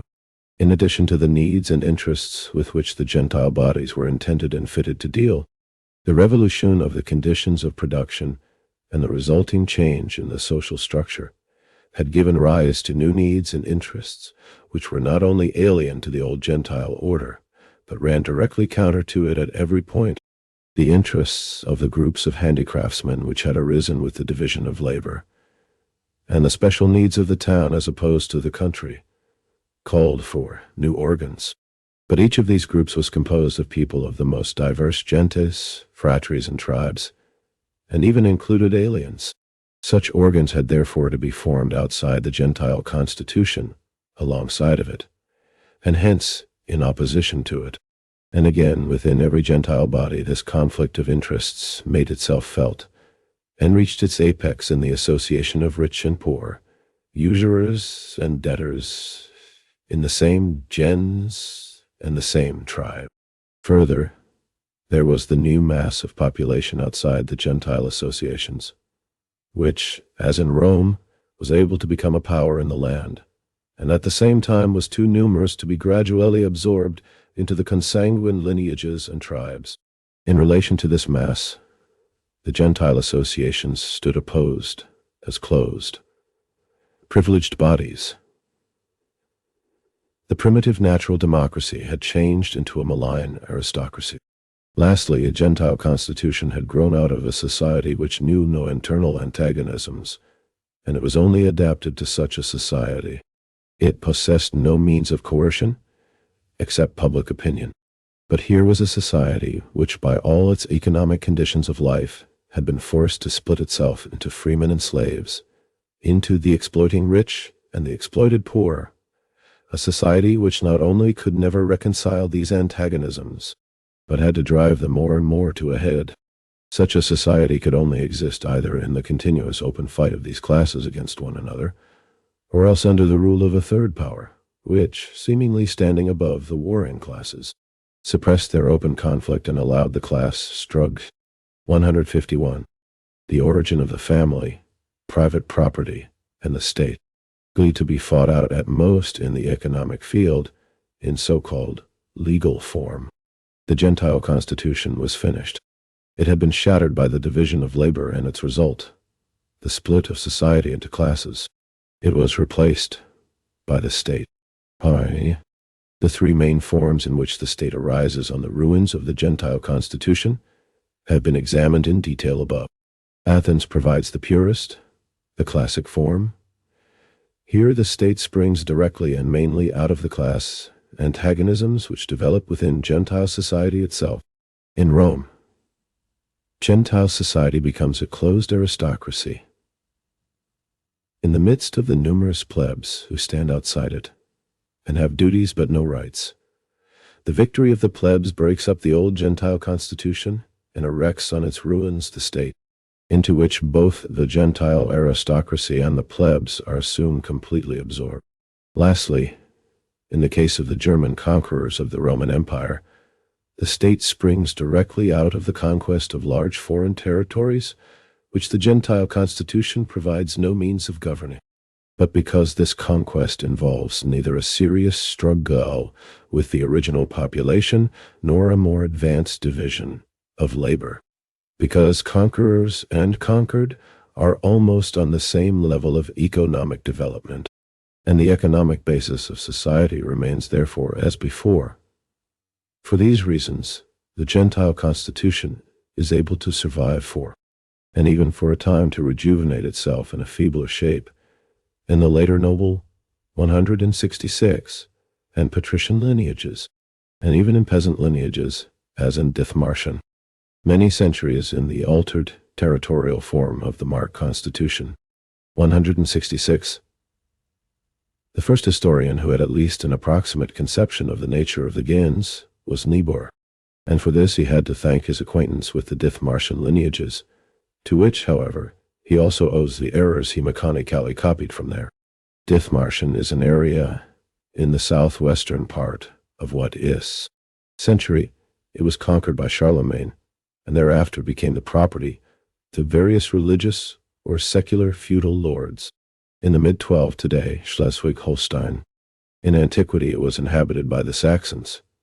In the 8th, Dithmarschen, predominantly free peasants, gradually achieved independence, which they preserved in practice from the early 13th century, the people of to mid-16th century, successfully resisting repeated efforts by the Danish kings and of the Holsteinian dukes to subjugate them. The social development of Dithmarschen followed a very original course. Around the 13th century, the local nobility virtually disappeared. During the period, communities, whose foundation in many cases were the old peasant gentes. Until the 14th of its independence, Dithmarschen was a totality of self-administering peasant century. Supreme power was exercised by the assembly of all free landowners in the area, and later by a representative system with 3 elected corporate bodies.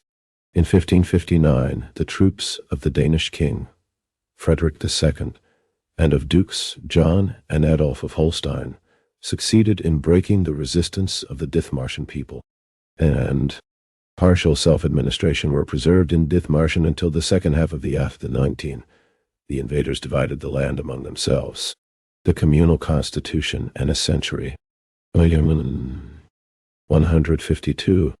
Chapter 9. Barbarism and Civilization. Without, just as little is it, the reality of the ethical idea, the image and 167 reality of reason, as Hegel maintains.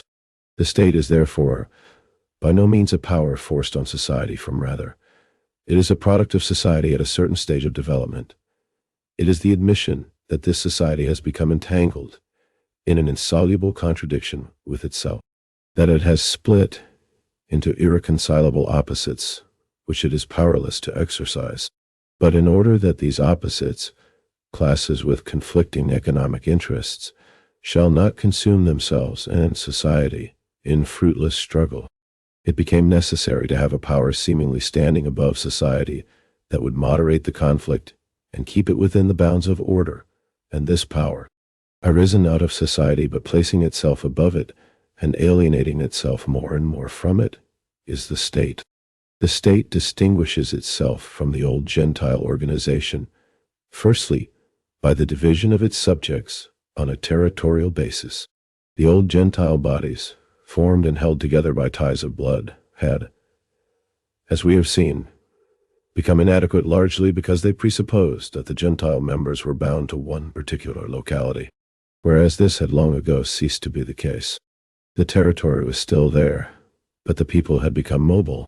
The territorial division was therefore taken as the starting point and the system introduced by which citizens exercised their public rights and duties, where they took up residence, without regard to gens or tribe. This organization of the citizens of the state according to domicile is common to all states.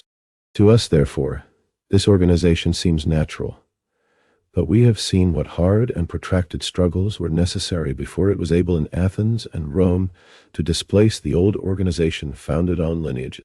The second distinguishing feature is the establishment of a public power which no longer directly coincides with the population organizing itself as an armed force. This special public power is necessary because a self-acting armed organization of the population has become impossible since the split into classes. The slaves also belong to the population. As against the 365,000 slaves, the 90,000 Athenian citizens constitute only a privileged class. The militia of the Athenian democracy was an aristocratic public power against the slaves, whom it kept in check. But to keep the citizens in check as well, a gendarmerie was needed as described above. This public power exists in every state. It consists not merely of armed men, but also of material adjuncts, prisons, and coercive institutions of all kinds, of which Gentile society knew nothing. It may be very insignificant, almost imperceptible, in societies with still undeveloped class antagonisms, and in remote areas, as at times, and in places in the United States of America. But it grows stronger in proportion as the class antagonisms within the state. 167 C.G. W. F. Hegel, Grundlinien der Philosophie des Rechts, Zuteilung of Philosophy of Right, Berlin, 1821, 1820-57, and 360. 153. The origin of the family, private property, and the state become more acute, and as adjacent states become larger and more populous. We have only to look at Europe today, where class struggle and rivalry and conquest have raised the public power to such a height that it threatens to devour the whole of society and even the state. In order to maintain this public power, contributions from the citizens are necessary. Taxes. These were completely unknown to Gentile society, but we know more than enough about them today. With advancing civilization, even taxes are not sufficient. The state draws drafts on the future, contracts loans, national debts. Our old Europe can tell a tale about these too. In possession of the public power and the right of taxation, the officials now stand as organs of society above society. The free, voluntary respect that was accorded to the organs of the Gentile constitution does not satisfy them, even if they could gain it. As holders of a power which is alienated from society, they must enforce respect by means of exceptional laws, which invest them with a peculiar sanctity and inviolability.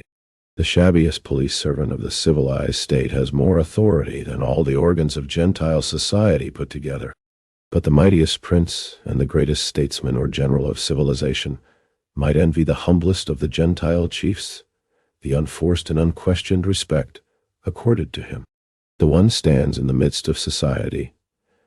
The other is forced to pose as something outside and above it, because the state arose from the need to hold class antagonisms in check, but because it arose, at the same time, in the midst of the conflict between these classes. It is, as a rule, the state of the most powerful, economically dominant class, which, through the medium of the state, becomes also the politically dominant class, and so acquires new means of holding down and exploiting the oppressed class. Thus, the ancient state was, above all, the state of the slave owners for holding down the slaves, just as the feudal state was the organ of the nobility for holding down the peasant serfs and bondsmen, and the modern representative state is an instrument for exploiting wage labor by capital. Exceptional periods, however, occur. Power, as ostensible mediator, momentarily acquires a certain degree of the independence of both.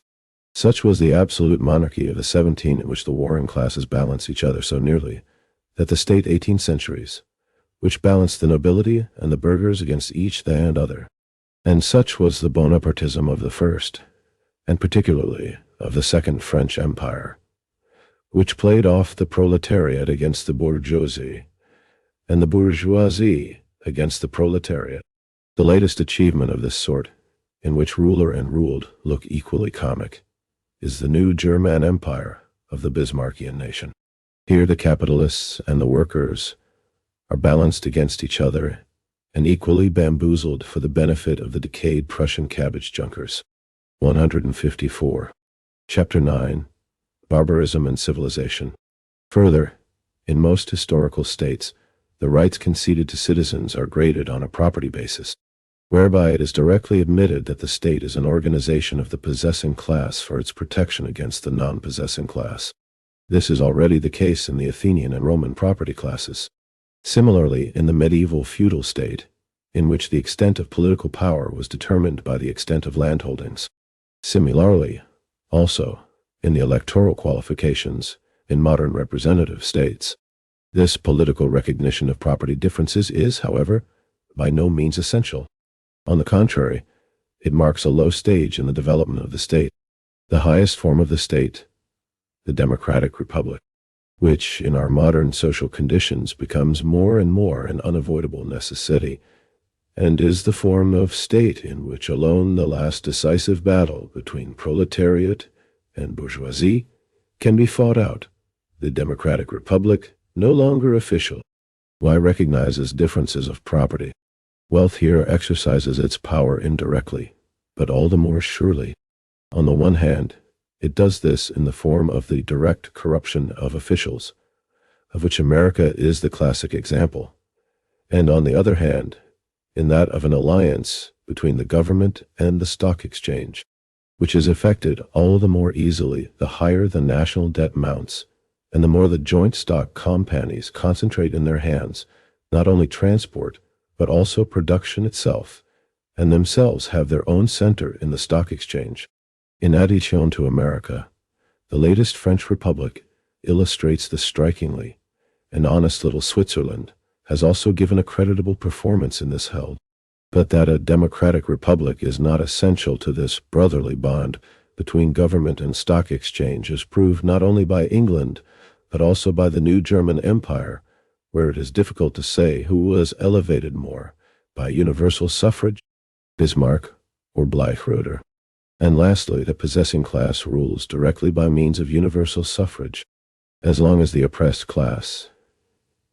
In our case, therefore, the proletariat is not yet ripe for its self-liberation.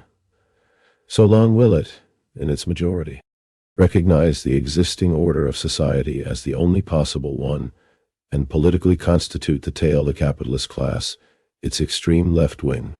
But in the measure in which it matures towards its self-emancipation, in the same measure it constitutes itself as a separate party, and chooses its own representatives, not those of the capitalists. Universal suffrage is thus the gauge of the maturity of the working class. It cannot and never will be anything more in the present-day state, but that is enough.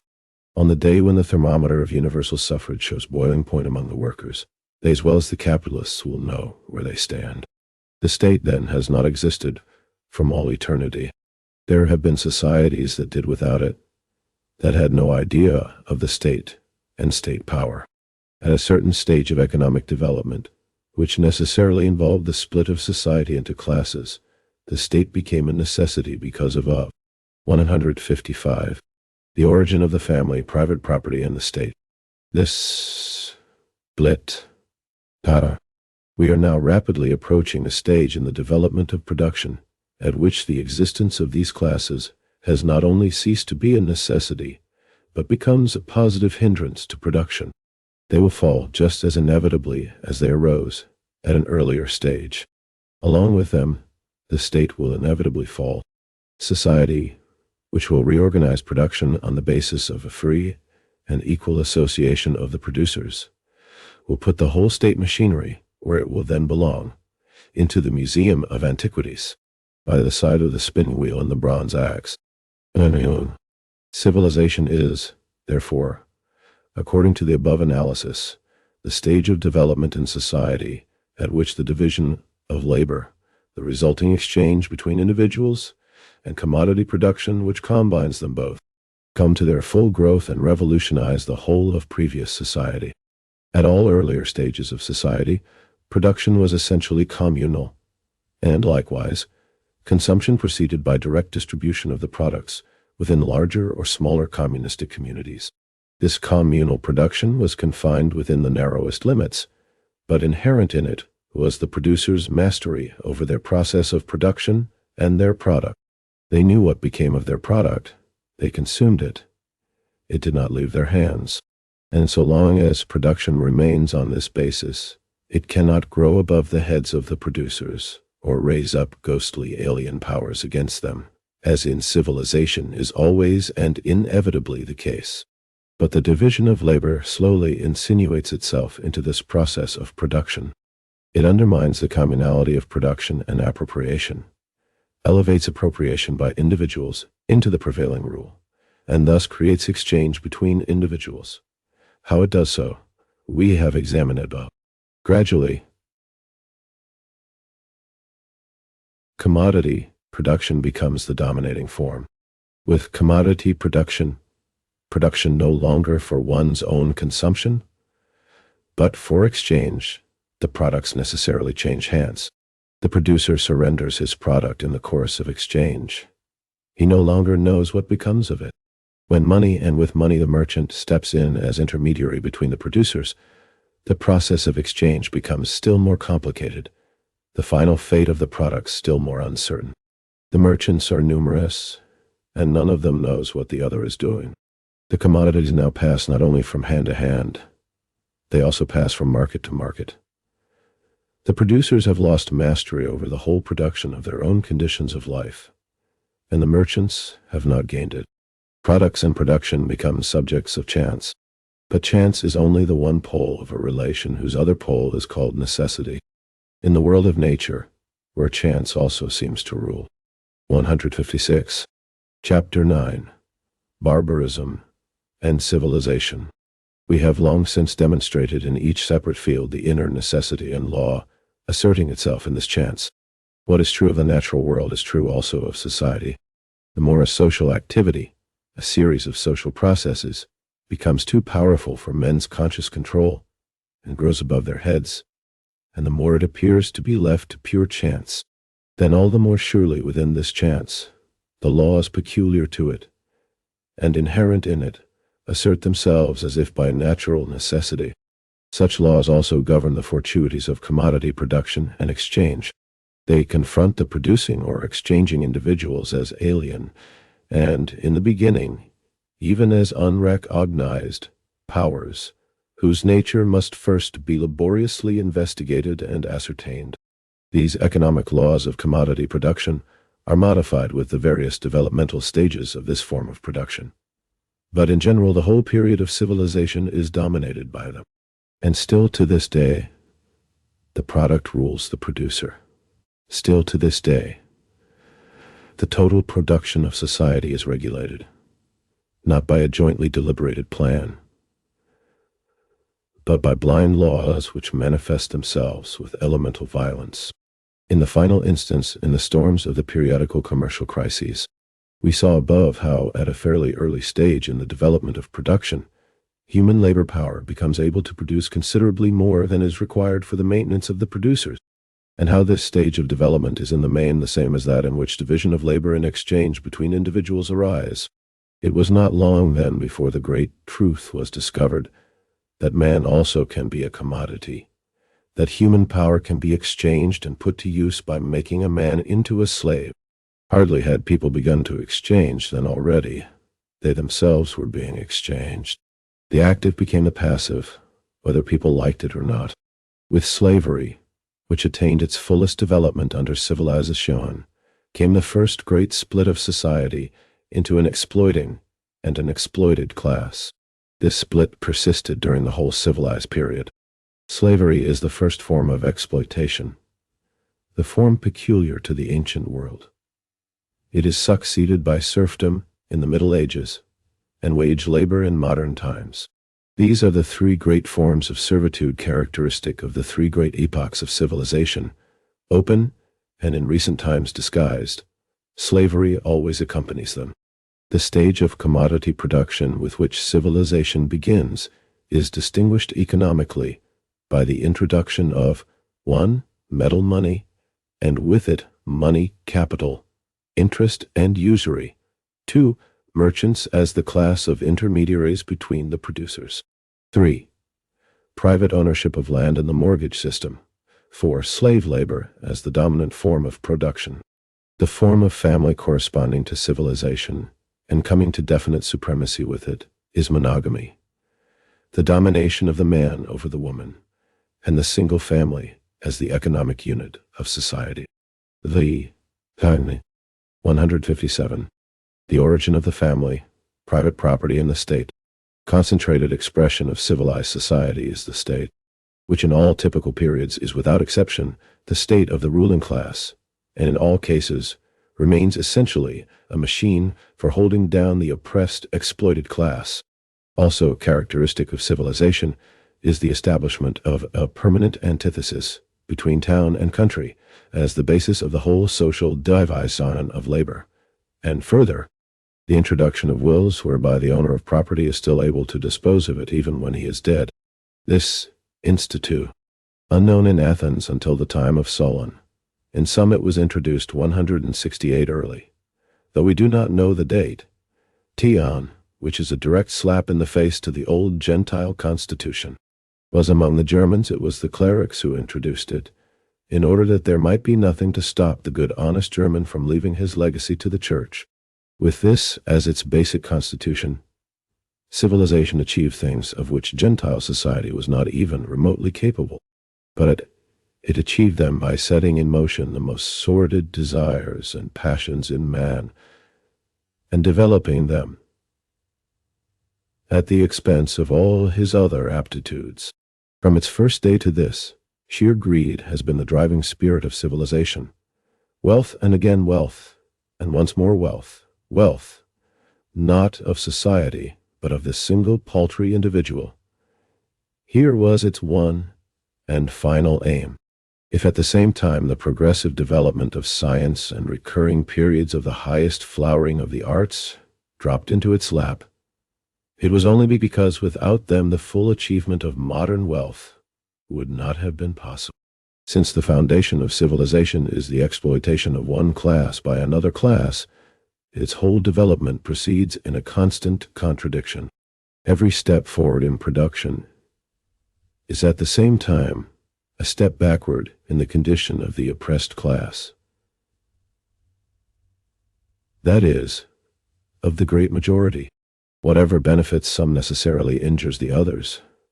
Every fresh emancipation of one class is necessarily a new oppression for another class. The most striking proof of this is provided by the introduction of machinery, the effects of which are now known to the whole world. And if among the bar, 168. The second part of Lassalle's system of acquired rights turns chiefly on the proposition that the Roman Testament is as old as Rome itself, that there was never in Roman history a time when there were no testaments, and that the Testament originated rather in pre-Roman times out of the cult of the dead. Ferdinand Lassalle, das System der erworbenen Rechte das Wesen des römischen und germanischen Erbrechts in historisch-philosophischer Entwicklung, System of Acquired Rights, Part Seco, the essence of the Roman and German law of inheritance, in its historical philosophical development, Leipzig, 1861. Lassalle, as a faithful old Hegelian, derives the provisions of Roman law not from the social relations of the Romans, but from the speculative concept of the human will, and so arrives at this totally unhistorical assertion.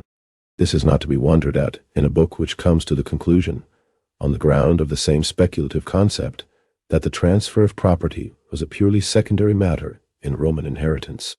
Lassalle not only believes in the illusions of the Roman jurists, particularly of the earlier periods, he outdoes them. 158. Chapter 9. Barbarism and Civilization. Barbarians, as we saw, the distinction between rights and duties could hardly be drawn. Civilization makes the difference and antithesis between them clear, even to the dullest intelligence, by assigning to one class virtually all the rights and to the other class virtually all the duties. But that should not be. What is good for the ruling class must be good for the whole of society, with which the ruling class identifies itself. Therefore, the more civilization advances, the more it is compelled to cover the evils it necessarily creates with the cloak of love, to predify them or to deny them. In short, to introduce a conventional hypocrisy, which was unknown to earlier forms of society, and even to the first stages of civilization, and which culminates in the assertion that the exploitation of the oppressed class is carried on by the exploiting class simply and solely in tholi. This, and even grows rebellious, that is the basest ingratitude to its benefac 169 tours, the exploiters, interests of the exploited class itself. And if the exploited class cannot see, and now in conclusion, Morgan's judgment of civilization. Since the advent of civilization, the outgrowth of property has been so immense, its forms so diversified, its uses so expanding, and its management so intelligent in the interests of its owners, that it has become, on the part of the people, an unmanageable power. The human mind stands bewildered in the presence of its own creation. The time will come, nevertheless, when human intelligence will rise to the mastery over property, and define the relations of the state to the property it protects, as well as the obligations and the limits of the rights of its owners. The interests of society are paramount to individual interests, and the two must be brought into just and harmonious relations. A mere property career is not the final destiny of mankind, if progress is to be the law of the future, as it has been of the past. The time which has passed away since civilization began is but a fragment of the past duration of man's existence, and but a fragment of the ages yet to come. The dissolution of society bids fair to become the termination of a career of which property is the end and aim, because such a career contains the elements of self-destruction. Demuck 169. I originally intended to place the brilliant criticism of civilization, which is found scattered through the work of Charles Fourier, beside that of Morgan and my own. Unfortunately, I have not the time. I will only observe that Fourier already regards monogamy and property in land as the chief characteristics of civilization, and that he calls civilization a war of the rich against the poor. We also find already in his works the profound insight that in all societies which are imperfect and split into opposite single families, les familles incoherentes, are the economic units. 159. The origin of the family, private property, and the state, racy in government, brotherhood in society, equality in rights and privileges, and universal education foreshadow the next higher plane of society, to which experience, intelligence, and form of the liberty, equality, and fraternity of the ancient Gen 170. 171. To sati, knowledge are steadily tending. It will be a revival in a higher, Morgan, ancient society, p. 552. 170 Engels italics. ed. 171 Morgan, ancient society, pp. 561, 562, 160. Appendix. A recently discovered case of group marriage. Appendix. A recently discovered case of group marriage. Engels' source for this article was a report in the newspaper Ruskia Vedomosti, No. 284. October 14th, 1892, by the Russian ethnographer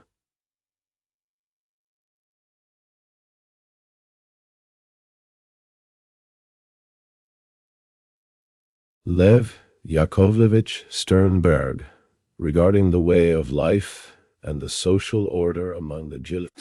Engels reproduced the report virtually in full with a few insignificant changes for greater accuracy and clarity. Ruskia Vedomosti, Russian Gazette, an organ of the liberal landowners and bourgeoisie, was published in Moscow 3 times a week between 1863 and 1867, and 1868 to 1968 to 1918. since it has recently become fashionable among certain rationalistic ethnographers to deny the existence of group marriage. The following report is of interest. I translate it from the Russkie Vedomosti, Moscow, October 14, 1892, Old Style. Not only group marriage, i.e., the right of mutual sexual intercourse between a number of men and a number of women, is expressly affirmed to be in full force, but a form of group marriage, which closely follows the Panalyuan marriage of the Hawaiians, the most developed and classic phase of group marriage. While the typical Panalyuan family consists of a number of brothers, own and collateral, who are married to a number of own and collateral sisters, we here find on the island of Sakhalin that a man is married to all the wives of his brothers and to all the sisters of his wife, which means, seen from the woman's side, that his wife may freely practice sexual intercourse with the brothers of her husband and the husbands of her sisters. It therefore differs from the typical form of Panalyuan marriage only in the fact that the brothers of the hus said in it should further be observed that this report again confirms what I the band and the husbands of the sisters are not necessary. Why the same persons? The origin of the family. 4 edition ppy. 2829. That group marriage does not look at all like what our bordello-minded Philistine imagines. That the parties in group marriage do not lead in public the same kind of lascivious life as he practices in secret, but that this form of marriage, at least in the instances still known to occur today, differs in practice from a loose pairing marriage, or also from polygamy, only in the fact that custom permits sexual intercourse, in a number of cases where otherwise it would be severely punished. That the actual exercise of these rights is gradually dying out only proves that this form of marriage is itself destined to die out, which is further confirmed by its infrequency. The whole description, moreover, is interesting because it again demonstrates the similarity, even the identity in their main characteristics, of the social institutions of primitive peoples at approximately the same stage of development. Most of what the report states about these Mongoloids on the island of Sakhalin also holds for the Dravidian tribes of India, the South Sea Islanders at the time of their discovery, and the American Indians. The report runs 163. The origin of the family, private property in the state, at the session of October 10th. Old Style. October 22nd. New Friends of Natural Science. N.A. Yanchuk read an interesting 172 communication from Mr. Sternberg on the Gilyaks, style of the anthropological section of the Society of the studied tribe on the island of Sakhalin who are at the cultural stage of savagery. The Gilyaks are acquainted neither with agriculture nor with pottery. They procure their food chiefly by hunting and fishing. They warm water in wooden troughs by throwing in red-hot stones, etc. Of particular interest are their institutions relating to the family and to the gleaned. The Gilyak addresses as father, not only his own natural father, but also all the brothers of his father, all the wives of these brothers.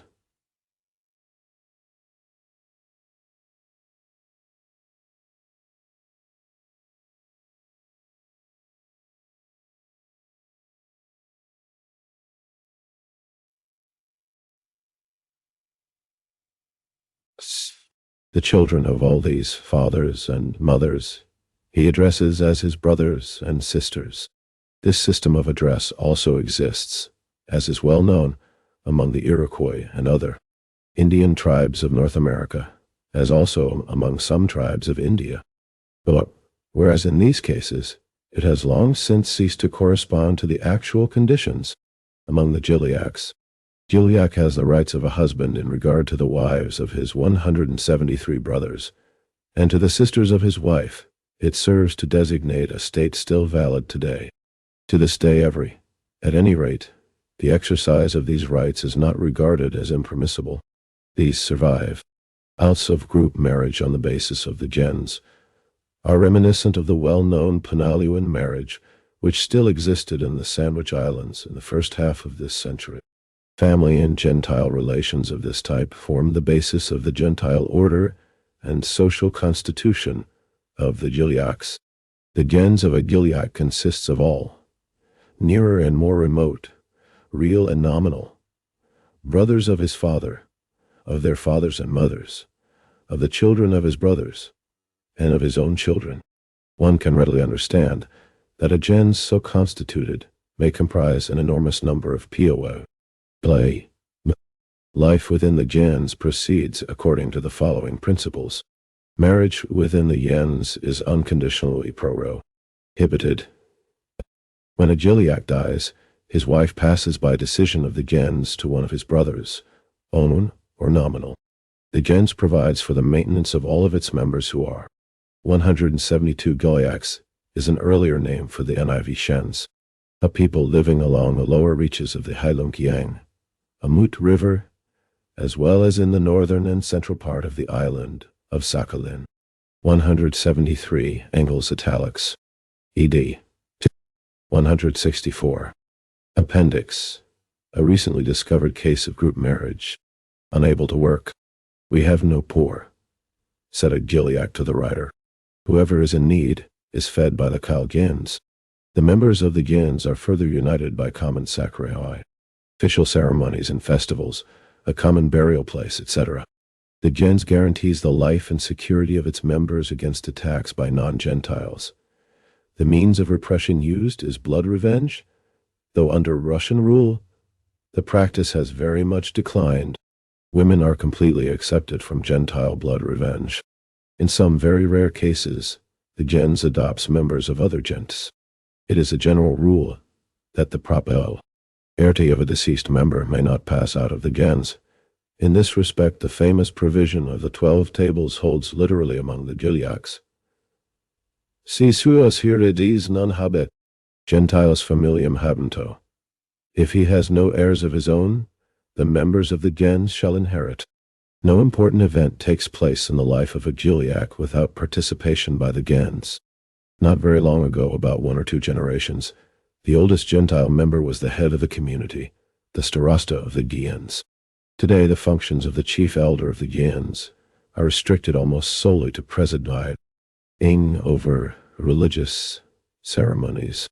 The gentes are often dispersed among widely distant places, but even when separated, the members of a gens still remember one another and continue to visit one another and to provide mutual assistance and protection, etc.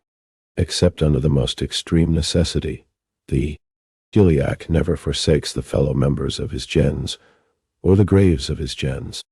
Gentile society has impressed a very definite stamp on the whole mental life of the Gilyaks, on their character, their customs and institutions, the habit of common discussion on all matters, the necessity of continually taking an active part in all questions affecting the members of the gens, the solidarity of blood revenge, the need for, and custom of, living together with 10 or more like himself in great tents, yurts. In short, always with other people. All this has given the Gilyak a most sociable and talkative character. The Gilyak is extraordinarily hospitable. He loves to entertain guests, and to come himself as a guest. This noble custom of hospitality is especially prominent in times of distress. In a bad year, when a Gilyak has nothing for himself, or for his dogs to eat, he does not stretch out his hand for alms, but confidently seeks hospitality, and is fed, often for a considerable time, among the Gilyaks of Sakhalin crimes from motives of Peru. 165. The origin of the family, private property, and the state. Sonal gain practically never occur. The Gilyak keeps his value. Abel's in a storehouse which is never locked. He has such a keen sense of shame that if he is convicted of a disgraceful act, he goes into the forest and hangs himself. Murder is very rare, and is hardly ever committed except in anger, never from intentions of gain. In his dealings with other people, the Gilyak shows himself honest, true to his word, and conscientious, despite their long subjection to the Manchus, now become Chinese, and despite the corrupting influence of the settled wives, meant of the Amur district, the Gilyaks still preserve in their moral character many of the virtues of a primitive tribe. But the fate of their social order is irrevocably decided. One or two more generations, and the Gilyaks on the mainland will have been completely Russianized, and together with the benefits of culture, they will also acquire its defects.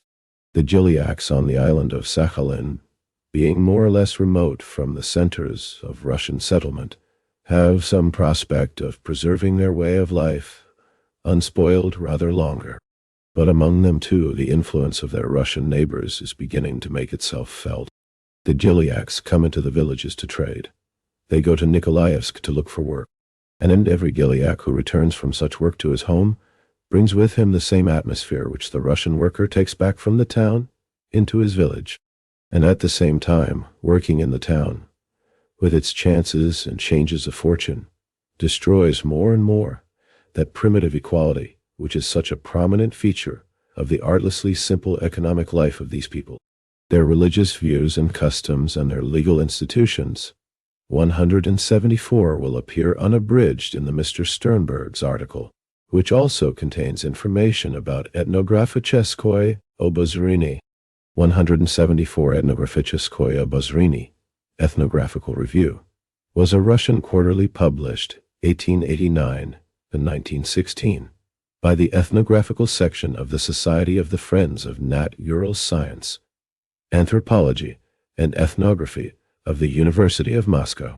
Sternberg's article on the Gilyaks of Sakhalin was published in 1893 in Number 2 of the journal, 166, Collection, Colorful Classics, 14, Urban Perspective, Communist Party of India, 1, Dai, Maoist, Marxism-Leninism, Maoism, Basic Course, Revised Edition 15, 5 Essays on Philosophy, Communist Party of India, Mao Zedong, Maoist, 16, Postmodernism Today, 2, Siraj Philosophical Trends in the Feminist Movement, 17, The National Question, Anuradha Gandhi Ibrahim Kaipakaya, 3, 18th, Historic 8 Documents, Minamanual of the Urban Guerrilla, Carlos Marighella Caru, Mazumdar, 4, Tai, 19, A New Outlook on Health, The Communist Necessity, J. Mufawad Paul Advocators, 5, 20, Basic Principles of Marxism Maoists in India, Writings and in Interviews Leninism, A Primer, Ezad Jose Maria Sison, 6.0, 21, Toward a Scientific Analysis of the 5 Golden Rays, Mao Zedong Gay Question, 7, Los Angeles Research Group, Stand for Socialism Against Modern Revisionism, 22.8, Activist Study Erling,